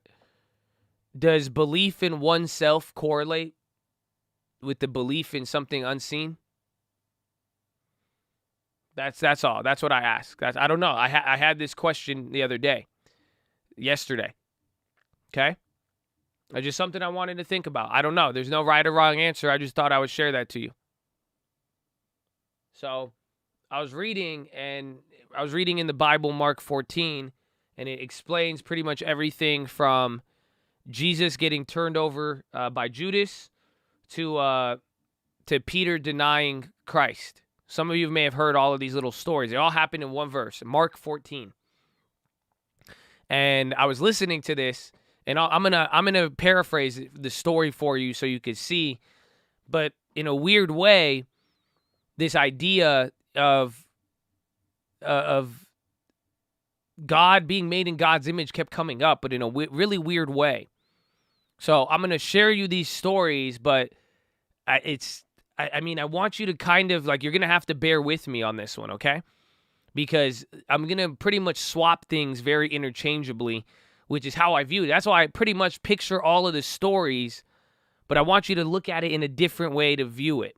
And why I'm saying this is because we are made in God's image. So I guess one of the stupid thoughts I have, I could call it, I don't know if this has any logical connection, but the first story it starts with is Jesus getting betrayed by Judas and Judas handing him over. That's how it starts.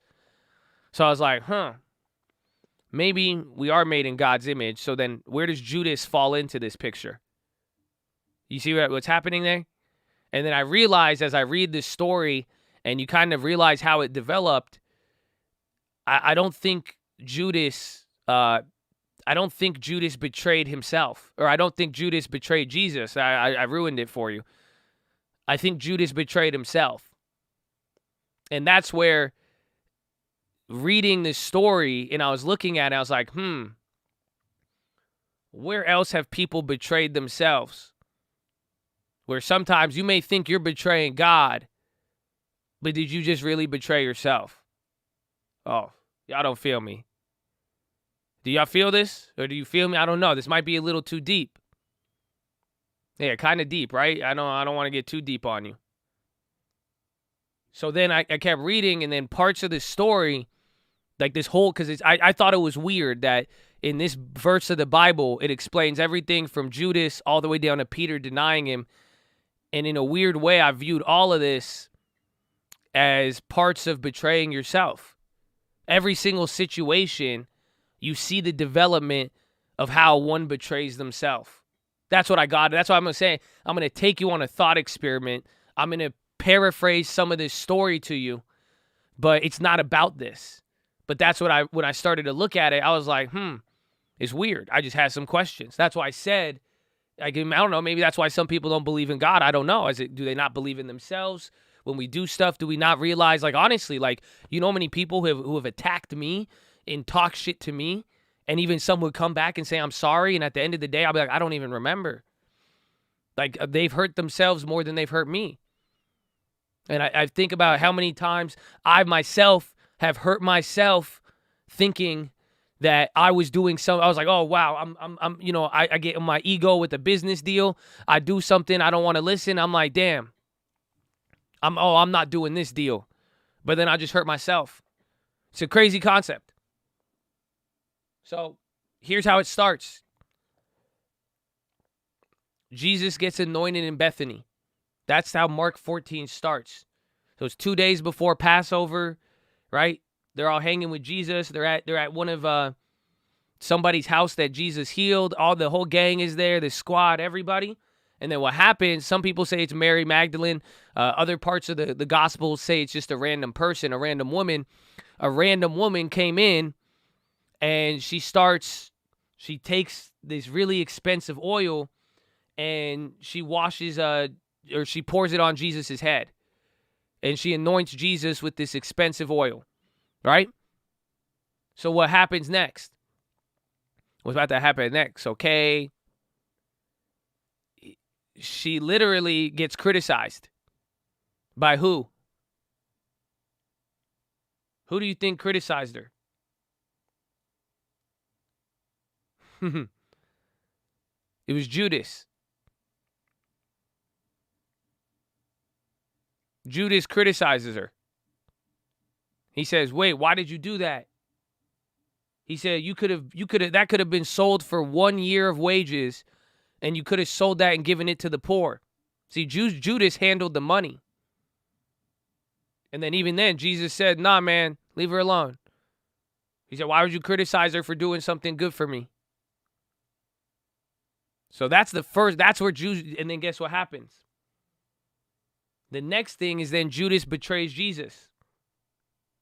So after that event, it's a new paragraph in a new part of the story. Next day, Judas goes, and he goes to talk to the leading priest of how to betray Jesus and hand him over. See? So this is how you start to realize how Jesus got turned in. But how did this, do you realize what just happened? Where did the first seed of Judas betraying Jesus, aka himself in my scenario, what was the seed? You know, some of y'all do behaviors, and I love it, because some of y'all really try to ignore where it came from. Or some of y'all really act clueless to it. There's a seed to everything. You don't realize what the seed was? What happened right there in the verse before? He saw somebody take a 1 year of wages and throw it away in his mind. So watching what somebody did with their money, or watching what somebody did with their something of value, preceded him turning in Jesus. You know what we call that where I'm from? Have y'all ever heard of a term, pocket watching? That's what it is. The seed was pocket watching. That's what he was doing. He had no business with it. He's watching what somebody did with their money. He's watching how they spent it, how they got it, whatever it was.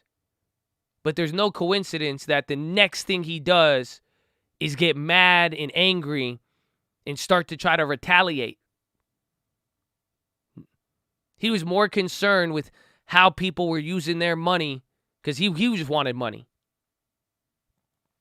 So keep that in mind, because the first way you're going to betray yourself is pocket watching. Do you know that? Oh, you think it's just the guy on Instagram.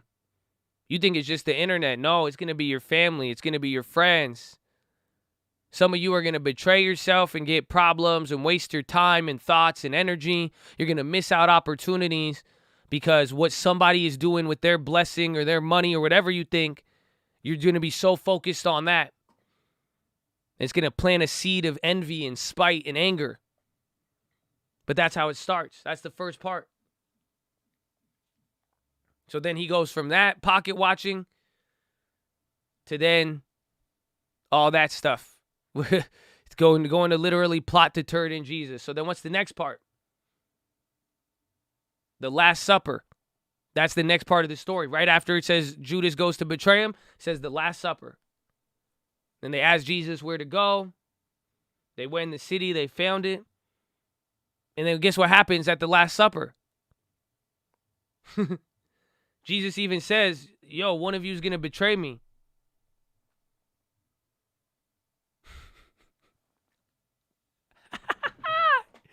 Yo, this is the craziest story ever. I never understood this. You realize that?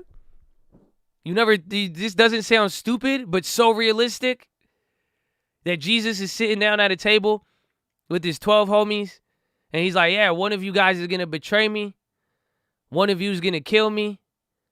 And he's like, hey, I'm going to hand the piece of bread to the person who I think is going to betray me. And then he hands a piece of bread to Judas.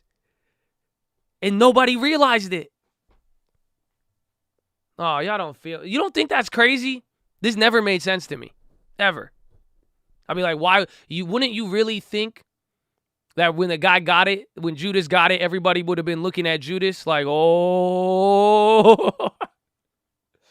Come on. If I was like, yo, whoever I give the wrench to is going to betray me. The next wrench I give away, y'all would call him out every day. Y'all would call him out every single day. You'd be like, oh, shit, Mustafa gonna do it? Yo, he just gave the wrench to Mustafa.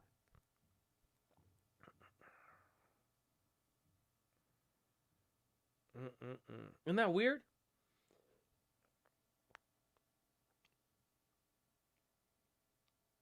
That's so weird. You don't think that's weird? Come on. See, I'm viewing this like a real life story. If it happened, like how would it have played out? Like I could picture Judas getting mad. He's like, oh, he just spent that much money. He's like, fuck this. Then he gets all mad. Judas wants the money. And then at the Last Supper, I'll be like, whoa, whoa, whoa, whoa. I would be watching that piece of bread like a hawk. But why did nobody? They didn't realize it at the moment. They never did. And that's, again, it's part of betraying yourself. Why didn't nobody see it? Even though they saw it, how come they didn't see it? Yeah, someone would be like, he got more bread than me. It's a very common way that we betray ourselves. How do you betray yourself? It's this logic that it's this thought, oh yeah, that's gonna happen, but it's not gonna happen to me. They were more focused on what the Last Supper was all about. What? They just wanted to be around God. They're like, yo, what's gonna happen? They didn't think it was gonna happen. They thought Jesus was kidding to a degree. They were just going through the motions. They may have heard the words, but they didn't really believe. They're like, well, it's not going to be me. Have any of you ever clapped by having that thought? Yeah, it may happen, but it's not going to be me. Again, every single person tells me about Doge. Everybody tells me about these investments. They know it could go down, but everybody says it's not going to happen to me. That's why you just get in and get out, right? It's not going to happen to me. They heard, but they didn't really get it. They were more focused on themselves, their position, but mainly they said regardless, they're like, well, it's not, I don't think it's going to happen. They thought it was going to happen, but not happen to them. And that's the part that's weird about it. So then what's the next part of this story? It goes to Peter's denial. So then Jesus is like, yeah, you're all going to betray me. Like, yo, y'all ain't going to make it. Y'all ain't going to get the long term. And then what does Peter say? Peter says, no, not me. I'll be here this whole time. And then the rooster crow, he said, you'll deny me before this. See, that's another. So how do you betray yourself again? Again, this is how I'm viewing all of this story, because I'm reading all of this in the Bible. I'm just reading back to back. It's like it goes from anointing to Judas to Last Supper to leaving, and then Peter, and then Peter's like, no, think about it.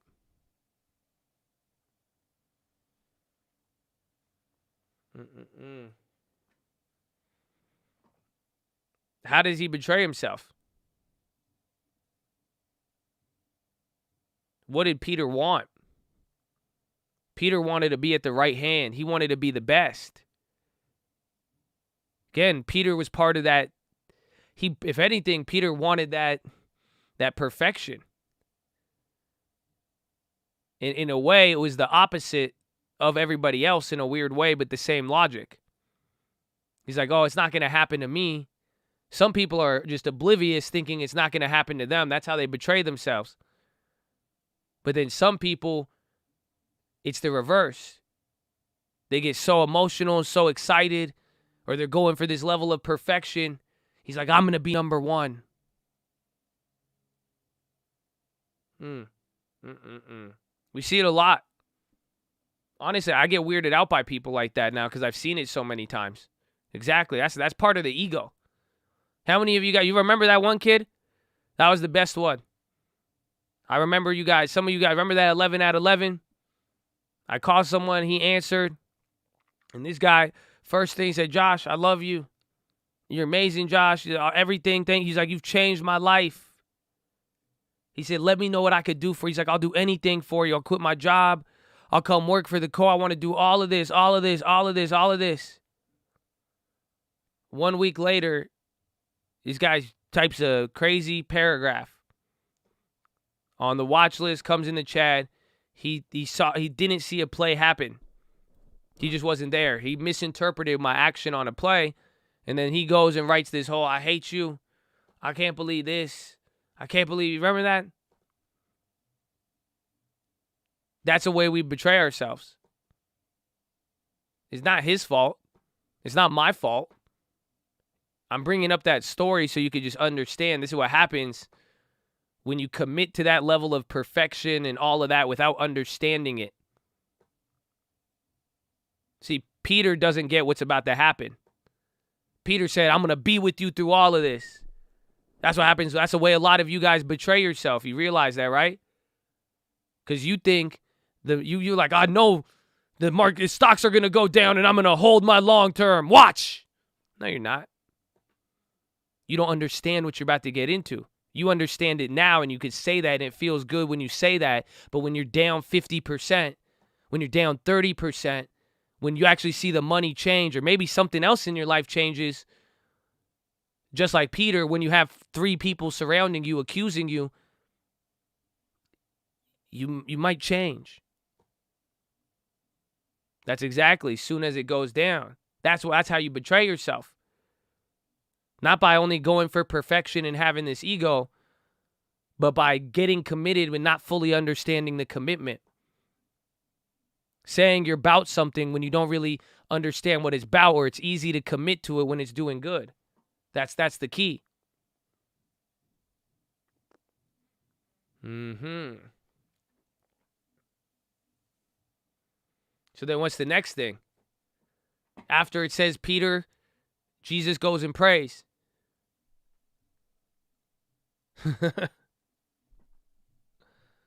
I love it.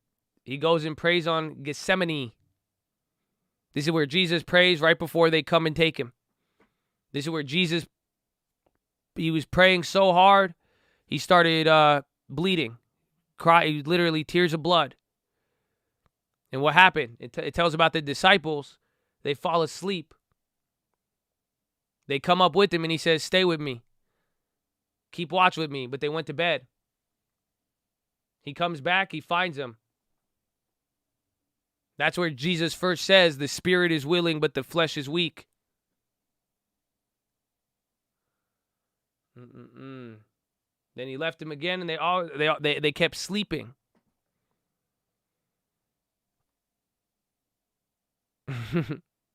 That's it. And Jesus was praying. This was Jesus praying, asking God the plan. There's a lot of cool things Jesus said, but I think the disciples falling asleep is funny. Again, like I'm saying, I'm viewing the disciples' actions. They're made in God's image. So they all did this to Jesus anyways. That's what I'm saying. It's like, how do we betray ourselves? That's why it starts with the disciples and Judas. So what do you see with these disciples now too? They're literally sleeping. Powell is going to be live in 1 hour. 30 minutes for the report. So this part of the story, guess what happens? How do you betray yourself? Come on. Jesus goes up to pray. What ends up happening? How do you betray yourself? This one's easy. This one's very, very easy.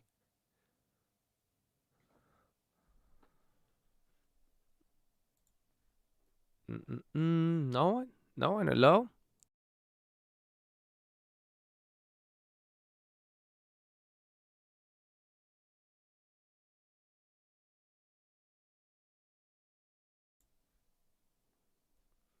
That's funny. It might be what just happened. Maybe you fell asleep.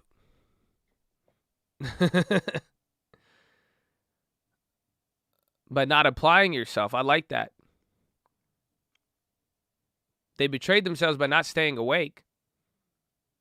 By having a spirit that's willing, but a flesh that's weak. Now that goes for all of us, but literally that. And this part of the whole story, they betrayed themselves by simply not being awake. Not being in the moment. Literally not realizing everything, that they're with Jesus. He says all this and they would fall asleep. That's crazy. They just fell asleep. Think about that. So far, I hope you're seeing the ways to betray yourself. And if any, I don't know if these are all individually separated, or maybe this is an order of operations. Because I don't know. I think this starts to happen with some people. The seed is planted. They pocket watch. And what's the next one? Then they all want position. Then they all think it's not going to happen to them. And then Peter, they don't really understand what they're getting into. They say they are, but they're not really. They never looked at the other side. And now they're not awake. Now they're falling asleep. And their ideas and talk is more than the actions that they're actually doing. They're disciples in title, but they can't even stay awake with Jesus when he's telling them it's his last day. That's crazy. That's why this story is so weird. So then what happens? The soldiers come. Judas betrays him with a kiss. They attack at first, then God's like, nah. And then eventually at one point it says both of his two disciples left. They fled. He let them take in, they ran away.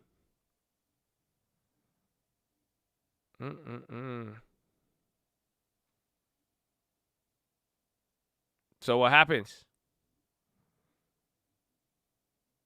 Usually you betray yourself. That's where common sense, that's where the final things that would have stopped you, those just go out the window. They couldn't even stay away. They could have even just been there. God said this is the plan, but they ran away.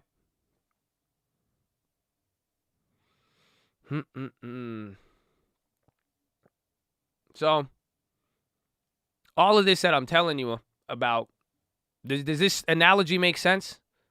Of what I'm telling you about how maybe we are made in God's image? But I don't think that, I don't know. Yes, I know the story. I know it biblically. But what I am saying is that I think that's more about us betraying ourselves than Jesus getting betrayed. That's why when I look around in the world right now, with everything, even myself, even when I see any success and failures, I feel like this comes up a lot. That's why I'm even saying some of you guys, I hope you hold true to certain values, and I hope you see how it gets there and how it doesn't get there. But a lot of the time, we're just betraying ourselves. And it starts in many, many various ways. You could see it happen in various ways. Again, oh, that's never going to happen to me. Oh, yeah, I'm fully down with something, but I've never really fully looked into what I'm down with. Oh, man, that person's doing this. Oh, yeah, I want to do this, but I'll do it tomorrow. I mean, I'm tired right now.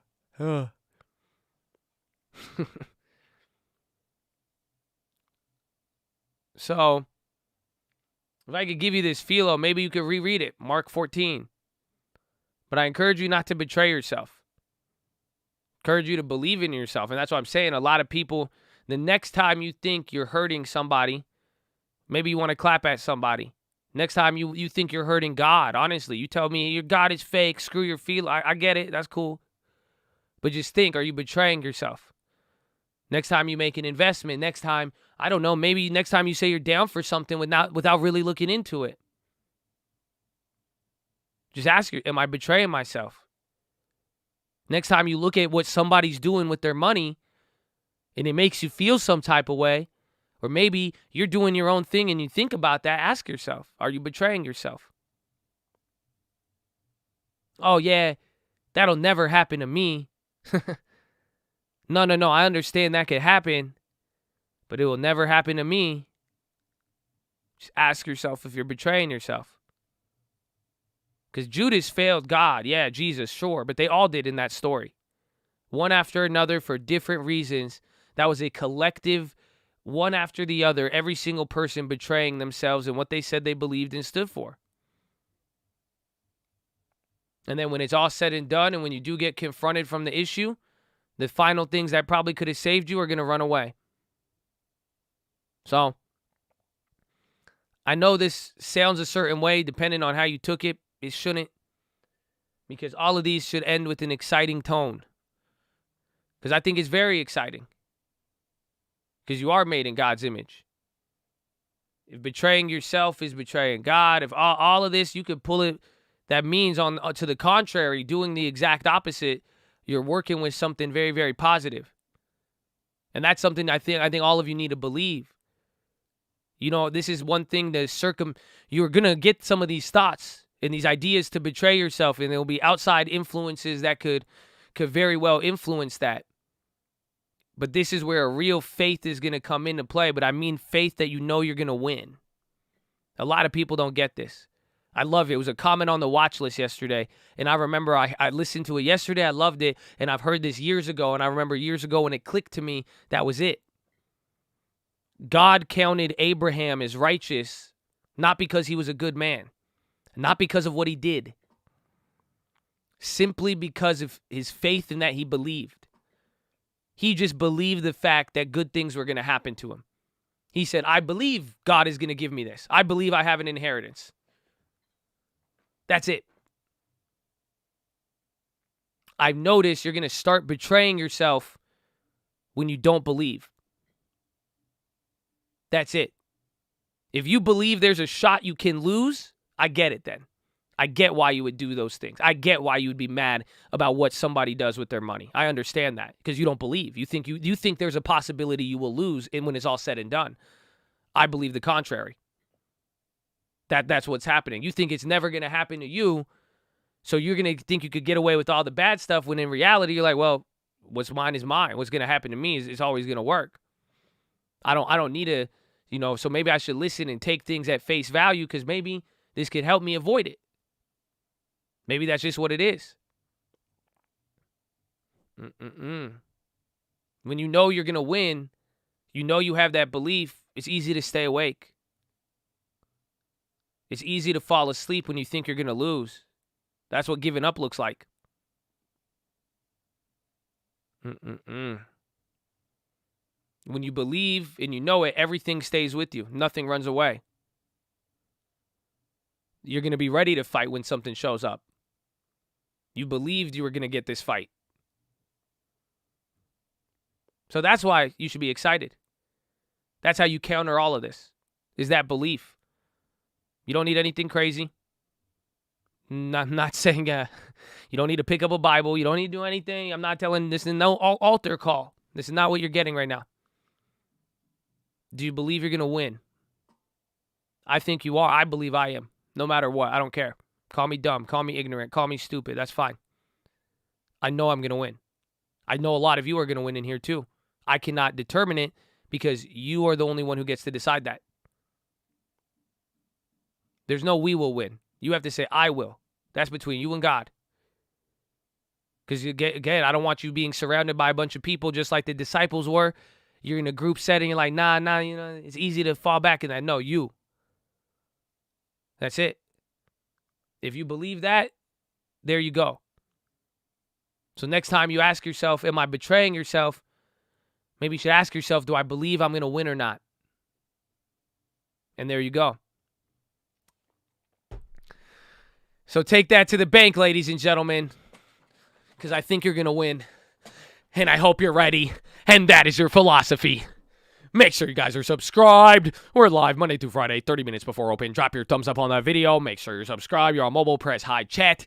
X out the chat. Hit the thumbs up button. Second link for the nightly Watchlist and main channel. First link for the Scream Alerts Bootcamp and Real Estate course. Follow me on Instagram at the Trading Fraternity. Keep it positive and respectful. New guys, don't be too shy to say hi or too high to say shy. We're glad you're here, baby. We love you. Amen, amen, amen. That was good, right?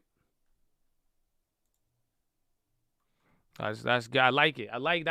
That's a weird philo, right? I don't know. I didn't know if you guys were gonna get it. Yeah, because I was like, this is weird. I'm like talking about a Bible story, but not talking about a Bible. It was a weird allegory. I don't know what to call it. It was just weird. Just a weird line of logic I had yesterday. So thank you for letting me share that with you.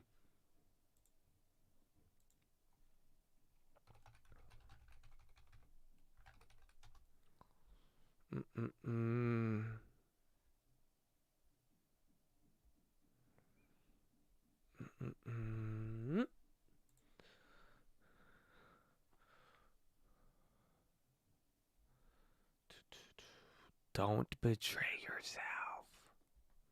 Don't clap yourself, yeah. And you got the problem and the solution in one. That's the key. That's the key.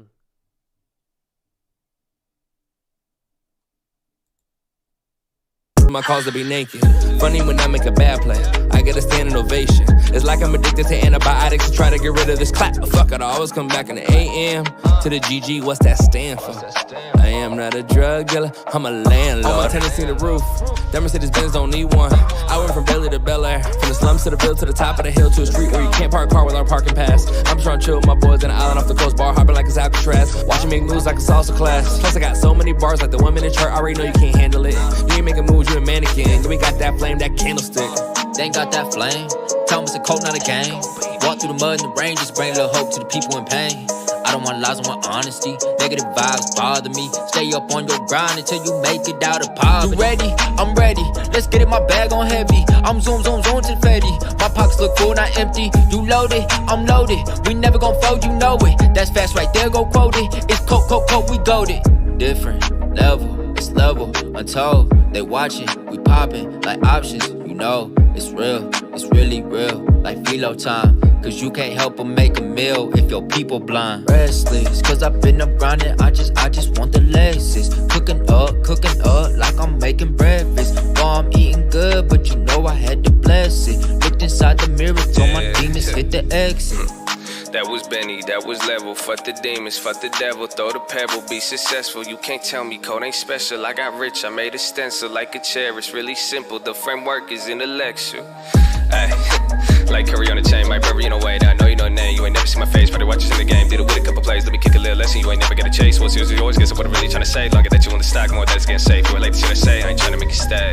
Hey, I'm hitting plays, I'm hitting weights. Your portfolio all day, mine's filled with mostly grace. Apple, Amazon, and Facebook. You probably know the names, you probably thought that you should wait, then went and bought a course to trade.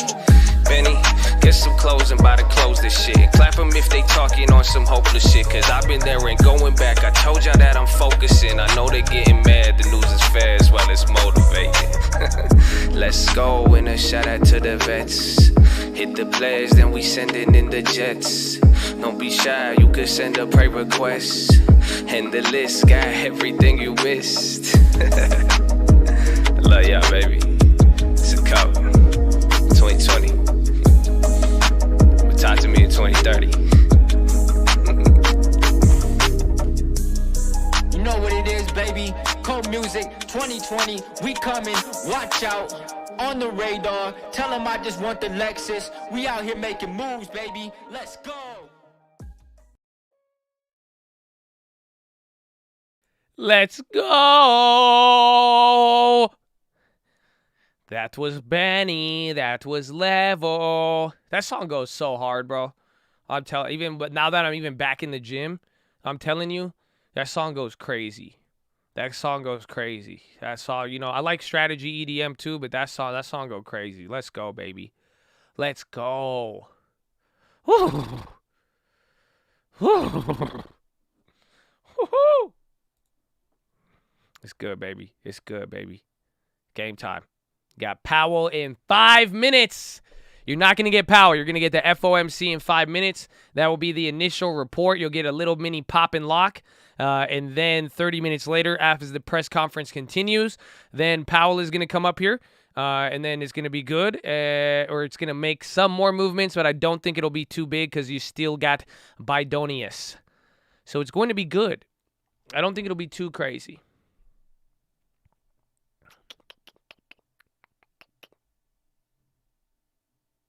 What's that noise?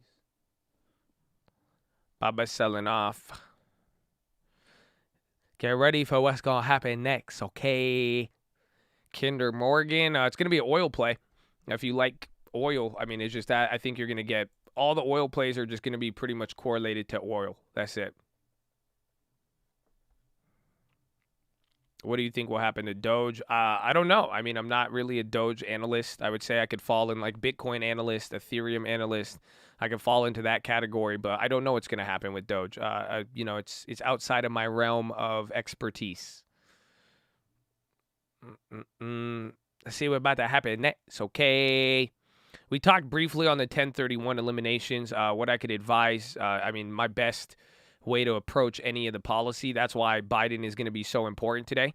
You want to let him speak. You want there to be more concrete proposals, and you need a framework in place. So until we see it, until you see what the actual rules are, it doesn't matter. You know, it's just looking at one part of the picture, right?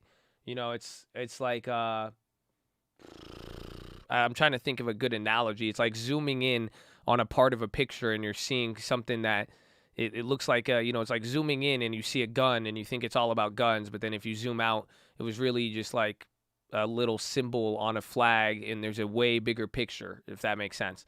You know, so it's like any of these tax things we're hearing about, it's creating a market reaction, but you see the market stop reacting as much because it looks like they're going to do a whole overhaul. So if they plan on changing so many things, you won't know where the winners and losers are until you see the full policy. So 1031 could be bad, could be good. Again, what I'm I'm hoping, you could call me cautiously optimistic, like I'm on an episode of 90 Day Fiance, because it seems like it's a shit show right now. But optimistically, if Biden did more overhaul that was more relatable or could parallel Bill Clinton as opposed to what's his name, Obama, then you should see there's going to be bad spots, but there will be good spots. That's why once we get the full picture, you're going to see they're going to close up some loopholes, but it's going to create another loophole is what I'm trying to tell you. The J Powell show is going to begin the opener is going to happen in 3 minutes here. So the opening act, the FOMC, it's going to come out here. You're going to watch the first pop. That's going to be in 2 minutes, 2 minutes and 30 seconds. And then 30 minutes from there, you're going to have Jerome Powell, and we will be having that up here live. And I will have some notes for you as well, too.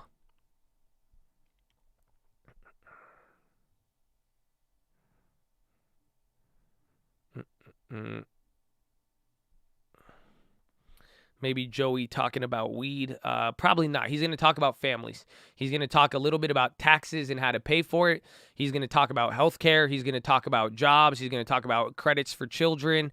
He's probably going to talk about education and vaccinations. He's probably not going to bring up anything related to marijuana. Or he's probably not going to talk about infrastructure. He's already got through that. We will see.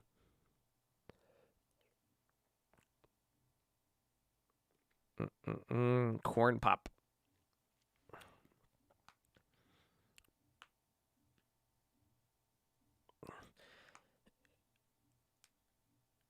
I hope he wears his sunglasses. I like those. I like the Biden glasses. I wear my Biden glasses at night so I can ignore the media and not say a word. Sorry. I just got really, it worked. It worked.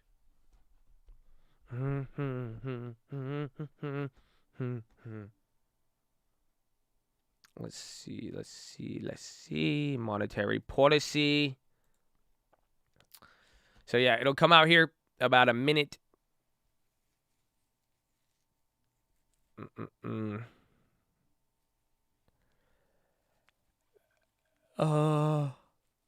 Missed the watch list. I'm unprepared. No, you just got to know that Biden is going to be important. He's going to be after hours. Powell now will have some effect. What I said on the watch list, earnings are not going to impact the market as much. That's kind of the idea I'm getting from here. And then we're going to get some small reaction from Powell, assuming he doesn't totally mess it up. And then Biden tonight, and then following Apple and Facebook earnings. So we're about to have a little mini trifecta here. And you got about 30 seconds. Watch the market. FOMC is about to be released. The document is going to come out here. You're going to watch the market react a tiny bit. And then 30 minutes from now, we are going to get our, you're going to get your Biden, you're going to get your Powell speech. The press conference. Anything can happen. Ding, ding, ding. Here it is. It should be coming out now. Check headlines. Okay. Stayed the same. Come on. Service is unavailable. Why is the Fed site not up? See, there you go. Take a look. You're getting your pop. This is because of the release. You're seeing the market react. 27th. Inflation has risen, largely reflecting transitory factors. Wow. Hold on. Powell said that inflation has risen. What? Yo, that's kind of crazy. Hold on. I did not. That's kind of new. They voted in favor of the policy. Says risk to outlook remain. Vote unanimous. Bond buy pace until substantial further progress. That's going to be interesting. Red spy for a little. I mean, wait till the press conference, but this is going to be the first reaction. Fed holds IOER at 0.1, discount rate at 0.25. Okay, if there's any headlines, I'll call them out. I'm scanning through it right now too. You're getting a little cheek late. Again, I think that headline that you could hear it in my he said there's inflation. That's surprising. Again, some of you are like, no shit, but Powell has not said that ever. He's saying we don't see it. That's why he's saying we need conditions to remain accommodative and improve. But the fact he's saying there's some inflation, he hasn't said that before. The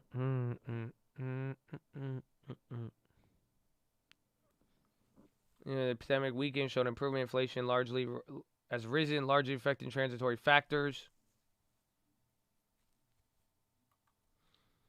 Or yeah, he might. I'm comparing to the last statement.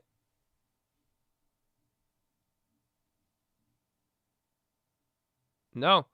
Look. Look it. Here is your last meeting. This is from March. This is the March meeting. Again, it'll happen right here. He said, following a moderation in the pace of the recovery, indicators of economic activity and employment have turned up recently. Although the sectors most adversely affected remain weak, inflation continues to run below 2%. That's what he said last time. This is the one that just came out. So look, same exact phrase. Amid progress in vaccination, strong policy indicators, activity, employment have strengthened. Other one said it's weak. Then he said sectors most adversely affected remain weak but have shown improvement. Inflation has risen, largely reflecting trends. He's never said that. That's important. That's a literal difference from the last one. So again, spies popping off that.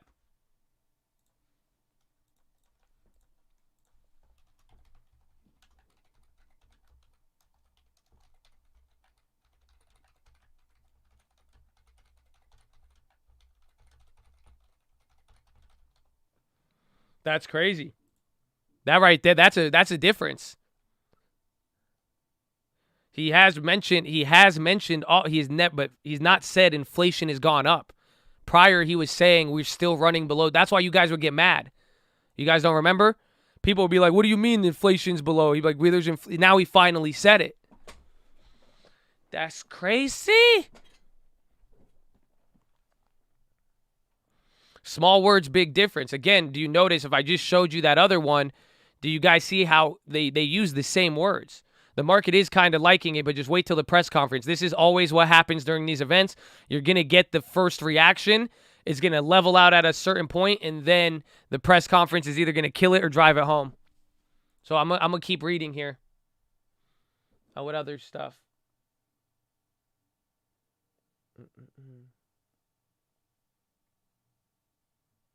So that's kind of crazy. Shout out inflation. That's interesting, though.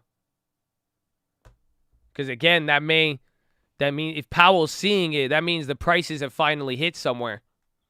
This is very interesting. Because now Powell is giving you a lead time. I think you have till May. I think you got one more month, but I think that's very, very key. SPY, watch the SPY. I'm still reading everything. Remain a content part reflecting policy measures. Depends significantly on the course of the virus, progress of vaccinations, health crisis. That's all the same.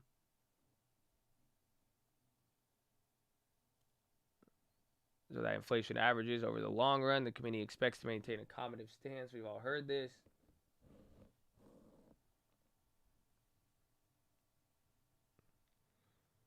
I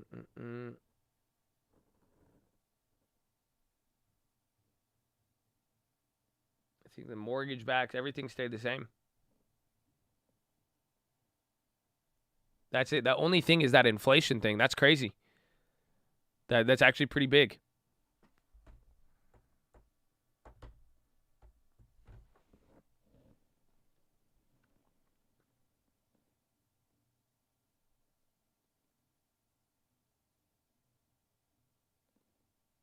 I think they increased mortgage-backed securities.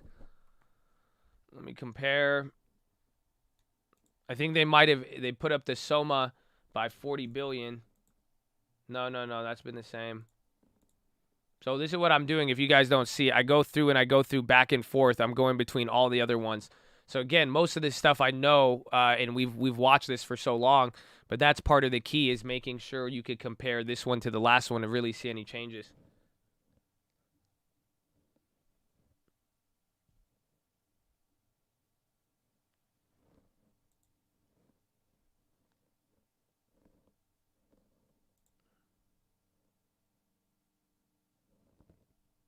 Yeah, it's all the same. Only thing is Powell admitted they admitted inflation. That's wild. The Fed, the committee would be prepared to adjust this stance of monetary policy if risks emerge that could impede the attainment of the committee's goal. That's crazy. So wait for the press conference is going to be good. Again, you're back to normal here. It's coming back, but this is just typical. We expected this. We know this. So now we need to just see. I'm going through the actual statement. So if you go to the Fed website, you could pull up the actual statement that's released. And what I do is I go through, you can see here on the FOMC meetings, monetary policy, meeting calendar. This is the one that came out. And then I also go through the old one to compare it just in case. Because, again, most of them stay the same. The wording is exactly the same. That's why it's really easy to spot changes. I just use it to double check. But that's why right now, you got it. Again, the number one thing right off the bat, I don't know. I mean, you guys heard me. I saw it within seconds. That's why I was like, what the fuck? The Fed just said inflation. So it's a very, very interesting one. Because now he's going to say we see inflation. He's going to say we definitely go for the transitory, yada, yada, yada. And then he's going to say, might I remind you, we average it out. So now he's telling you that he sees inflation, and then the question is for how much longer. It's a change. That's an actual change. So let's see why. Again, I think that could make sense with bonds being where they're at. Let's see. We don't know. I don't know if it's good or bad. I mean, it had, because again, that's just how the market is right now. It's good and bad. The market could take it as good. The market could take it as bad. If it's too good, it could end up being bad, and vice versa. You see what I'm saying?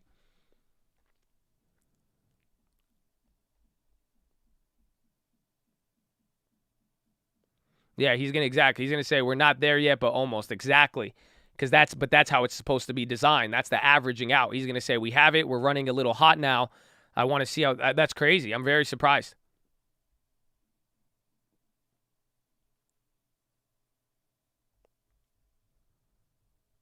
Can this affect Bitcoin? Yeah, Bitcoin might even be running on that.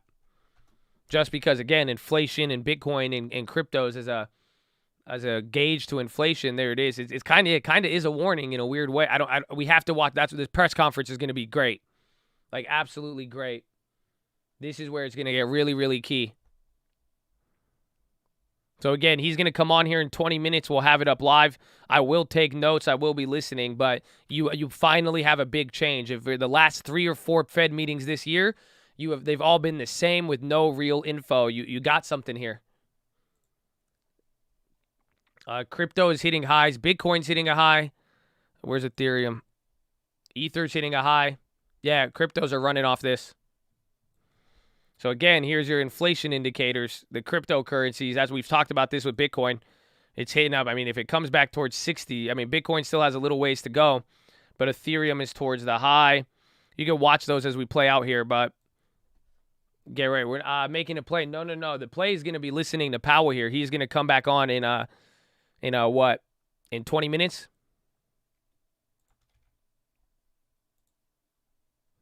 Yeah, I got TLT watch. Watch the react. Again, this is your first pop, and I think it's because of that inflation news. Wait till it keeps going from here. Because I think the press conference might give us some bigger moves.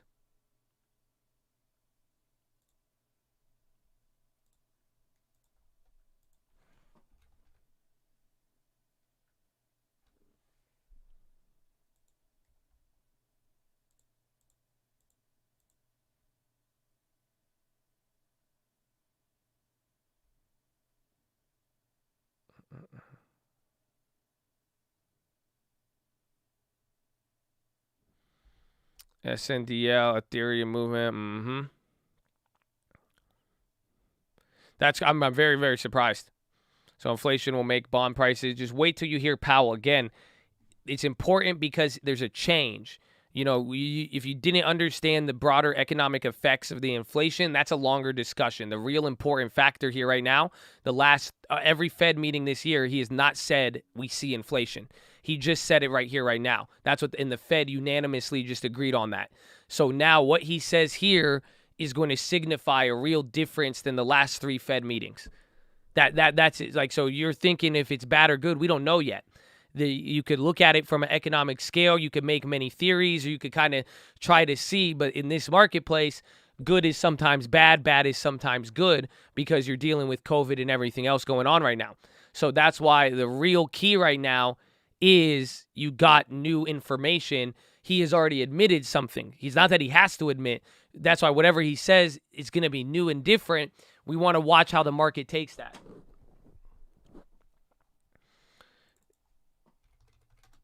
Coin? Oh, you want some coin?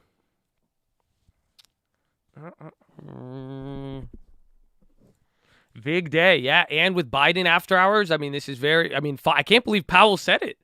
I don't know. Any of my Powell people out there, like, do you I don't know. That's so surprising.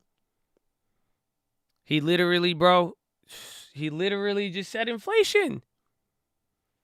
He's going to say average. I know, I want to see how he says it, but he just said something changed.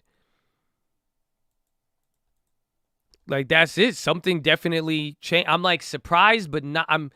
I am, but I'm not. But I am. I mean, again, I really wasn't expecting a change, but his rhetoric, the line of logic he's gonna say something different today. The question is it a warning? Is he trying to show less complacency? I don't know. Something changed though. This is an event. I don't know if it's a play event, but something has changed about this story, and this is from the Fed. You're gonna want to listen to it. Is it good or bad? I don't know. I don't know either. That's why let's let him talk. For the most part, it has the potential to be bad, because that means the economy is recovering faster, things are inflating faster, and then that means they're going to change policy if things go back to normal. So then that could be policy there, but then it's also good because it's not really he's showing that he's not being complacent. It could limit the price movements. There's so many ways to interpret it. And again, we have to figure out the taxes. You have just wait for it. But do you see what I'm saying? You already see the change. That's it. You just said inflation. Like, he hasn't said that before. So the point is, the last 4 months, he said something completely different.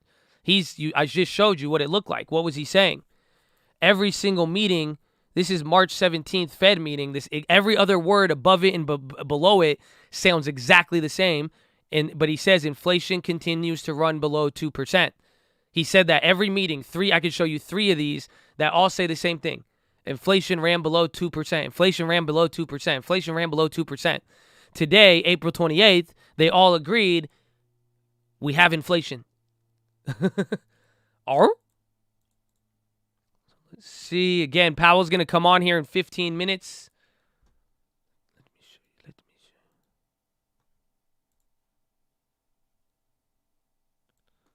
So again, March, inflation continues to run below 2%. January, where is it? So that, no. Inflation poses considerable, and wait. Where is the fucking 2%? Weakness, weaker demand, reflecting measures. Did he not say? I don't even think he said it in January.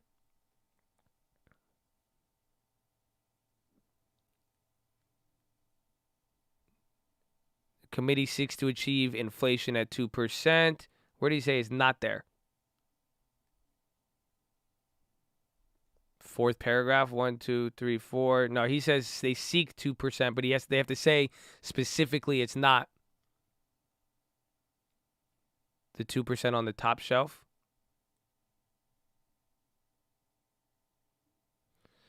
With inflation running, there it is. With inflation running persistently below the longer-term goal, we will aim to achieve moderately above 2% for some time. So this is what I'm saying. Right now, this is shifting. Now, if he's saying we have above 2% or we have inflation, the question is now that you're entering stage 2. So what else do we got? And then now here's today. This is wild. Inflation has risen. But he's going to have to say above 2%. That's the next thing you got to watch for. Woo! So we should look for a timetable. You should look at if he says above 2%, if we're at the next stage. Again, what he says with anything related to taxes as well, but we will see. Watch him come. He's like, we're at 1.75. I'll be like, dope.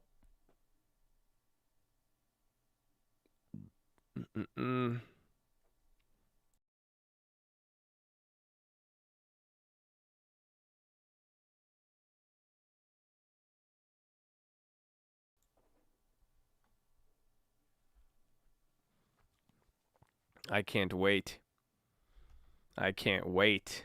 Let's see what's about to happen next, okay? You got 13 minutes. But again, we're actually very, very, we're locked in on this one. This one's going to be an interesting one. A very, very, Powell speaks in 13 minutes. I have the live stream ready to go. When he comes on, I will put him on there and I will be quiet. I will write down notes on the side and we'll go over them after. But that is going to be the key.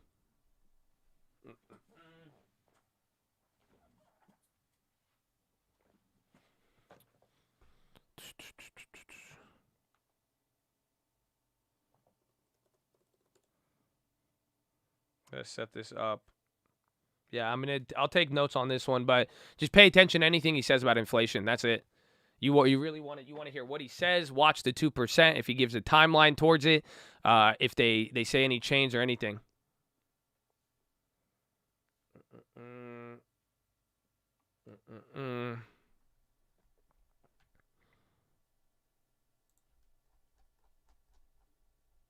He's not going to change policy.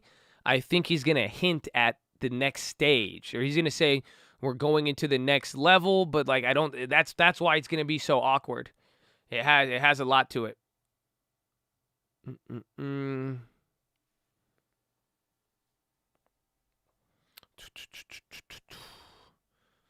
Just get ready. This is a great opportunity. I want to see what's going to happen, though. Again, probably from this, I will have a broader investment thesis on it. Again, remember I told Powell's going to give you the timeline. Remember I even told you if Powell really thought there was a bubble, didn't I tell you he would just say something and he could stop any speculation with a word? This might be it. I want to see the timeline. He's pretty much going to give a timeline and say, we have inflation, we expect it to last for some time. If you could zone in on what that means, or he explicitly states it, then you know. Right there, that you could have a metric on where to shoot and when.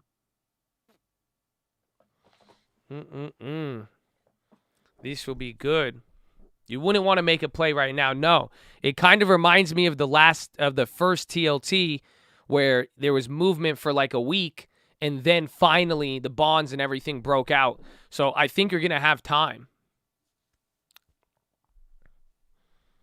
I think it's going to be good. And then watch Bitcoin and all the cryptos during it, because watch Bitcoin and Ethereum especially, see if those start to break out during his speech. I think that'll be a metric to watch.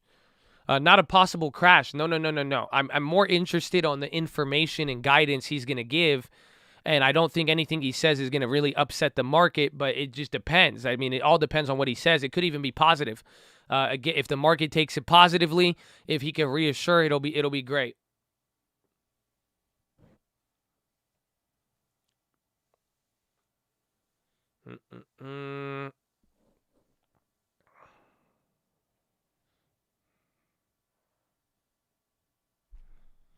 I hope he reassures. I can't wait to see. I mean, you got 10 minutes. 10 minutes. Young Powell's going to be on here. Again, Apple and Facebook earnings after hours. That's why I think there's going to be a little bit of a hangover. But you got Biden as well, too, today. But it's interesting that he's changing it. Again, Powell, there's something changed in the Fed report. So I can't wait to hear it. And I want to see what, the follow-up questions. He's going to say his prepared statements. We'll see if he reveals anything in that. But at the same time, I also think he's going to, I think the questions are going to have a lot more. Yeah, tomorrow will be interesting because you're going to get all of the earnings and everything. And then tomorrow or Friday is going to be the big day. Dollar falls to low of the day. So dollar is snitching, if anything. TLT is still holding the level. I mean, again, TLT reacted, but I know that the bonds are literally feeling the same way I do right now. They know like something's up, but they know you just need to hear Papa Powell. That's it. Yes, you still got Apple and Facebook today after hours.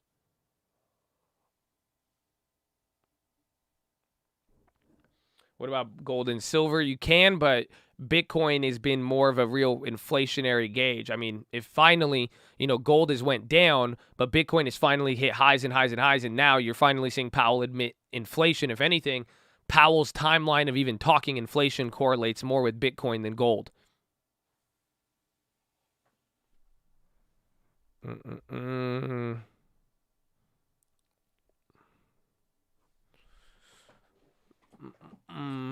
It's going to be crazy. Crypto, a commodity. Most of them have limited supplies. Some have large supplies, but the designation of crypto is technically an asset.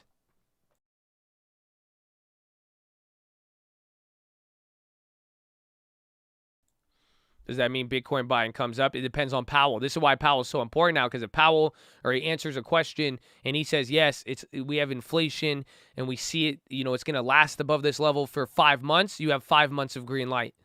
That's what I'm saying. Depending on what he says here, it's going to really outline either next stage with the Fed, either you got to get ready, everything else, but we'll see.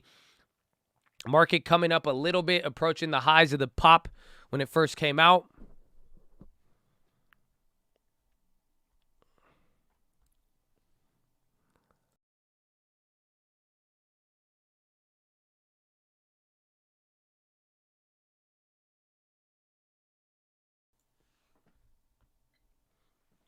It's a madness. It's crazy.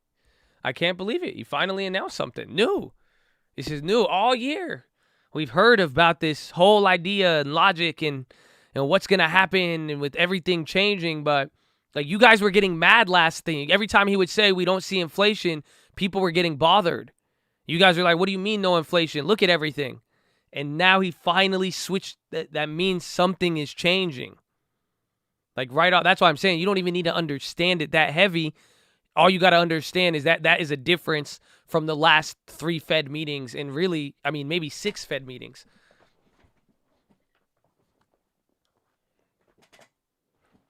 We are truly about to see what's about to happen next, okay?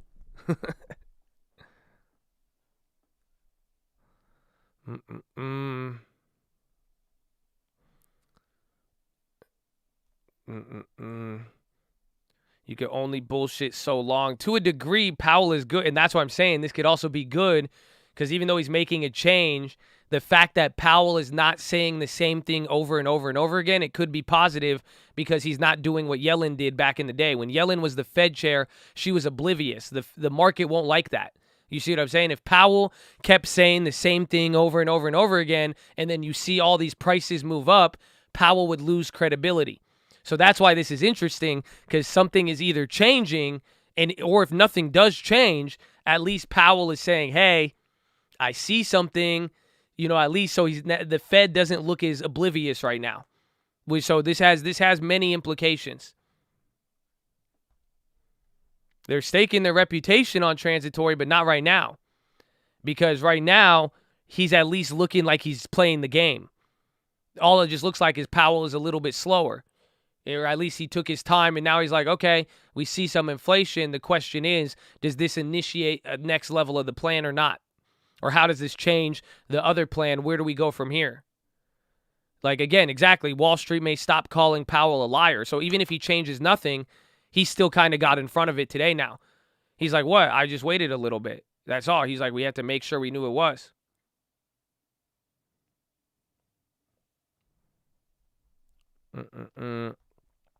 He's saying it's late because he can't deny it. Well, that's why it could be positive, but then we will see what he says. The reasoning, the logic he gives today is going to be key. And again, a lot of people didn't expect this. I didn't expect this at all.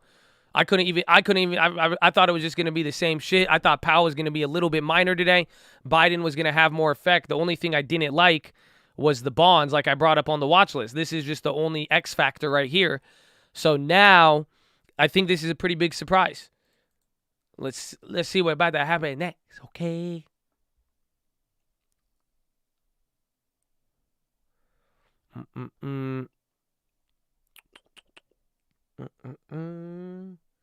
Market tantrum. Rates rise sooner? Well, that's where the market is going to start asking that question. It depends on what he says, and I'm sure somebody is going to ask that today.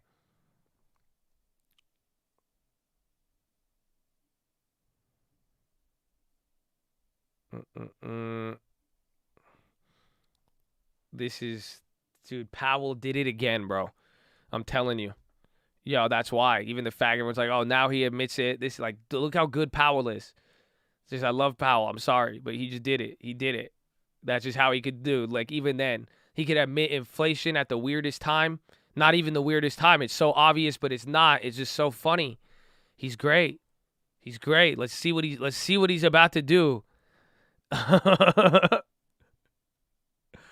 Oh, this guy, he found a way. He found a way to change it. And let's see. That BTX again.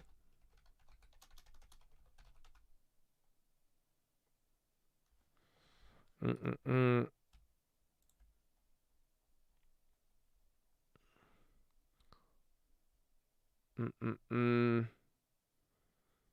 love how I'm a fanboy?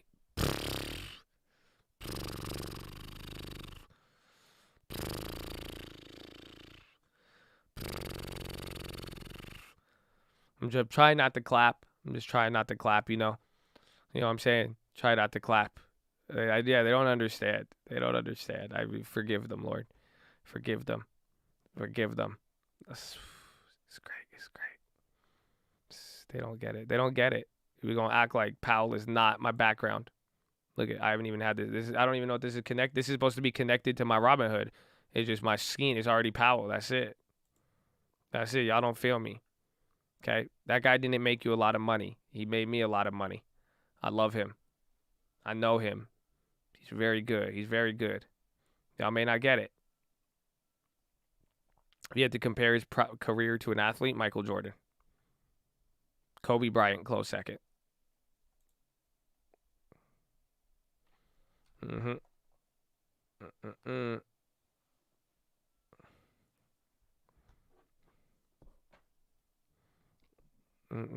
I love Powell before it was cool. Y'all just equate Powell with a money printer. Okay. Half of y'all didn't even know Jerome Powell's ethnicity until really recently. Stop acting. Okay? Y'all haters. Y'all don't understand. Powell is the key to everything in the economy. That's it. That's it. Y'all y'all don't feel me. Y'all don't feel me.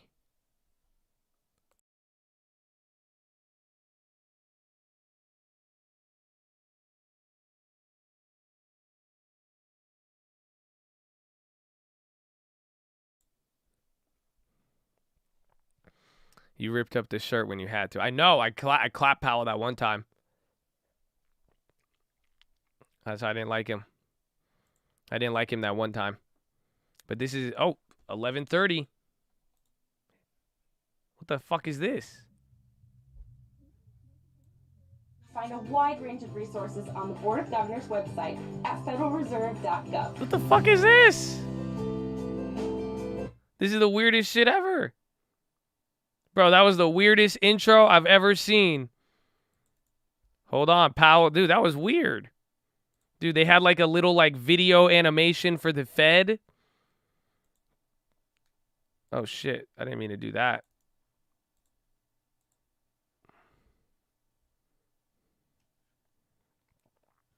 And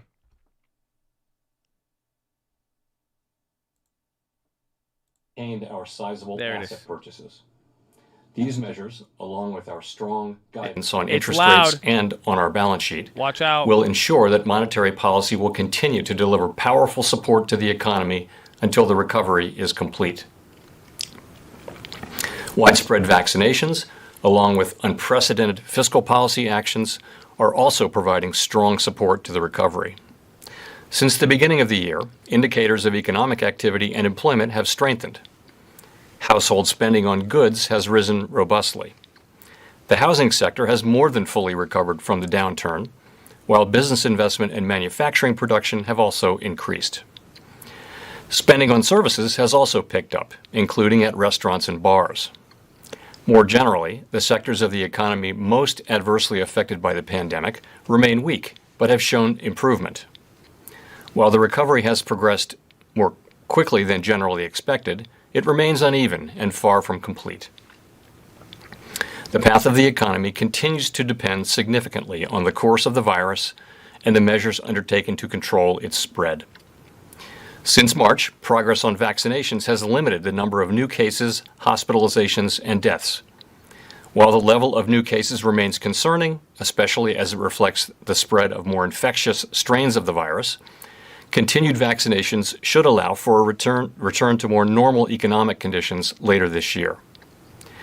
In the meantime, continued observance of public health and safety guidance will help us reach that goal as soon as possible.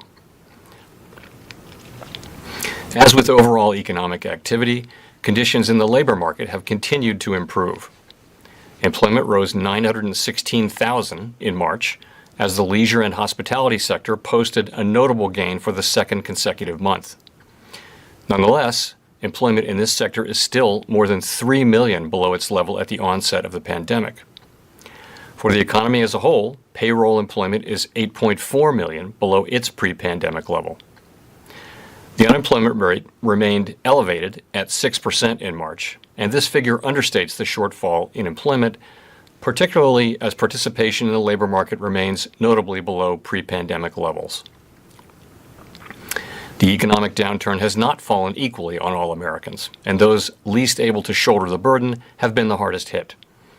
In particular, the high level of joblessness has been especially severe for lower-wage workers in the service sector and for African Americans and Hispanics. The economic dislocation has upended many lives and created great uncertainty about the future. Readings on inflation have increased and are likely to rise somewhat further before moderating. In the near term, 12-month measures of PCE inflation are expected to move above 2% as the very low readings from early in the pandemic fall out of the calculation, and past increases in oil prices pass through to consumer energy prices.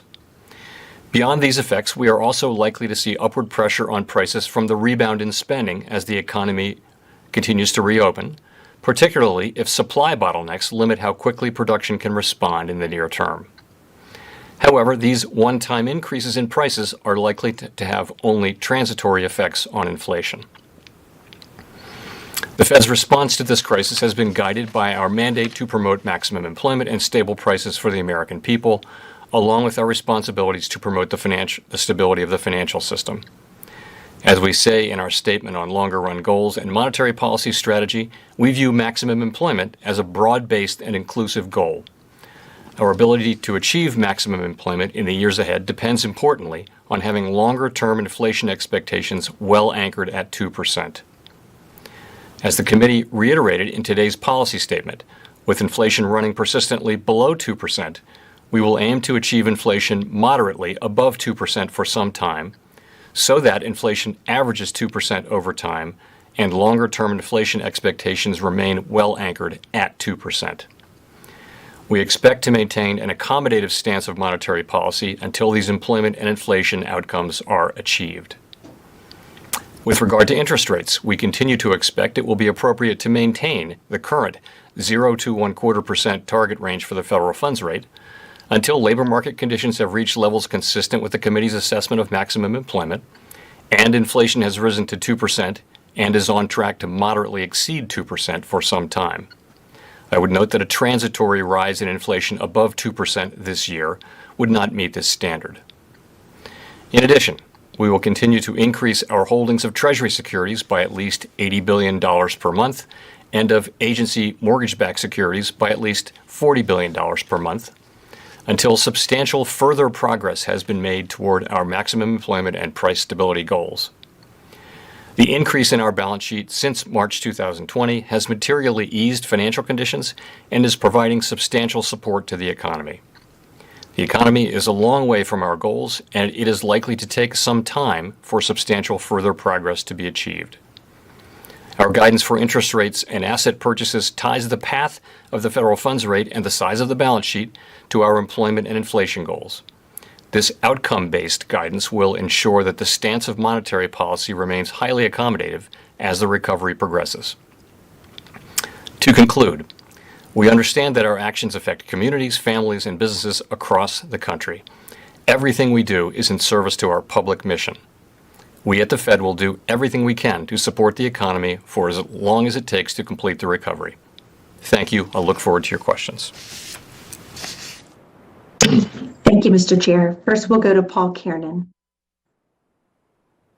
Hi, Chairman Powell. Thanks for doing this. I guess since I'm first, I'll go ahead and re-up Howard's question from the last press conference. Is it time to start talking about tapering yet? Have you and your colleagues had any conversations to those effect? Thanks. Thank you. So, no, it is not time yet. We've said that we would let the public know when it is time to have that conversation, and we'd said we'd do that well in advance of any actual decision to taper our asset purchases, and we will do so. In the meantime, we'll be monitoring progress toward our goals. We first articulated this substantial further progress test at our December meeting. Economic activity and hiring have just recently picked up after slowing over the winter, and it will take some time before we see substantial further progress. Thank you. Thank you.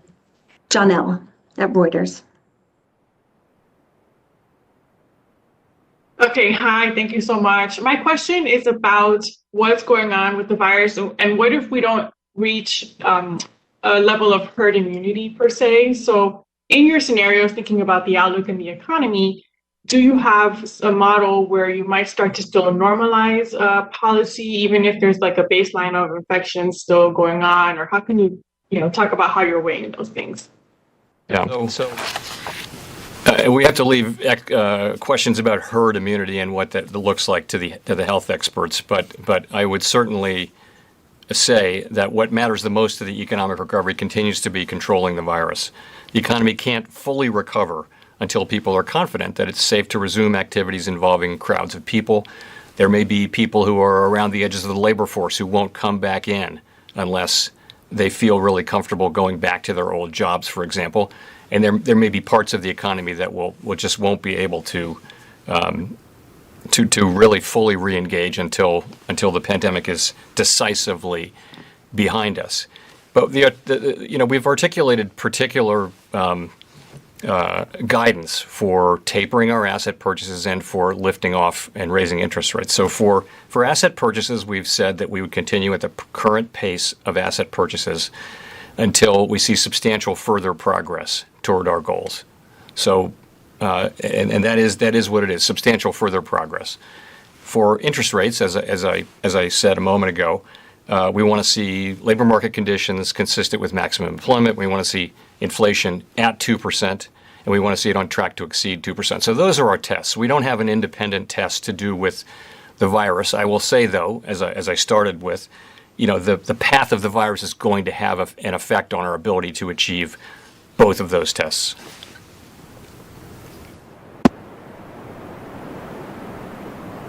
Great. Thank you. Gina. Hi, Chair Powell. Thanks for taking our questions.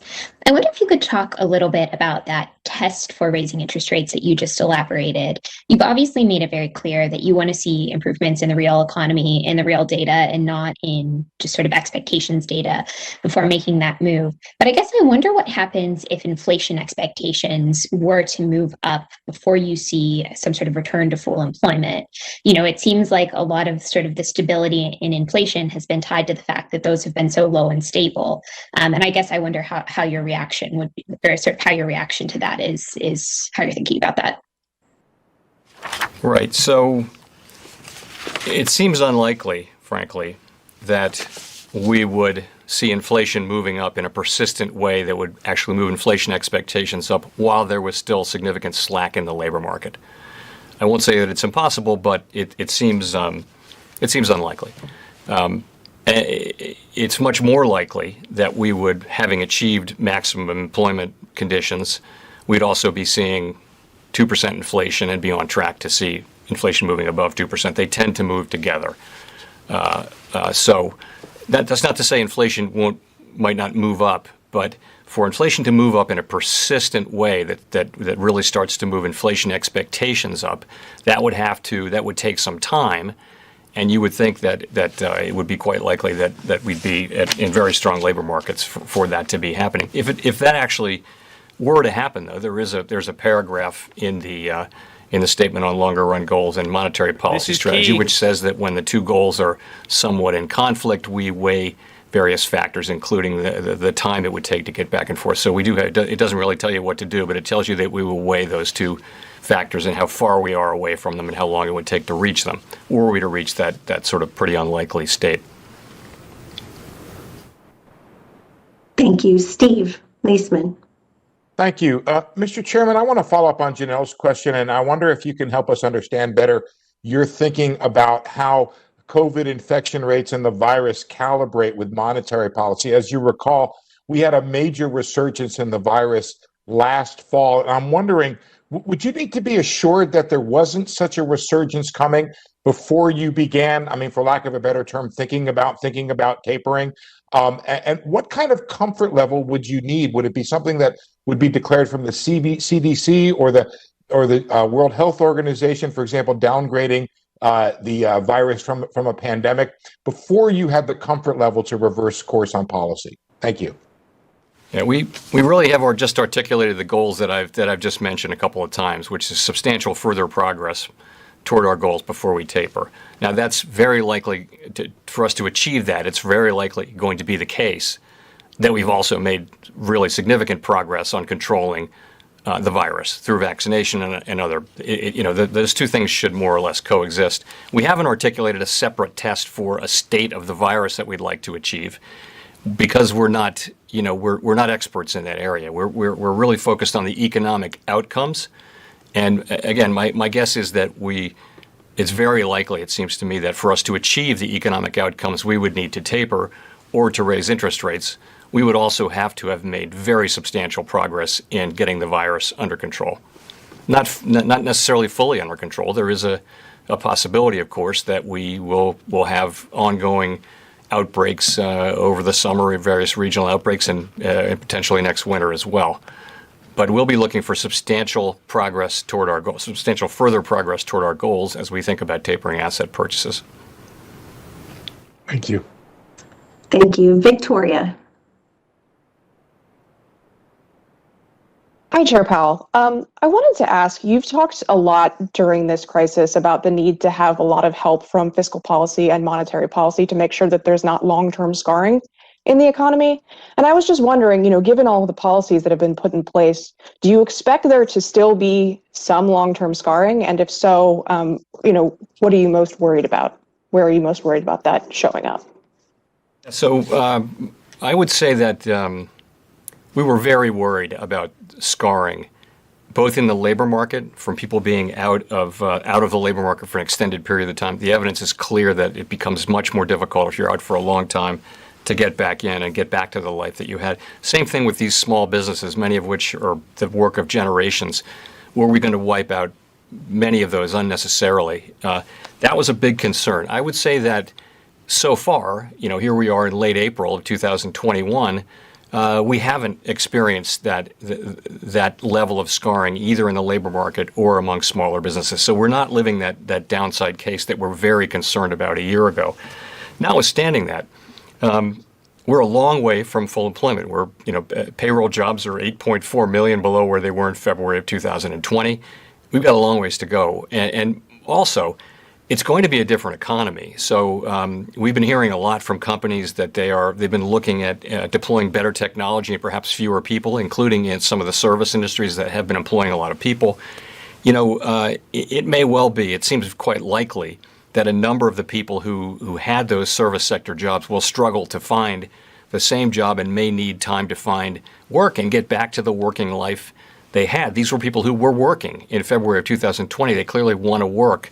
So those people are going to need help. And so while I would say we haven't seen really highly elevated levels of unemployment for, up in the teens that we thought we might have for an extended period of time, we've still got a lot of people who are out of work. We want to get them back to work as quickly as possible. And that's really one of the things we're trying to achieve with our policy. Thank you. Rachel Siegel. Thank you, Michelle, and thank you, Chair Powell, for taking our questions. The housing market in many American cities is seeing booming prices, bidding wars, and all cash offers well above asking price. And this is happening at the same time that housing is becoming much more expensive for lower income Americans and people who are still struggling from the pandemic. Do you have concerns that there are localized housing bubbles or that there's the potential for that? And what is the Fed doing to monitor or address this? Thank you. Real estate so we question. do monitor the housing market very carefully, of course. And I would say that before the pandemic, it's a very different housing market than it was before the global financial crisis. And one of the main differences was that households were in very good shape financially compared to where they were. In addition, most people who got mortgages were people with pretty high credit scores. There wasn't the subprime, low doc, no doc lending practices were not there. So we don't have that kind of thing where we have a housing bubble where people are over levered and owning a lot of houses. There's no question, though, that housing prices are going up, and so we're watching that carefully. It's partly because there's clearly strong demand. And there's just not a lot of supply right now. So builders are struggling to keep up with the demand. Clearly, inventories are tremendously low. We're all hearing those stories. And if you're an entry-level housing buyer, this is a problem because it just is going to be that much harder for people to get that first house, and that's a problem. I mean, it's part of a strong economy with people having money to spend and wanting to invest in housing. So in that sense, it's good. It's clearly the strongest housing market that we've seen since the global financial crisis. And, my hope would be that over time, housing builders can react to this demand and come up with more supply, and workers will come back to work in that industry. So It is. It's not an unalloyed good to have prices going up this much, and we're watching it very carefully. I don't see the kind of financial stability concerns, though, that really do reside around the housing sector. So many of the financial crack-ups in all countries, all Western countries that have happened in the last 30 years have been around housing. We really don't see that here. We don't see bad loans and unsustainable prices and that kind of thing. Thank you. Chris Rugaber, Associated Press. Hi, thank you for taking my question. I wanted to ask about the labor market. You see things such as in the Beige Book, you saw in the Beige Book anecdotes about businesses not able to find workers.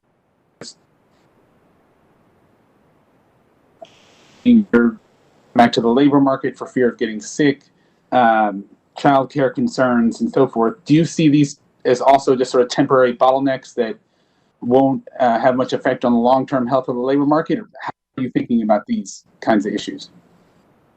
Chris, you were breaking up a little there, but I think I did get your question. So, yeah, I think there are a number of things going on there. The tension between a high level of unemployment and yet many companies saying they can't find, an elevated number of companies saying that they can't find workers. So what's really going on there? It should be a number of different things. There are workers who don't actually have the specific skills that the employers are looking for. There may be geographical differences. It may also be that, for example, one big factor would be schools aren't open yet, so there's still people who are at home taking care of their children and would like to be back in the workforce, but can't be yet. There are people afraid of there are virus fears that are weighing on people, so some people don't want to go back to work. There are also a significant number of people who say they've retired. A large number of people that say that they're retired. Now, it's hard to say whether they will come back in as the labor market strengthens and as COVID becomes in the rearview mirror in the history books, if you will. So, but clearly there's something going on out there as many companies are reporting labor shortages. We don't see wages moving up yet, and presumably we would see that in a really tight labor market, and we may well start to see that. I do think, so what will happen,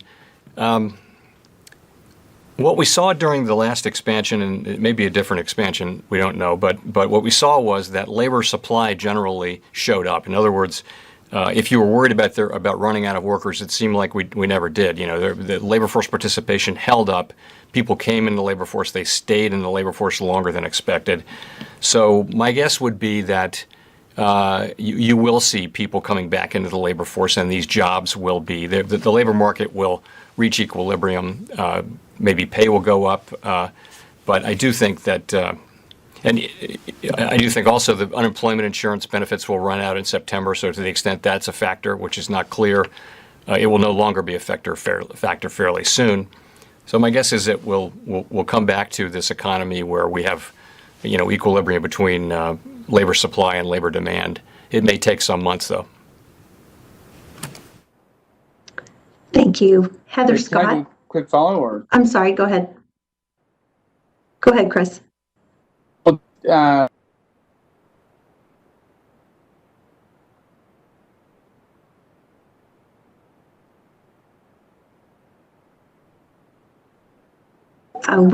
lost you, Chris. Let's go on to Heather. Thank you. Good afternoon, Chair Powell. I wanted to ask, you've been hearing, of course, these concerns raised by Larry Summers and others about inflation and the fact that they think the Fed might let things get out of hand with the new policy stance. So my question is, can you tell us what is different this time versus previous periods like in the 60s when inflation got out of control? Why are you confident with the lags in monetary policy that the Fed can get ahead of inflation and make sure it doesn't go too far above the 2% target? Your question. So I actually have a couple of things I'd like to say about inflation, including addressing your question. So let me start with just saying that we're very strongly committed to achieving our objectives of maximum permanent employment and price stability. We're live Monday through Friday, 30 minutes before open. Our price stability goal is 2% inflation over the longer run, and we believe that having inflation average 2% over time will help anchor long-term inflation expectations at 2%. With inflation having run persistently below 2% for some time, the committee seeks inflation moderately above inflation for above 2% for some time. So, with a little bit of context, we're making our way through an unprecedented series of events, really, in which a synchronized global shutdown is now giving way to widespread reopening of economies many places around the world. In the United States, fiscal and monetary policy continue to provide strong support. Vaccinations are now widespread, and the economy is beginning to move ahead with real momentum. During this time of reopening, we are likely to see some upward pressure on prices, and I'll discuss why. But those pressures are likely to be temporary as they are associated with the reopening process. And an episode of one-time price increases as the economy reopens is not the same thing as, and is not likely to lead to, persistently higher year-over-year inflation into the future, inflation at levels that are not consistent with our goal of 2% inflation over time. Indeed, it is the Fed's job to make sure that that does not happen. If, contrary to expectations, inflation were to move persistently and materially above 2% in a manner that threatened to move in longer-term inflation expectations materially above 2%, we would use our tools to bring inflation and expectations down to mandate consistent levels.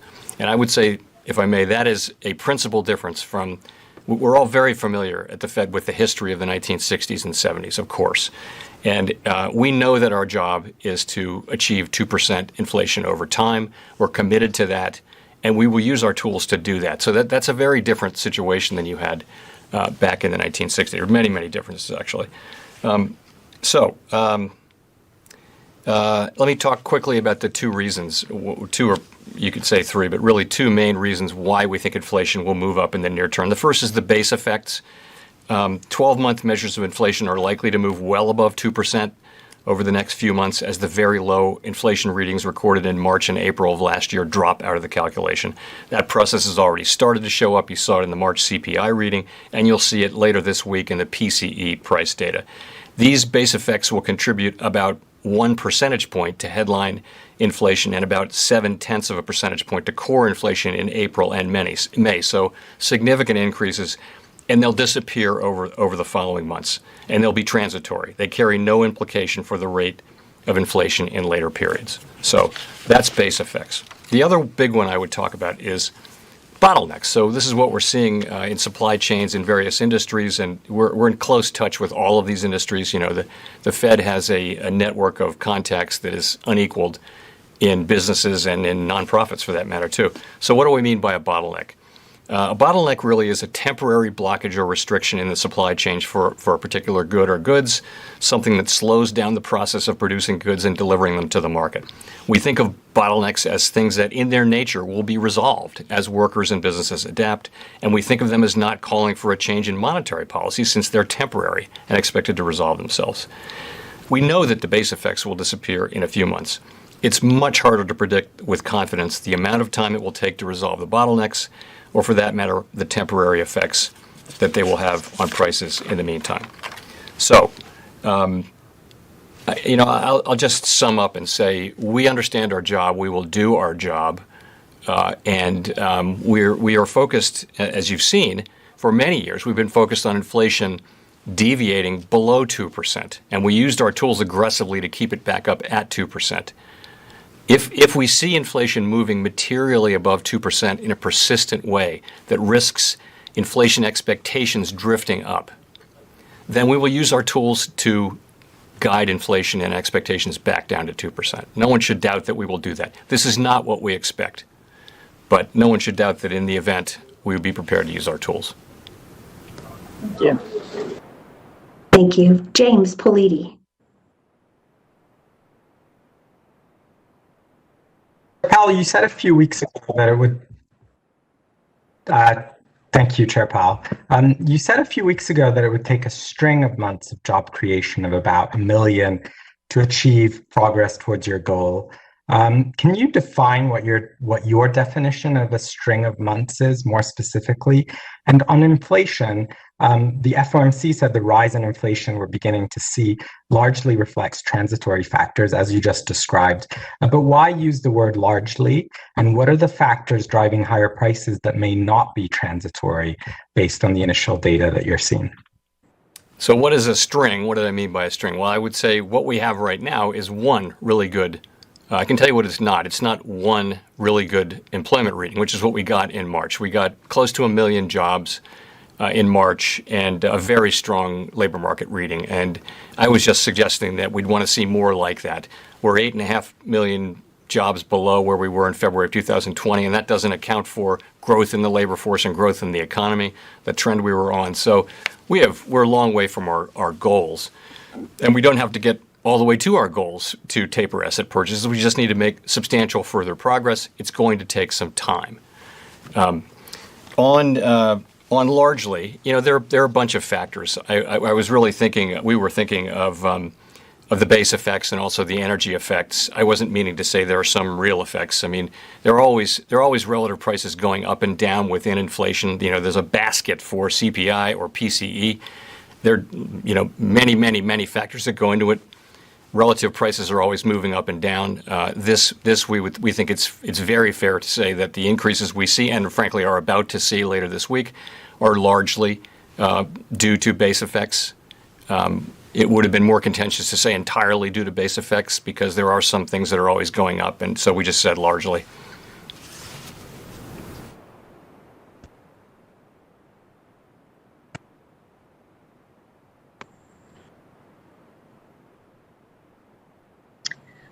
Hi, Chair Powell. Thanks for taking our questions.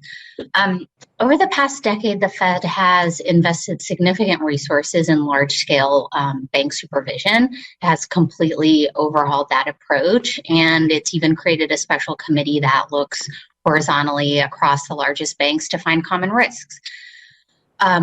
Did the Fed not see that multiple banks had large exposures to Archegos?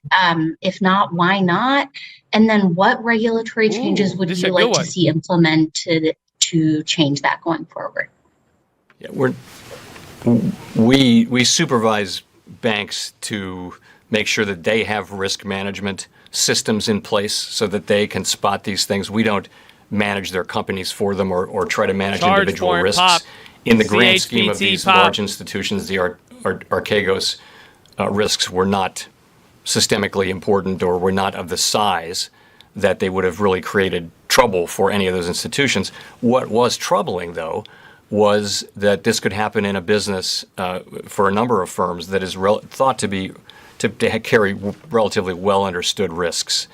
The prime brokerage business is a well understood business, and so it was surprising that a number of them would have had this, and it was essentially, I believe, the fact that they had the same big risk position on with a number of firms, and they weren't. Some of the firms were not aware that there were other firms that had those things. I wouldn't say it's in any way an indictment of our supervision of these firms. In some cases, it may be it seems as though there were risk management breakdowns at some of the firms, not all of them, and that's what we're looking into. Thank you. Nancy Marshall-Genzer. Hi, Chair Powell. I'm wondering, a lot of EV stocks are popping right now. The homeless encampment that's near the Fed in Washington that you drive by. Have you been invited? And if you went, what would you be looking to learn there? Frankly, yes, I have not had a chance to do it yet, but I've been very busy. But I will visit. I don't want to visit at a time of a lot of media attention because I don't want that to be part of the story.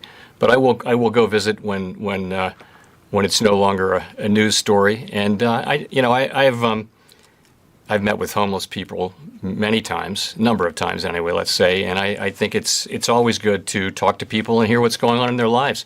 What you find out is they're you.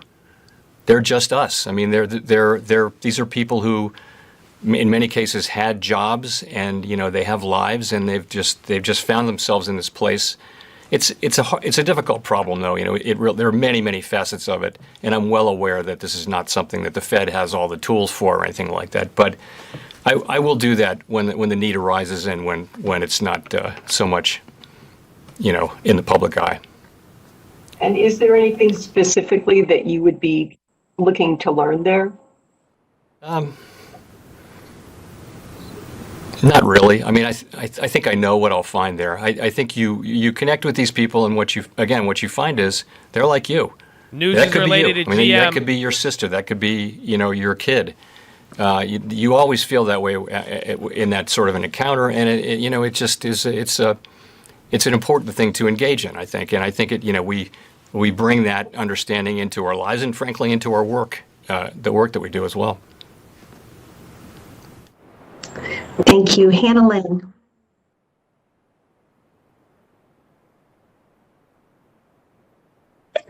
Hi, I wanted to ask about digital currency. You've previously said a few times that you think it's important for the US to get a central bank digital currency right rather than be first. But with countries like China moving very quickly on CBDC, I was wondering what you think the risks are of moving too slow on digital currency. Right. So I think the first thing to say is that we feel an obligation to understand the technology and all of the policy issues very, very well. Central bank digital currencies are now possible, and we're going to see some of them around the world. And we need to understand whether that's something that would be a good thing for the people that we serve. How would it work in our system? And there's some very, very difficult questions to answer, but I think we are engaged in a serious program to understand both the technology and the policy issues. I would say this: we're the world's reserve currency, and that means that the dollar is used in transactions all around the world far more than any other currency, and that's because of our rule of law, our democratic institutions, which are the best in the world, our economy, our industrious people, all the things that make the United States the United States. That's why we're the reserve currency. And of course, we have open capital accounts, which is essential if you're going to be the reserve currency. So those are the factors that make us the reserve currency. I am less concerned that another country might have a digital currency. First, ask yourself the question: does that mean that if you were a company that's doing international business, would you then suddenly start to use that currency to do your international transactions, or would you still do them in dollars, which is what everyone does? And I'm not so concerned about that. I am really concerned about getting it right. It is a tricky set of questions that we have to navigate in a world where we already have, remember, a highly evolved payment system. We have FedNow and other immediately available funds. Pretty soon, everybody will be able to do what people do in other parts of the world, which is just use their phone to make immediately available payments all the time. It'll be normal. And what would be the role of a central bank digital currency in that kind of an environment? Far more important to get it right than it is to do it fast or feel that we need to rush to reach conclusions because other countries are moving ahead. I mean, the currency that's being used in China is not one that would work here. It's one that really allows the government to see every payment that's used for which it is used in real time. It's much more to do with things that are happening within their own financial system than it is, I think, to do with security, with the global, surveillance, sort of global competition. I can't believe you just said that. Thank you for taking my question. I wanted to ask you another question about inflation, and it has to do with inflation expectations. A number of different surveys and market indicators are showing, multi-year highs in inflation expectations readings. So I wondered, if that was something that you saw as consistent with your inflation outlook. Is that something that worries you, or do you see that as maybe, the success of the Fed's new inflation framework, making it out to the broader public? Right. So, inflation expectations before the pandemic hit, and here we think of survey, market-based, survey being either households or economists and market-based. You look at all of those, and I would say that they were at the low end of what would have been consistent with a 2% inflation target, particularly our 2% inflation target, which calls for 2% average inflation. So they were at the low end. Inflation expectations actually went down a bit at the beginning of the pandemic, and now they've just moved back up to levels broadly that are where they were in 2018 or in some cases 2014, and I would say more consistent with our mandate. And we want them to be. We want them to be higher and on a persistent basis. We want inflation to run a little bit higher than it has been running for the last quarter of a century. We want it to average 2%, not 1.7%. And for that, we need to see inflation expectations that are consistent with that, really well anchored at 2%. We don't really see that yet, but I would say that break-evens have moved up in a way. Break-evens are based on CPI, of course, but they're now at levels that are pretty close to mandate consistent, whereas before they were below. We monitor inflation expectations very, very carefully, as you would obviously know. So that's where I would say it is. Okay. One small follow-up. Do you have any red lines on inflation readings where if you hit like a certain number on, say, core PC, that would be a trigger response from the Fed? It doesn't work that way. Inflation measures are always going to be a bit volatile. We expect, as I mentioned, core and headline PCE to move up because of base effects, and and we expect that to go away. We also expect these bottleneck effects to come in. We don't know how persistent they'll be. We think they'll. It's a matter of when they will pass through, not whether they will pass through. But we can't be confident about the exact timing of that or the size of them. They don't seem especially large at the moment, but we don't know. I mean, this is all about the reopening of the economy. That's what's happening. We were in a deep hole a year ago, and now with a lot of help from fiscal policy, some additional help from monetary policy, and a great deal of help from vaccination, we're seeing a strong rebound in activity. And what's happening is demand can be spurred with fiscal transfers and the saved up fiscal transfers and people going back to work and things like that. The supply side will take a little bit of time to adapt. New restaurants will have to be opened. The supply of various inputs into the goods part of the economy will have to be brought back up to speed. And you're seeing some of that. That'll happen over a period of time. Over coming quarters, you'll see some of the bottlenecks resolved, but the last one may not be resolved for some time. Thank you. Thank you. Brian Chung. Brian Chung with Yahoo. Hi, Chairman Powell. Brian Chung with Yahoo Finance. I wanted to ask about financial stability, which is a part of the Fed's reaction function here. It seems like to people on the outside who might not follow finance daily, they're paying attention to things like GameStop, now Dogecoin.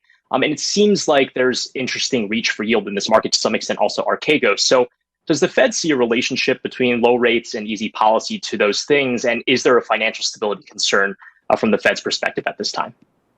Right. So we look at financial stability for us is really, we have a broad framework. So we don't just jump from one thing to another. I know many people just look at asset prices and they look at some of the things that are going on in the equity markets, which I think do reflect froth in the equity markets.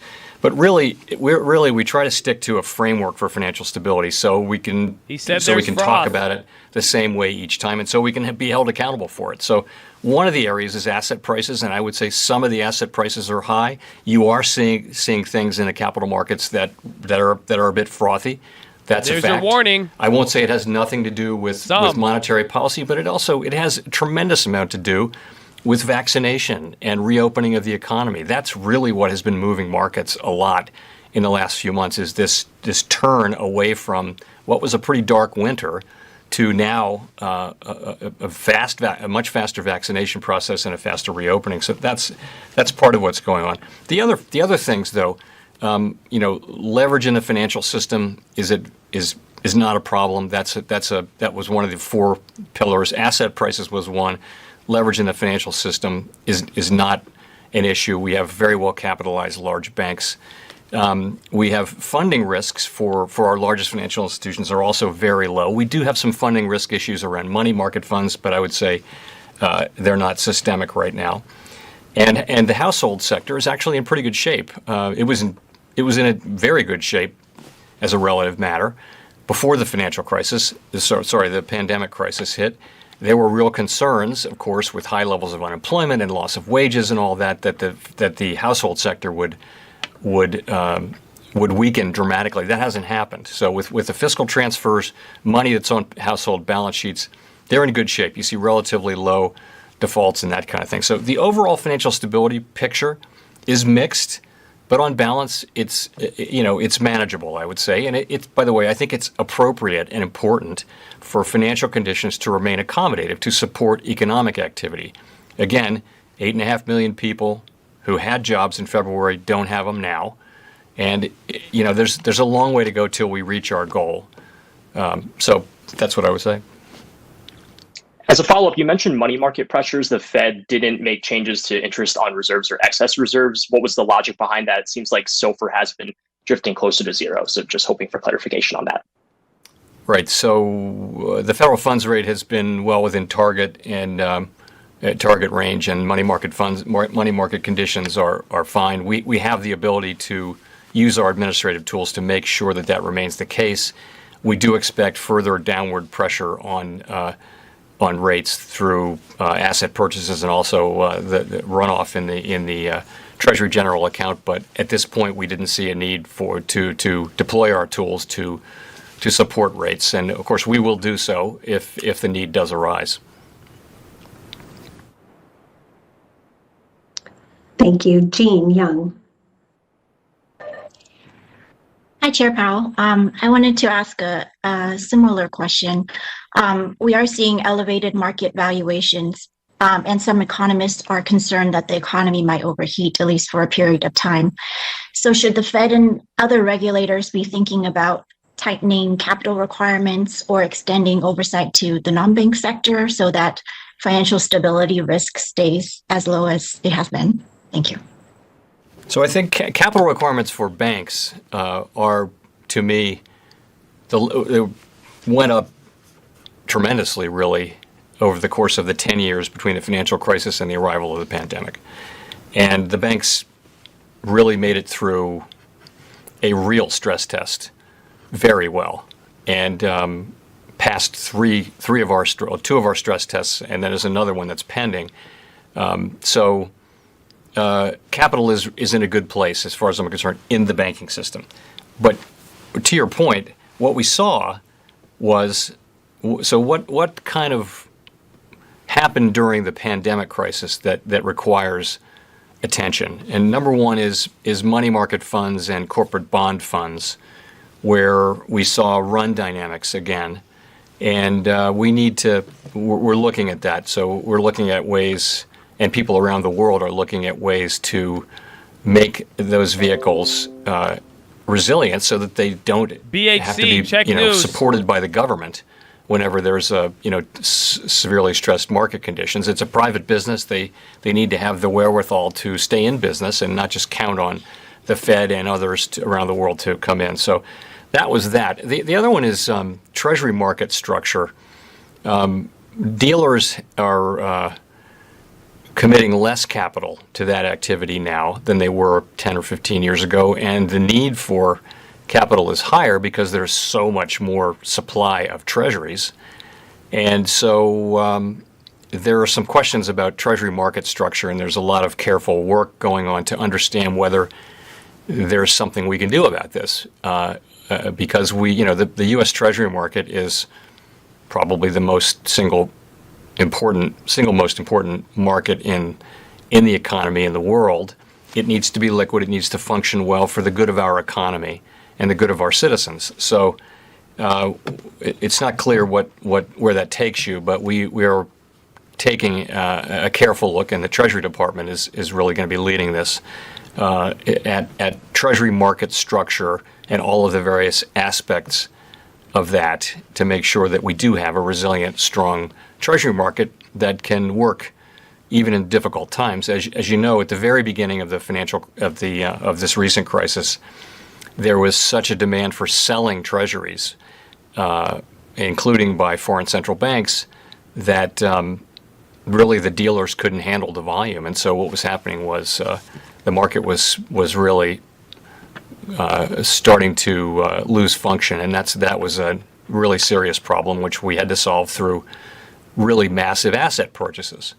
And so we'd like to see if there isn't something we can do do we need to build against that kind of an extreme tail risk, and if so, what would that look like? Thank you. Edward Lawrence. He low-key just talked about thank you, Fed Chairman, for the question. So I'm interested in your thoughts. There's so much fiscal help and accommodation from the Federal Reserve. You said today that vaccinations will follow the normal economic conditions or lead to more normal economic conditions later this year. When do you see the economy being able to stand on its own feet, so to speak? And along those lines, with the fiscal spending and the accommodation you talked about with transitory inflation, does more spending need to be injected into the system, or would that affect that transitory nature of the inflation? Thank you. When will the economy be able to stand on its own feet? I'm not sure what the exact nature of that question is. Well, what I'm saying is when do you need to lower the amount of treasuries you're buying, to sort of taper off a little bit? When can it stand without having that support from the monetary policy side, and then further the transitory? Okay, sorry. So we've articulated our test for that, as you know, and that is just we'll continue asset purchases at this pace until we see substantial further progress, and we're going to communicate well in advance of any decision. We're going to let the public know that that's what we're thinking, and so there'll be a lot of warning and that kind of thing. But it's about substantial further progress toward our goals. That's really all it is. It doesn't have any external virus-related specific requirement. Although again, I do think the virus will need to continue to be controlled for us to achieve those economic goals. But it's really the economic goals. Now, your second question, sorry, just say again, I didn't quite get the question. Yeah, sure. With all the fiscal spending that's happened in the accommodation in it, does the system need more spending, either from the fiscal side or accommodation, or would more spending affect the transitory nature of the inflation and put those upward pressures on inflation long term? So it's really up to Congress. We're not an advisor to Congress. We don't weigh in on specific fiscal bills or proposals. That's really between elected parties. Basically fiscal policy is the province of people who stand for democratic election and win, and they get to make those very difficult decisions, and they get to be accountable to the voters. We didn't do any of that, and we don't have a seat at that table. We don't seek a seat at that table. So that's really something for Congress and the administration to deal with. Thank you. Greg Robb. Hi, Greg Robb from MarketWatch. Thank you so much for the opportunity. I wanted to circle back to the housing market. It's just kind of confusing, the question and your answer. The housing market is strong, prices are up. He's like, how the fuck do I buy a house, Powell? Oh, it cut out right when I said that. Thank you.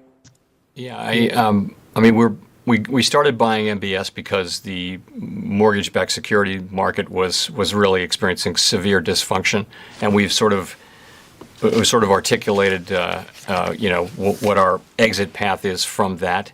It's not meant to provide direct assistance to the housing market. That was never the intent. It was really just to keep that it's a very close relation to the Treasury market and a very important market on its own. And so that's why we bought, as we did during the global financial crisis, we bought MBS 2. Again, not an intention to send help to the housing market, which was really not. Bro, listen to this. This is crazy. Not a problem this time at all. So, it's a situation where we will taper asset purchases when the time comes to do that, and those purchases will come to zero over time, and that time is not yet. Thank you.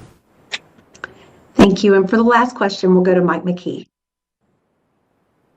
Thank you, Mr. Chairman. Since I am last, let me go back to Paul's question, the first question, and ask you whether, not whether you're thinking of tapering, but why you're not. We're seeing bank lending fall The markets seem to be operating well. Are you afraid of a taper tantrum, or is it, as one money manager put it, if you get out of the markets, there aren't enough buyers for all of the Treasury debt, and so rates would have to go way up? Bottom line question is, what do we get for $120 billion a month that we couldn't get for less?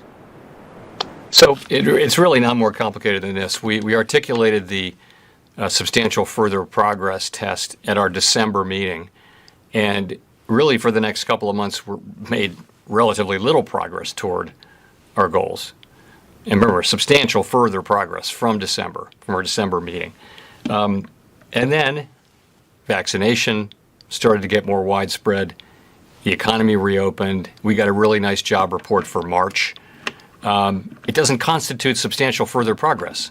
It's not close to substantial further progress. We're hopeful that we will see along this path a way to that goal, and we believe we will. Just as a question of when. And so when the time comes for us to talking about it, we'll do that. And but that time is not now. We're not that far. We've had one great jobs report. It's not enough. We're going to act on actual data, not on a forecast, and we're just going to need to see more data. It's no more complicated than that. Well, if you leave rates where they are, doesn't change anything. But does it change anything if you actually tapered a bit? If you spent less, would you still get the same effect on the economy? If we bought less, you're very faint. So if someone has a volume, they turn it up. But if we bought less, no. I mean, I think the effect is proportional to the amount we buy. It's really part of overall accommodative financial conditions. We have tried to create accommodative financial conditions to support economic activity, and we did that. And we articulated the tests for withdrawing that accommodation. And we think. So we're waiting to see those tests to be fulfilled, both for asset purchases and for lift off of rates. And when the tests are fulfilled, we'll go ahead. As we've done this before. We did it in the last after the last crisis, and we'll do it we'll do it as those tests are satisfied. We'll do it, and the only thing that will guide us are the tests met. That's what we focused on, is have the macroeconomic conditions that we've articulated, have they been realized? That will be the test for tapering asset purchases and for raising interest rates. Thank you very much. Take care. Thank you. All right, I'm out. That's it. It's over. Yes, that Powell's gone, baby. So I got a lot of notes that we need to go over. We have a little bit more answers to everything we were tripping out about. So I took some notes there, and even as I took notes in the beginning, I highlighted them for you guys. I brought them back because there was answers to it. So we have a lot to go over. I think that was important. We got a green light. I don't know if you guys heard what he was saying. The bond market, we are right in our analysis on TLT. Keep watching the bond markets and Treasury regardless of what people say. Real estate has an important factor. That's that green light I was talking about. But if you want to know what's going on with the inflation right now, again, he finally said inflation, but he's changing the definitions a little bit. He said inflation is rising and expected in the midterm. I was looking for the timeline. So that's the first part he said. But then this is the next thing. He said inflation is because of the baseline effect. So that base, again, he said it again. What did he refer to it as? The baseline or the base effects. You guys have heard me talk about this for a while. I put this on the watch list. This is comparing 1 year to today. This was the issue with this earnings. People were worried about the base effects not really shining through. So he's pretty much saying the reason why did Powell say we had inflation? Because he's saying in part because the base effects. Comparing it to last year, he said without a doubt, we cannot ignore and say that there was actual inflation. We can't say that anymore compared to the baseline. So that's the first part, right? The second part, he's saying we're getting this upward pressure from spending, and then that's going to be, but what's affecting this price and inflation? He's literally saying the supply bottlenecks. So the baseline effects, supply bottlenecks, those are your two factors. So it's not as if he's saying inflation is going out of normal. He's literally saying it's because of the supply chains. Literally the ever given that's what he's saying with supply bottlenecks. And then what he's saying comparing year over year, yeah, you can't deny this. That's why Powell found a way to say we are getting inflation, but he found a way to deny it. And now, again, outcome-based, data-dependent, this keeps coming up because what do you see here? He's saying outcome-based stance. Remember the three qualities. Again, we brought this up a couple meetings ago. Do you remember? He's saying we need employment to come back to normal.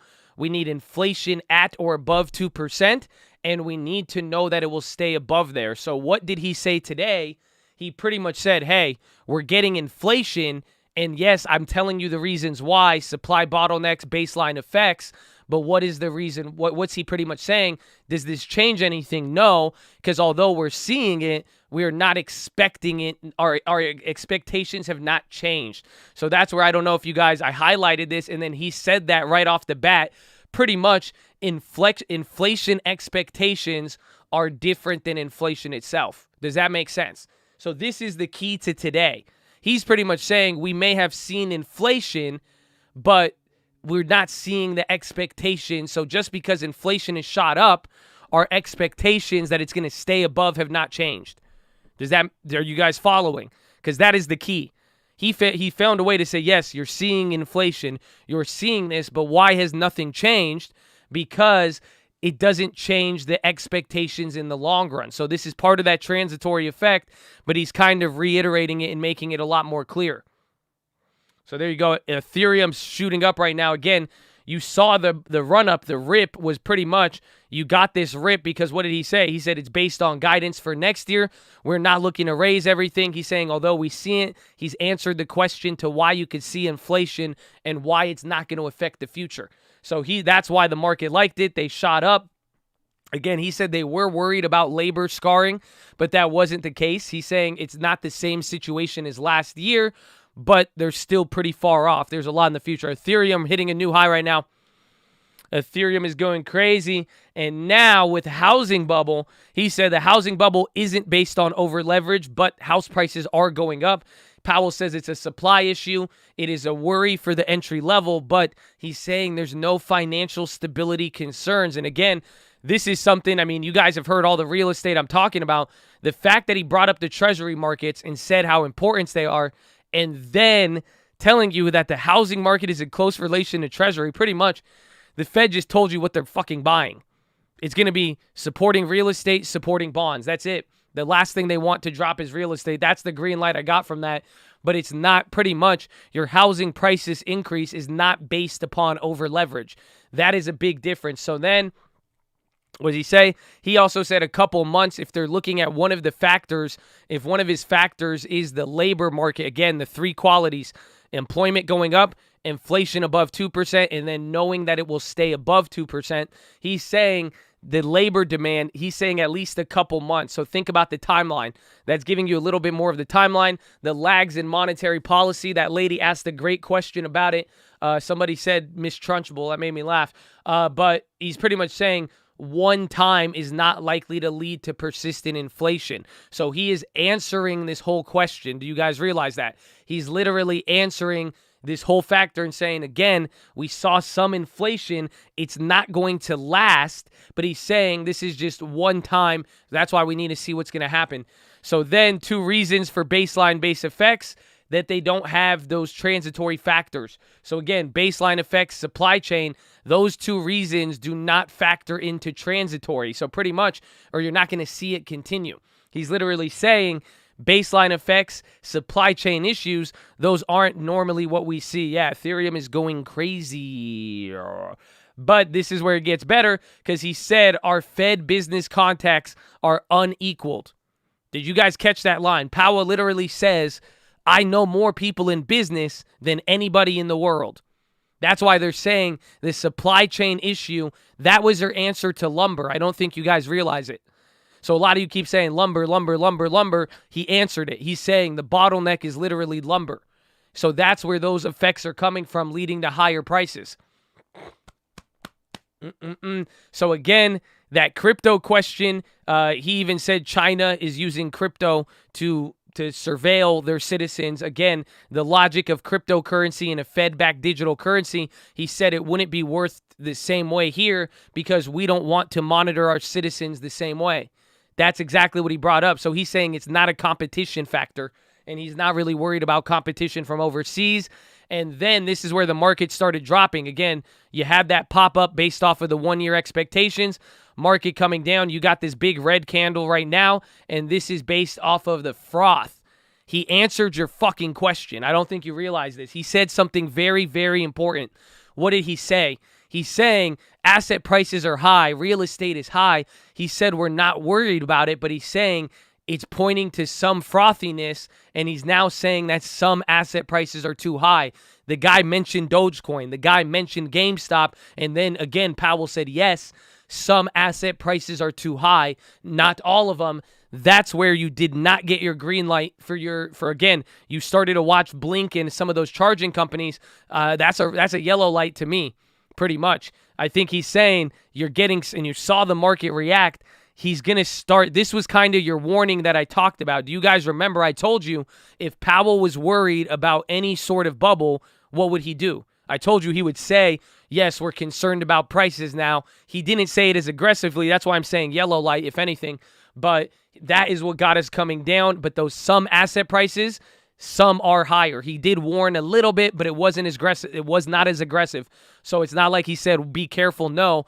But think about what he said towards real estate. Think about how he said towards some of this. I don't think he wanted to disrupt everything, but he's kind of saying, watch out a little bit. So again, leverage risk isn't the issue. Some funding risks. Again, but he said the money markets is not systemic. He did discuss it a little bit, but that's where he pretty much saying we have to buy everything. And he said if we didn't, we'll see. But overall, he's saying any of the risk right now is manageable. Even though there's something on the table, it's not anything that would destroy anything. And then that's where he got into the treasury market. He was literally, that guy at the end asked a really good question. You see TLT responding, but he said the treasury market is the most important in the world right now. He's saying if that ceases to fund and ceases to operate the right way, there is your economic crisis. That's it. He said it. He's literally saying, he said, if treasuries didn't work, the treasury market we'd have a lot more problems. So then he closely related that here to housing market. That was important. Then finally, what did he end it with? All of this is data dependent. He's saying, yes, you could factor stuff, you could worry about spending and all of this, but at the end of the day, all we need to do is see all of the information to come in. Unless we know that this data isn't because of supply chain and it's not because of the, supply chain and baseline effects, he's pretty much saying we have to wait till it comes in, and from there, we could confirm anything. So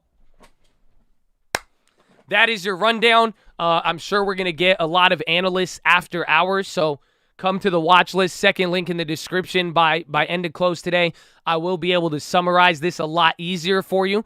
But if you've been listening to me talk, there's a lot of points he touched on. We know the reason why now. He said inflation. We have the reason. He's blaming baseline. He's blaming the, the supply chain issues.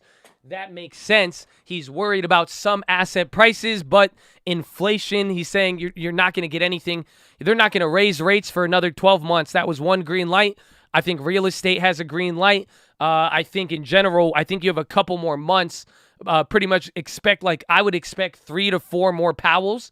4 more Powell meetings where he's going to do what he did in the first 3 months. Now he's giving you some guidance, and then every single meeting after this, he's going to say data, data, data, data, data. Okay?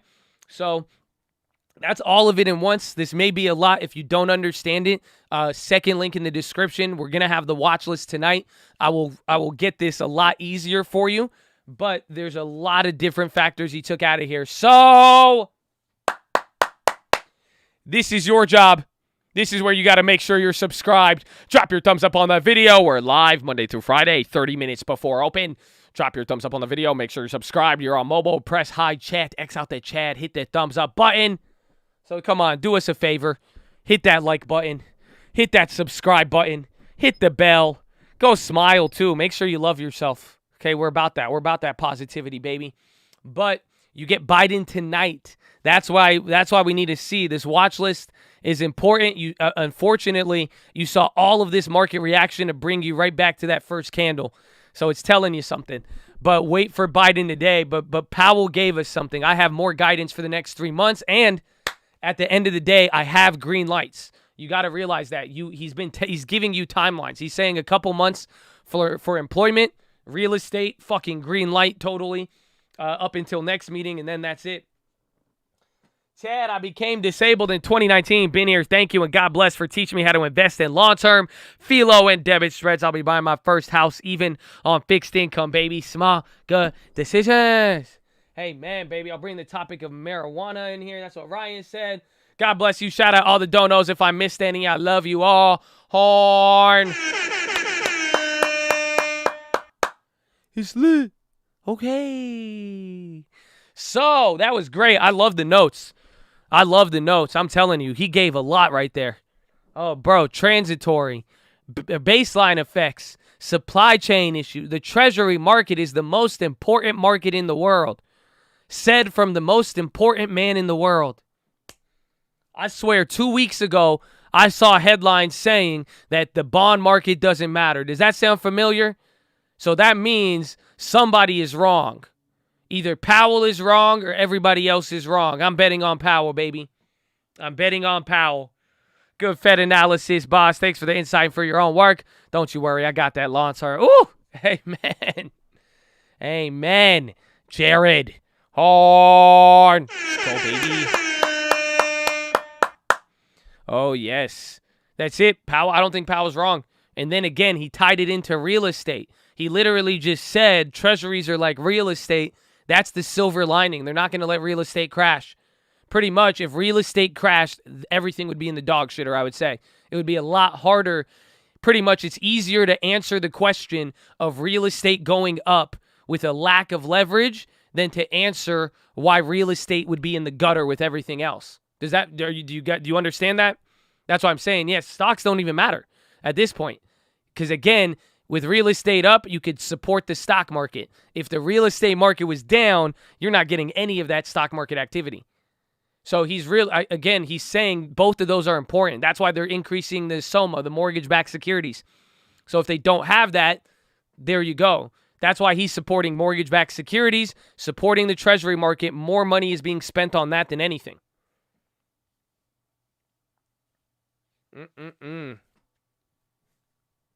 That's crazy. Let's look at Fed. Some people are saying negative.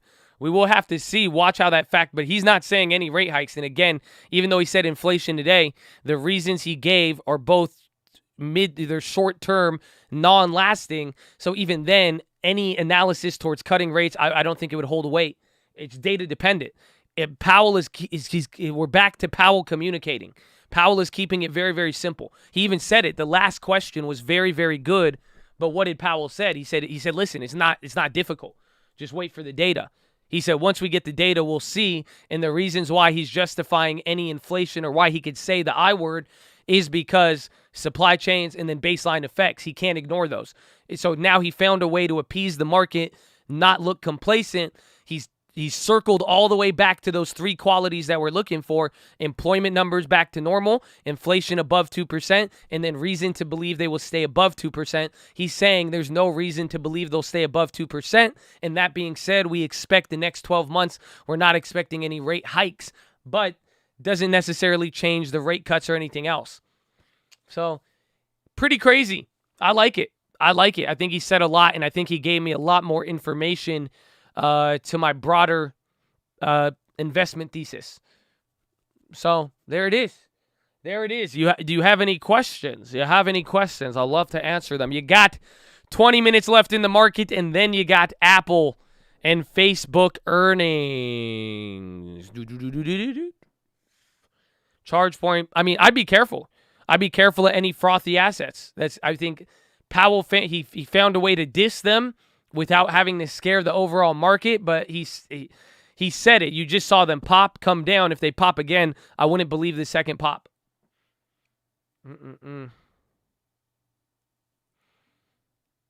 He's saying go support the housing market. He's going to support housing and bonds. If housing and bonds breaks, everything else breaks. That's what I got out of Powell today. Altria is going to be after hours or before market. I don't think the Apple earnings will have an effect. I really don't think so. I think it's going to be like all the other. Again, my biggest worry for any of these earnings was base effects. So I don't think it's any company that's reported so far has not had an issue with that, and I think it'll be good. My voice clap, kind of. I'm just yelling at you. That's all. You know, Powell brings a different side of me out. You know what I'm saying? Powell gets me excited. Ethereum all-time highs. You know? Oh, it came down. It came down.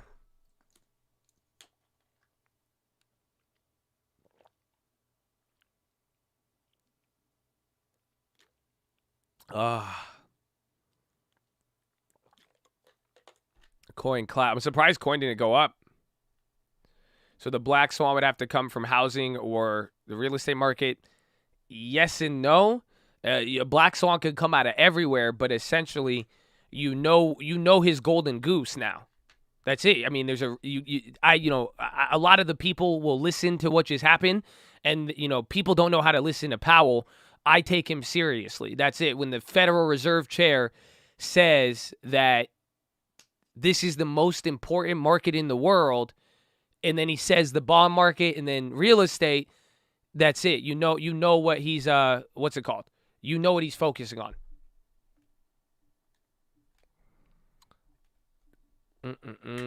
So I don't think it's a swan as much as it is his Amazon and Tesla.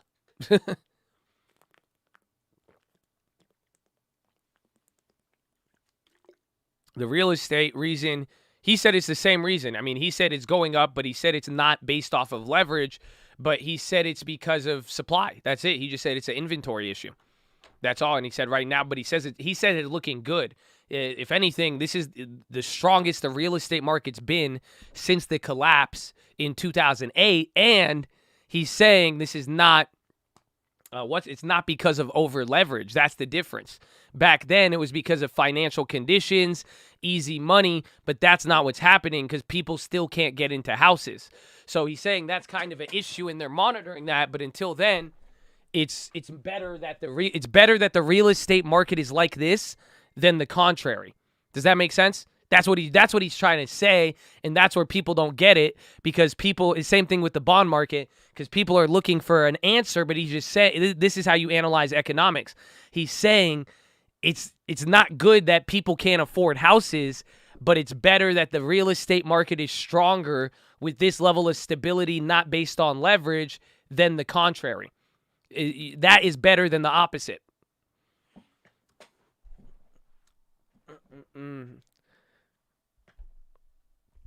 A housing crash is far worse than a stock crash. Based on what Powell said today, yes, I would say so. He literally equated, he said treasury markets are the most important, and then he equated the mortgage and real estate market to it, and he said that's why we're doing this SOMA, and that's why they keep buying so much mortgage-backed securities.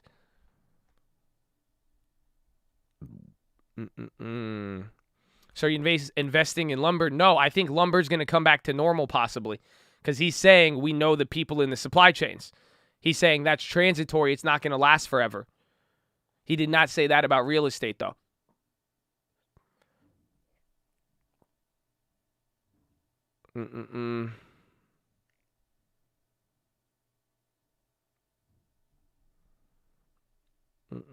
Yes, in 08 there was a demand problem. Today is a supply problem. There, exactly. He did admit it was tough for first-time buyers. I know exactly. I mean, if you've been in the cult, you had a 6 to 18-month lead time with some crazy guy who says he runs a cult yelling at you every day to buy a house. It was not that you see what and that's what's going to keep happening. You now know all the other tricks. Keep looking for properties. I like real estate a lot after today.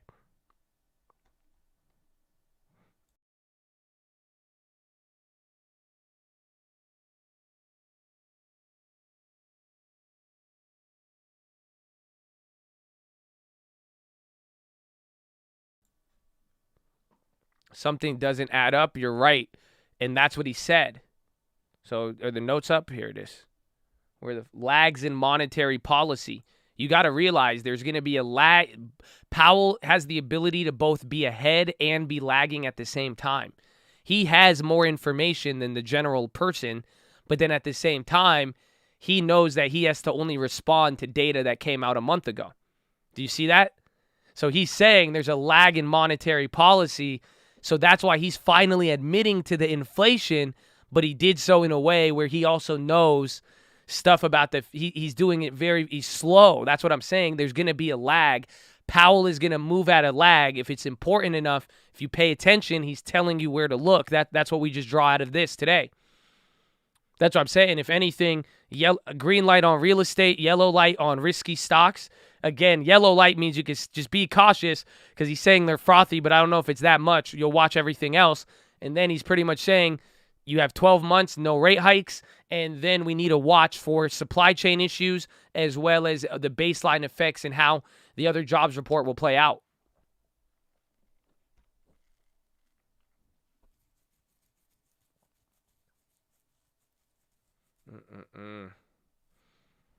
Does the Fed buying 40 affect home prices or just the rates? Both, but it adds supply or it adds demand in a way where it's giving money supply.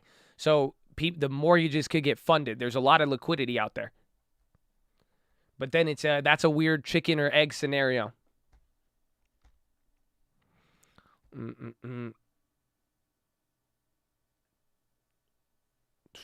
So yeah, good day.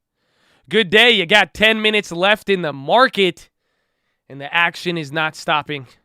The action is not stopping. We're going to stay around here for earnings. I don't know if Nigel's going to be here, even though it's Apple earnings. I don't know. We're going to have to see. I'll stick around for a little bit. I'm lapped. But you got all the earnings, and then tomorrow morning, or by tomorrow morning, you're going to get everything. We'll have a nice recap on the watch list. Second link, and then we're going to have the, what's it called? You still got Bidonian today.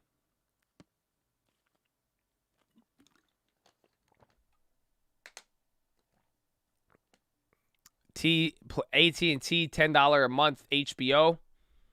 Kind of pop lock off that.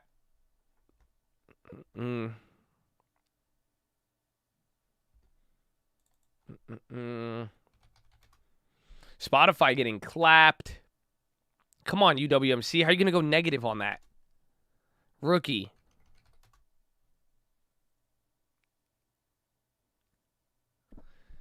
Is there a stock market equivalent to buying a house? Just go get rid of every excuse you have to buy a property and start looking. That's it. There's many stock market equivalents to bonds. It just doesn't work the same. He's literally telling you the two markets. That's it. He's literally Powell just said it. There's different financial risks with buying derivatives. That's what you're asking for. You're saying, is there a stock market equivalent? You're saying, is there something that derives its value from the real estate market so I could be attached to that? REITs are not the same way with equity.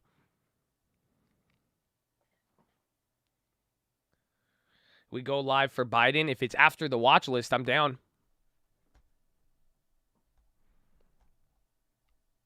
You're interested in property in Mississippi? Yeah, I'll buy any house. So if you guys want to sell a house anywhere, email me, tradingfraternity@gmail.com. I'm in the market in all 50 states. So email me. You got a house for sale, you want to save on commission, I got you. We'll just do a deal between you and me. I'll give you a fair price. I'll let you know. And even then, if you're going to sell it to me too cheap, I'll tell you it's too cheap. And I'll be like, hey, you just like me like that? I'll make it easy. Yeah, even New Jersey, anywhere. Anywhere. Tradingfraternity@gmail.com. If you want to sell a house, sell me your house. I'll buy it. That's it. We'll save off the agents. No agents, you save 6%. We could go out to lunch and dinner. We can hang out, everything. Everything. Even Ohio, everywhere. Sell you my house in Tennessee? Run it, baby. Yeah, everybody wins. And if we can't make it where everybody wins, I'll just tell you to go sell it to somebody for more. And then I'll help you sell it for more. That's how it works in the call, baby. Spot selling, yeah, I'm trying my best not to look at it. It's like when you get shot, you don't want to look at it. You'll faint. Because I'm getting clapped. I'm down probably, I don't even want to look. I'm down a lot, at least $5,000. At least.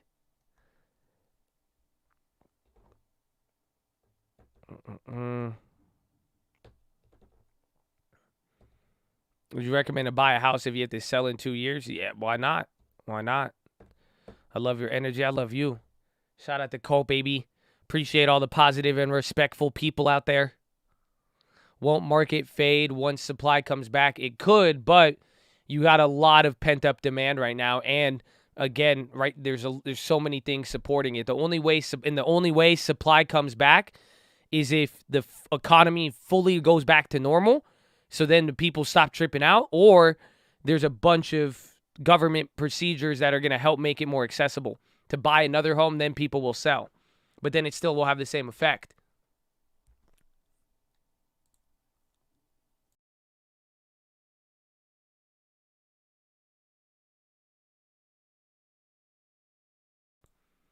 $260. Email me. Send me the address. I'll take a look and let me know what price you want. And yeah, I'll buy land if it's in a high, like I don't want land in the middle of Texas, but like if it's in a big city, I'm down.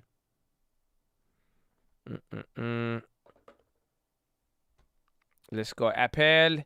Apple sold off all that. SPY's coming down.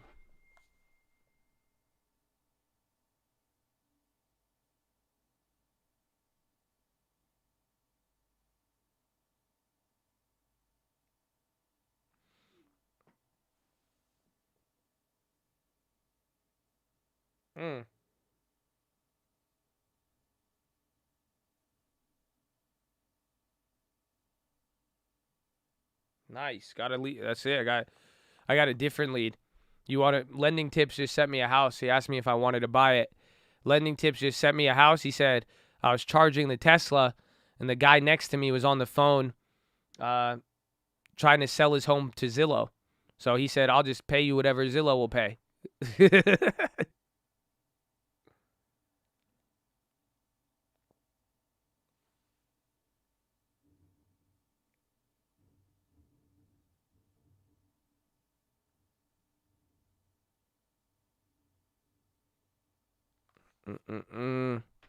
I don't know how LT does it. LT always gets those. No, LT is like, he'd be like, yo, I sold my, he's like, I bought a treadmill on OfferUp, and the guy gave me a lead. He's like, yeah, I went and I charged the Tesla, I got a lead. I don't know how he does it.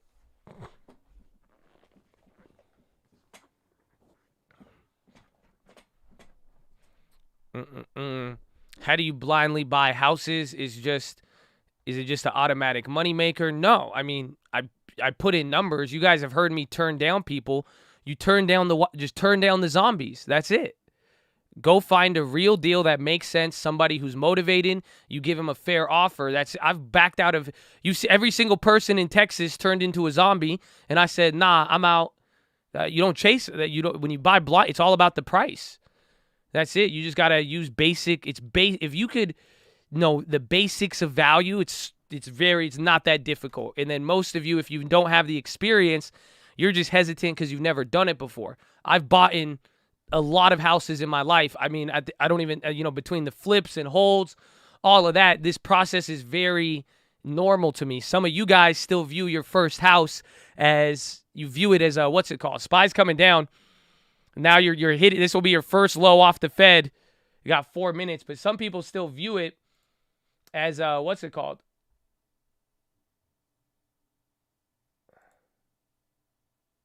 And then Jaws, CB Jaws. The house was ideal. I wanted to make sure you got the most for it. You see what I'm saying?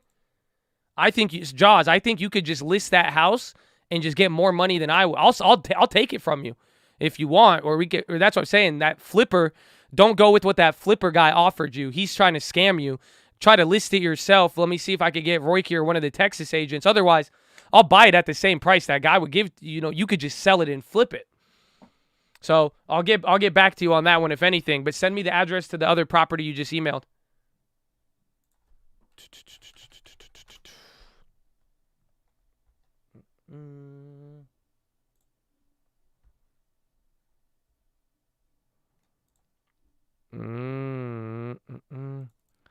Don't you worry. We're looking good.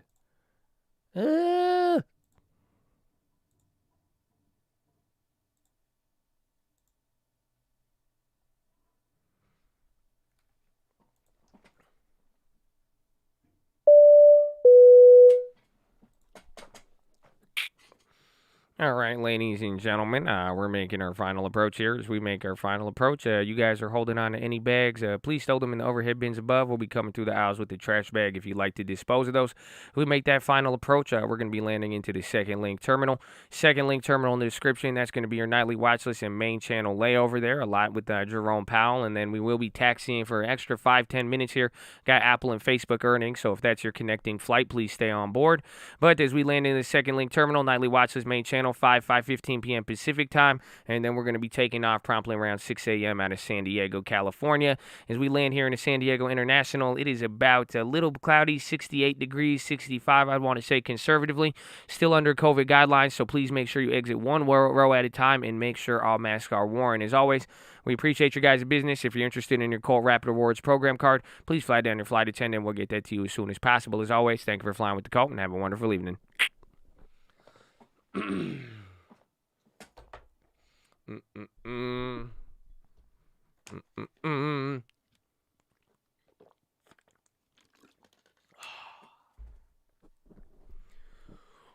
minute! I don't even know. That was a voice crack. Yesterday was a 20. I mean, yesterday's was amazing. I don't even know. That was like an, I don't know what that was. I don't know what that was. Ethereum hitting all-time highs. That's all that matters.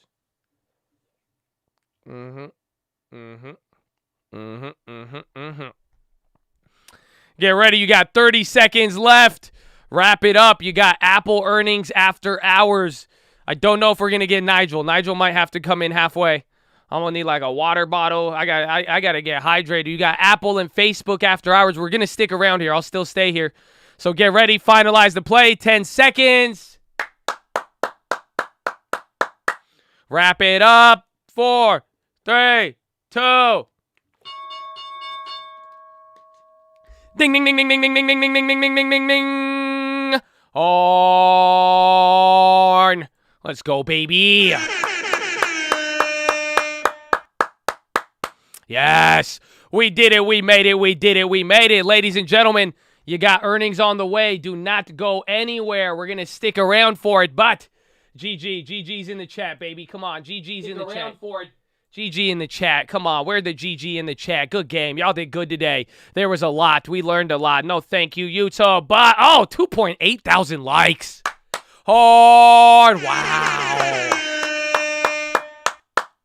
Wow. Let's go, baby. Shout out to Colt. You got a lot going on. Qualcomm is ripping right now. You're going to get the Apple or pop lock and drop it. Take a gander. Ow. Look at this surprise out there with the Qualcomm sleeper.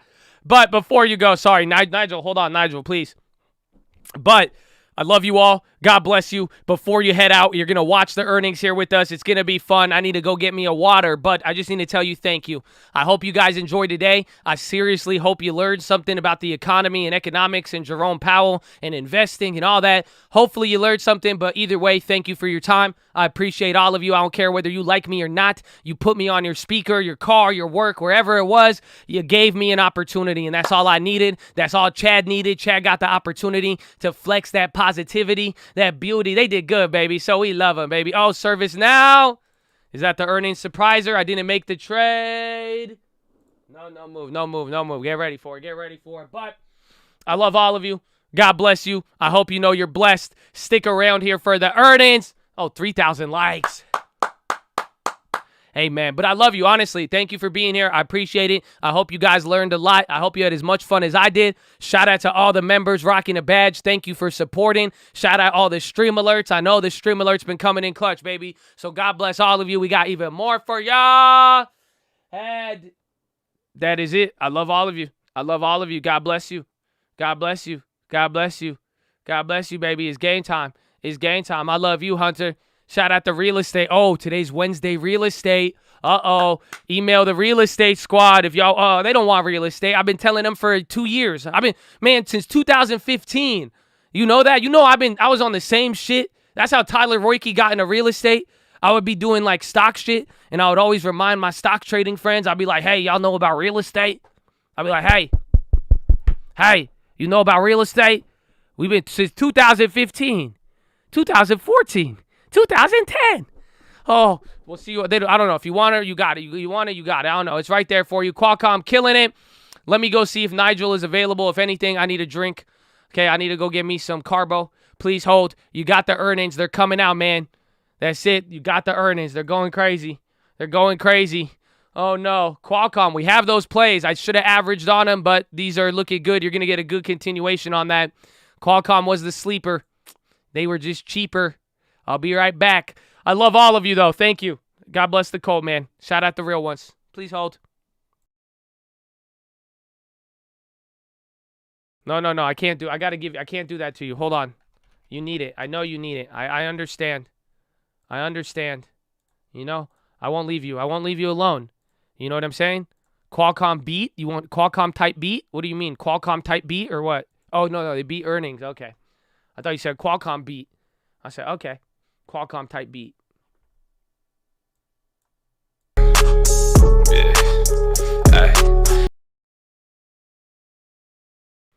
Learned it from the street. You cut the rate till it start bubbling. Facebook is out. Snap is popping off of it. You're not going to get Nigel today. We have to preserve the cords. Okay. You got a big watch list here today. Okay, you're going to get Biden. I might go live again depending on the time of Biden, but no Nigel today. No Nigel today.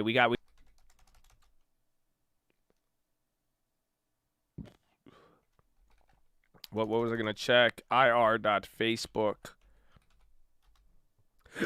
Excuse me. There's no way. Someone's investing $100 million with there has to be something. There has to be. I'm telling you, that was a very, because again, remember, that was the rumor coming into today, and the fact that they just both ripped, that was crazy. Ah, damn it. Come on. Just give me the fucking report. Come on, Zuck. That's going to be interesting. That is going to be interesting. They had a huge beat. EPS 330, estimate 2.3 revenue. That's a strong beat on revenue. That's why Microsoft didn't go up yesterday, because Microsoft beat top and bottom line, but the revenue growth wasn't there. That's why you're up at 6. Again, Facebook was pricing in 5%, I believe. $12. Oh, 3. Yeah, less than that. Dude, it was pricing in like 3 or 4%. No, about just under 5. Yeah, about 4% pricing. You're up 6% now, so you're up 50% of that. Let me see. Watch Bitcoin. That's crazy. I mean, not to mention everything Powell said, but that was weird. You had all of that rumors. STX, did they come out? Again, Apple has not reported yet. STX just came there. Again, Qualcomm beat. Qualcomm's doing a little bit above expectations. Dude, that Bitcoin move is crazy.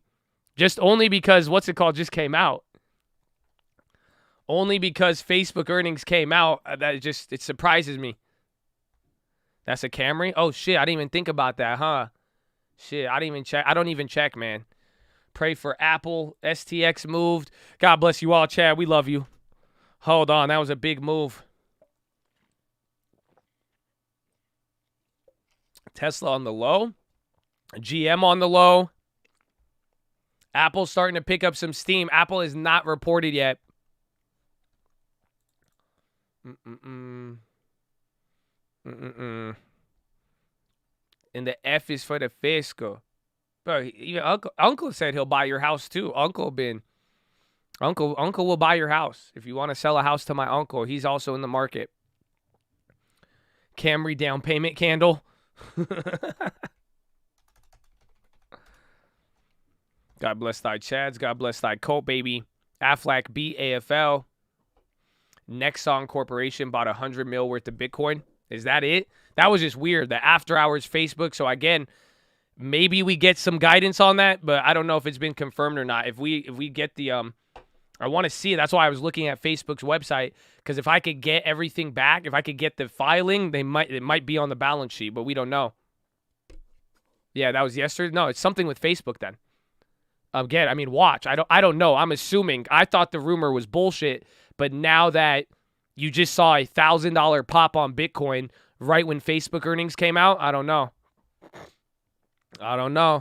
Game got my heart. Game got my soul. I don't even think my Coinbase is updated. But yeah, we're making our gains back. That's it. All the money came back. Isn't that wild? Remember a week ago I was showing you, let's see a month. No. We still got gains. No. We're at 150. Yeah, we're 10,000. We're about half a Camry below. We need like one more Camry. Look, that's kind of crazy though. You're higher. That again, this is just holding. Teledoc. TDoc. Watch for Apple. Qualcomm did good.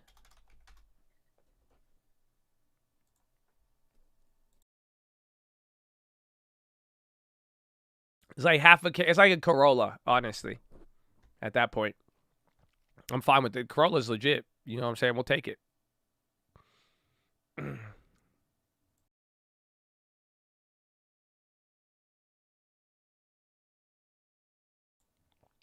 Apple will usually come out 5-10 minutes, or about 10 at either 110 or 115, maybe even 130. They'll be a little bit slow.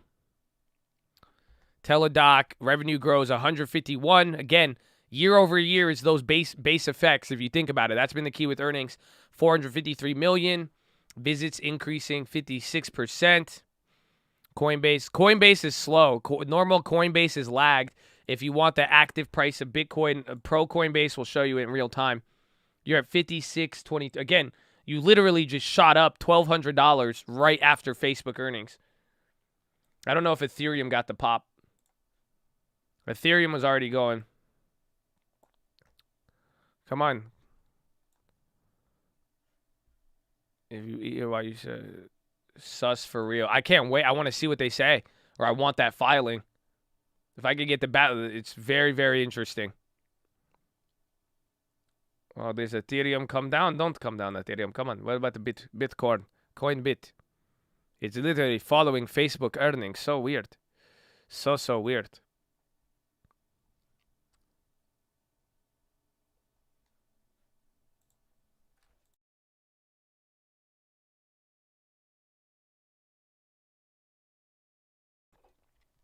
Robinhood has a live chart.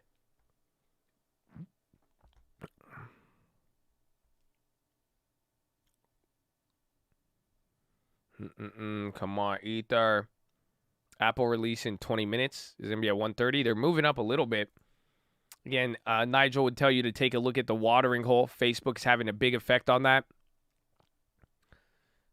This is crazy, man. What a great day. Again, so even Facebook is, at least even with Facebook's good, if Apple does bad, you're chill. You see what I'm saying? So even if Apple's earnings isn't good, I think this is going to have a positive effect on the market regardless. Automakers both got clapped right now. We'll see, but it's not. Again, I think Powell is going to be the key, and then what's his name?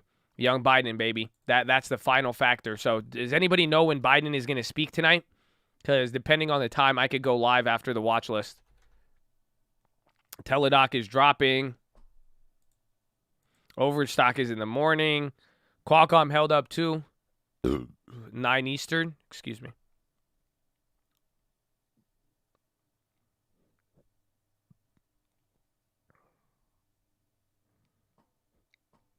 Okay, we could probably do that. MO tomorrow morning, yeah. GM probably clapped because of Ford, yeah, because GM was looking good at close. So let's see, a line killing it. Oh, yeah, a line. Oh, I wanted one of those. Apple moving a little bit. Yeah, a line did too, but it was pricing in more. ServiceNow is the other company that gets surprised, and then URI. Just watch the Bitcoin stuff, bro. That's crazy. Again, I don't know. I need to confirm that.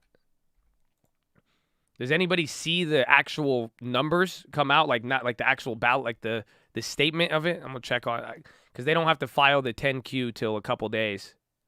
That's why I was hoping it would be on. It's going to be on the webcast, but they said the webcast hasn't started yet. The plot thickens on Bitcoin.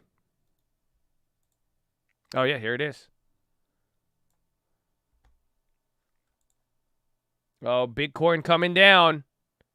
Uh-oh. I think that maybe it's because of this. Provision from income taxes. This is the light version of it.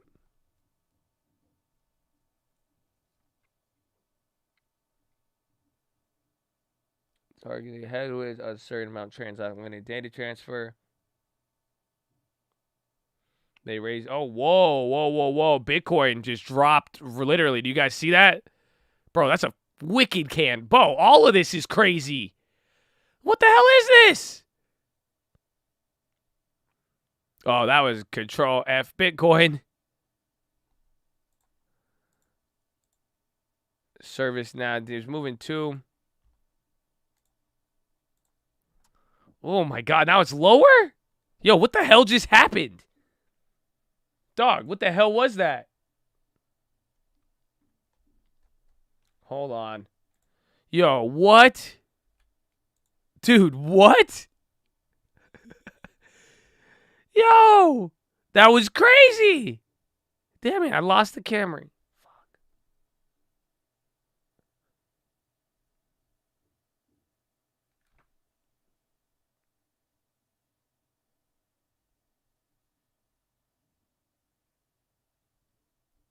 I'm not seeing anything.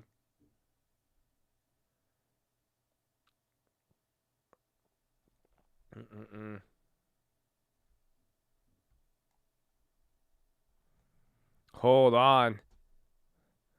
Normal Bitcoin action, dude. That was crazy.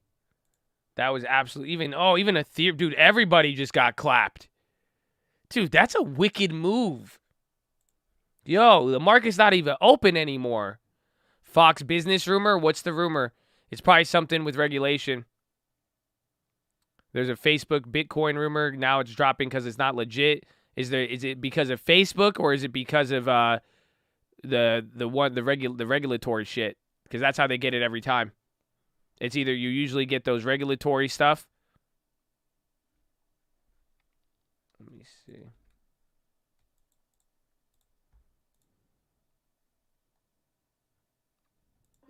Will continue to invest more on. Let's see, everything I'm saying is Facebook was fake news. Again, it popped with it. That's why, here, I should just get back to the fucking plan. Where did that one chart go? Can you post that link to the filing again? I just had it up. Dude, it's really dropped. Again, that's why it popped. It popped, I think, in relation to the Facebook earnings. And then now I think it's dropping again. Because of as people find out this isn't it. That's why I want to watch through here. This is a good enough view. You guys see it? Facebook Bitcoin filing.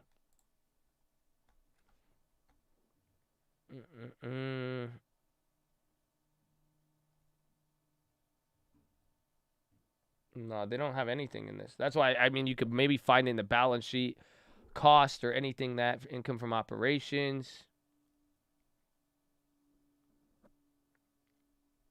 No, I don't know. Cash and cash equivalents. So this hasn't increased a lot. Markets receivable. You're not even seeing any big asset changes. Equity investments stay the same. Property and equipment. Yeah, everything is staying the same.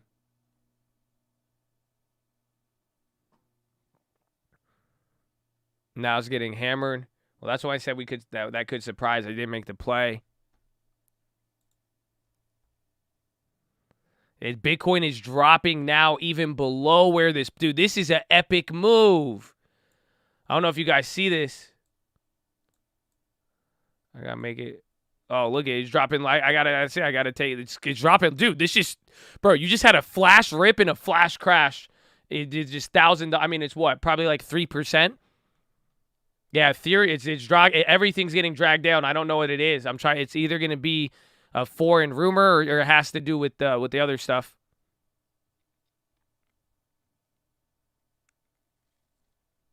Yeah, none of their other assets have changed. I don't think they bought any Bitcoin. I think that rumor is false now that we see it. Damn, they bought back $3.9 billion in stock? Okay.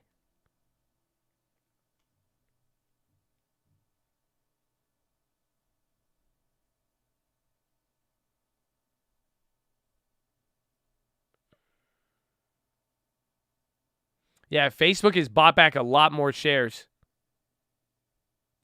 Is Apple coming out? Apple is ripping up a little bit towards the high. Bitcoin and all that's happening. Market doesn't really care. Apple kind. It's only Apple's up only a 0.5%. Be careful.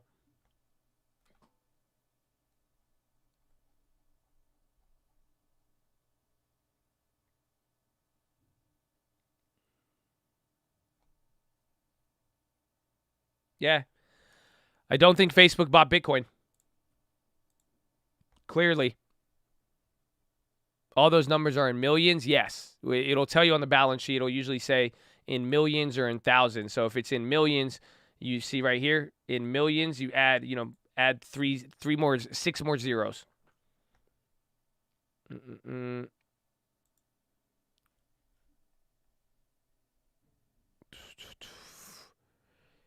Bitcoin now 2K. I think this, bro, you had such a good day.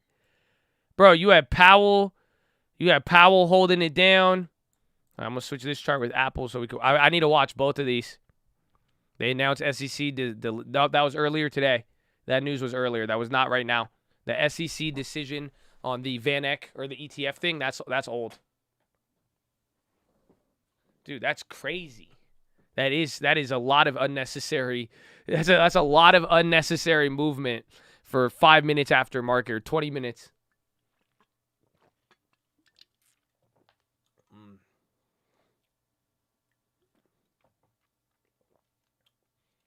Feds arrest launder of nearly $336 million in Bitcoin after 10 years.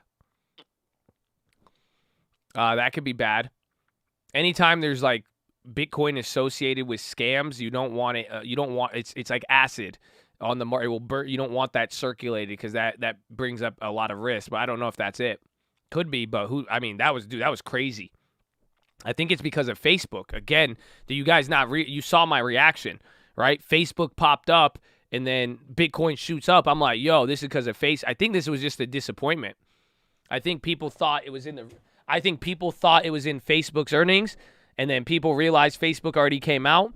And then I think people were just like, yo, screw that. And then once people found out it wasn't true, I think it started a momentum in the opposite direction. But it's very weird that it brought everything down, though. That just brought down Ethereum was strong all day today. So Ethereum is still strong, but damn, that was crazy. Look at this hour. This is one of your biggest 1 hour candles in a minute. Let's see how it reacts here. And then we're still waiting on Apple earnings. Apple earnings is not out yet. It's going to come out here in 6 minutes, 7 minutes.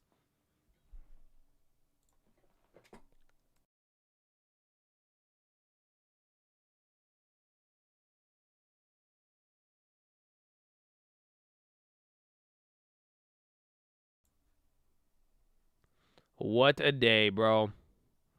What a day.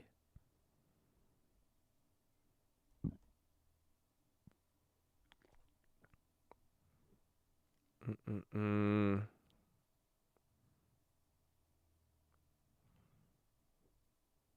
trying to see, is there anything?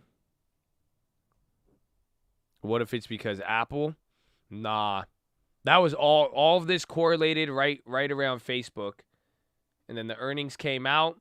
It started going, and then once there was this follow-up, it dropped. That was really weird.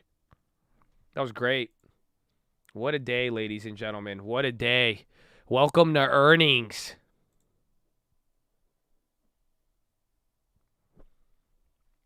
That sucks, though. That kind of Bitcoin, again, with the inflation and everything, it was good. There was a lot of good stuff for crypto today. That's why, if Biden says anything crazy or if there's any policy that's bad, who knows? Facecoin. That could be the negative, too, if the Facebook is going to announce anything. But again, even looking at their filing that I just read, I skimmed through it, but I didn't see anything. Nothing stuck out. Nothing on their balance sheet. They didn't change anything. The only thing that stuck out with Facebook is their buybacks, believe it or not. There isn't that much implied volume because, again, I think most people are expecting it. Like Facebook moved a little bit above expectations, but now it's going to come back down here. We'll watch how Apple is. Qualcomm, most of the other companies, they still fell within their range. Even ServiceNow, remember, that was we looked at it. That was pricing in $20. So that's why the IV is low because most expectations are there.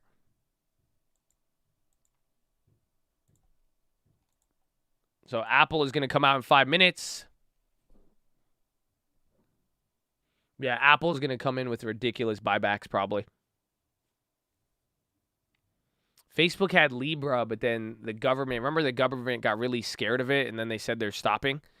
You remember when Facebook was like, yeah, we're going to do Libra. And then everyone got really, really mad at that.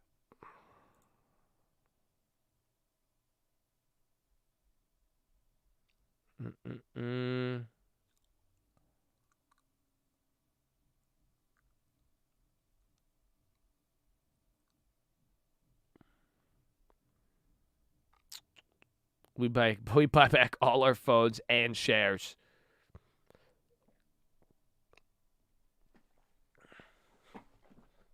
Do they benefit on buying?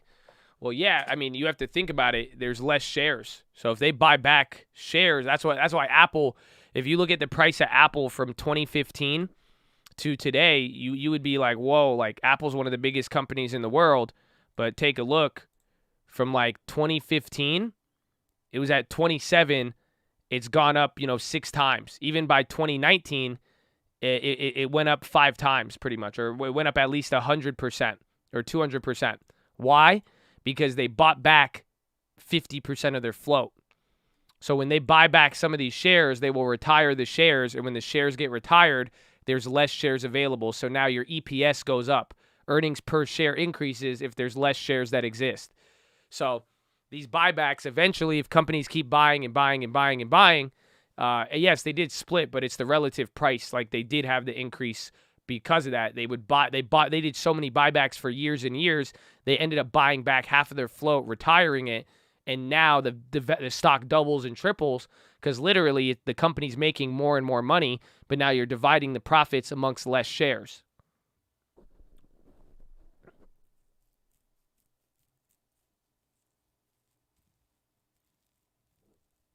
You ever think that Disney characters don't even have knees?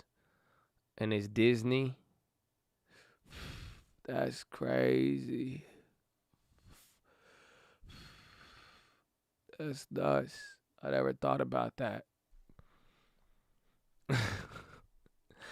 The Apple's moving. Report comes out in 2 minutes. Get ready. Facebook coming back up a little bit. Bitcoin wants to fight back at the level. It's back to the pre-rumor level of today at least.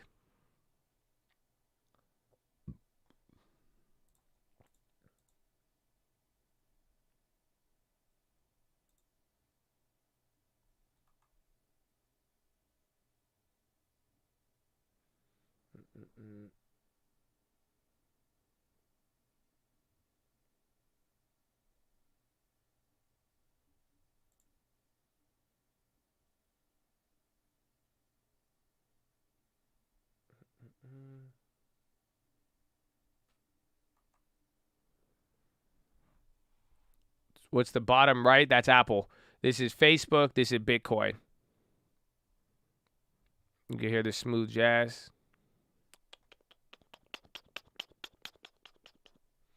Okay, I need to go pee. Hold on. They just said crypto taking a hit. We saw it all. Get ready for the earnings. Apple expecting $1 EPS on revenue of 77. Only $1 EPS? Maybe $1 above.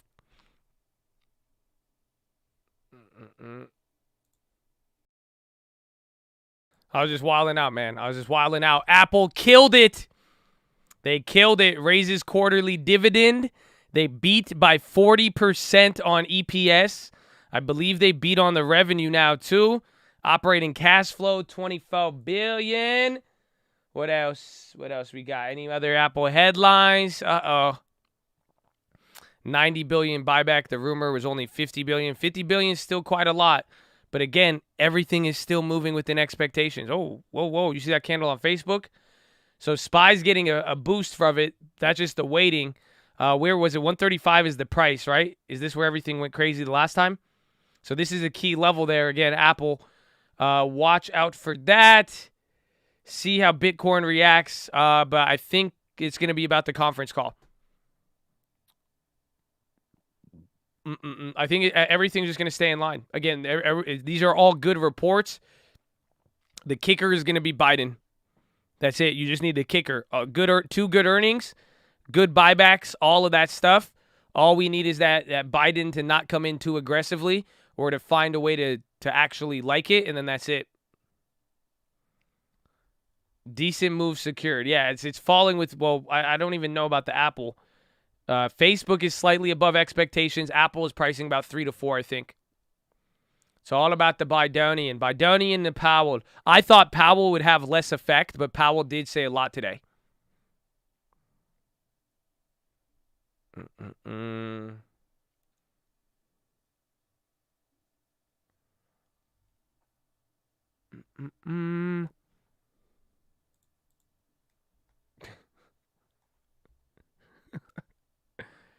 Yeah, Biden will be 5 or 6, so we will come live on there. Huh? You don't? You know why? Why are we here every day? Why we keep grinding? Why we do what we do? Why we get excited?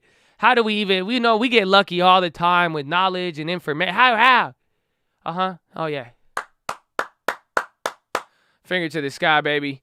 To God be the glory, and through the grace of God alone. I love all of you. I hope you had a wonderful evening. I will catch you tonight on the watch list, and when we go live, have a good day. Enjoy it. Don't betray yourself. You got the PHILO today. If not, go listen again. Ethereum? Oh, come on. Give me them Camrys back. Amen. Amen. Amen. Amen. Amen. So I love you all. God bless you. Have a wonderful evening. I'll catch you on the watch list. Second link. Don't miss it. And we'll see you here tonight on this channel, baby. Have a wonderful evening. Peace out. Oh.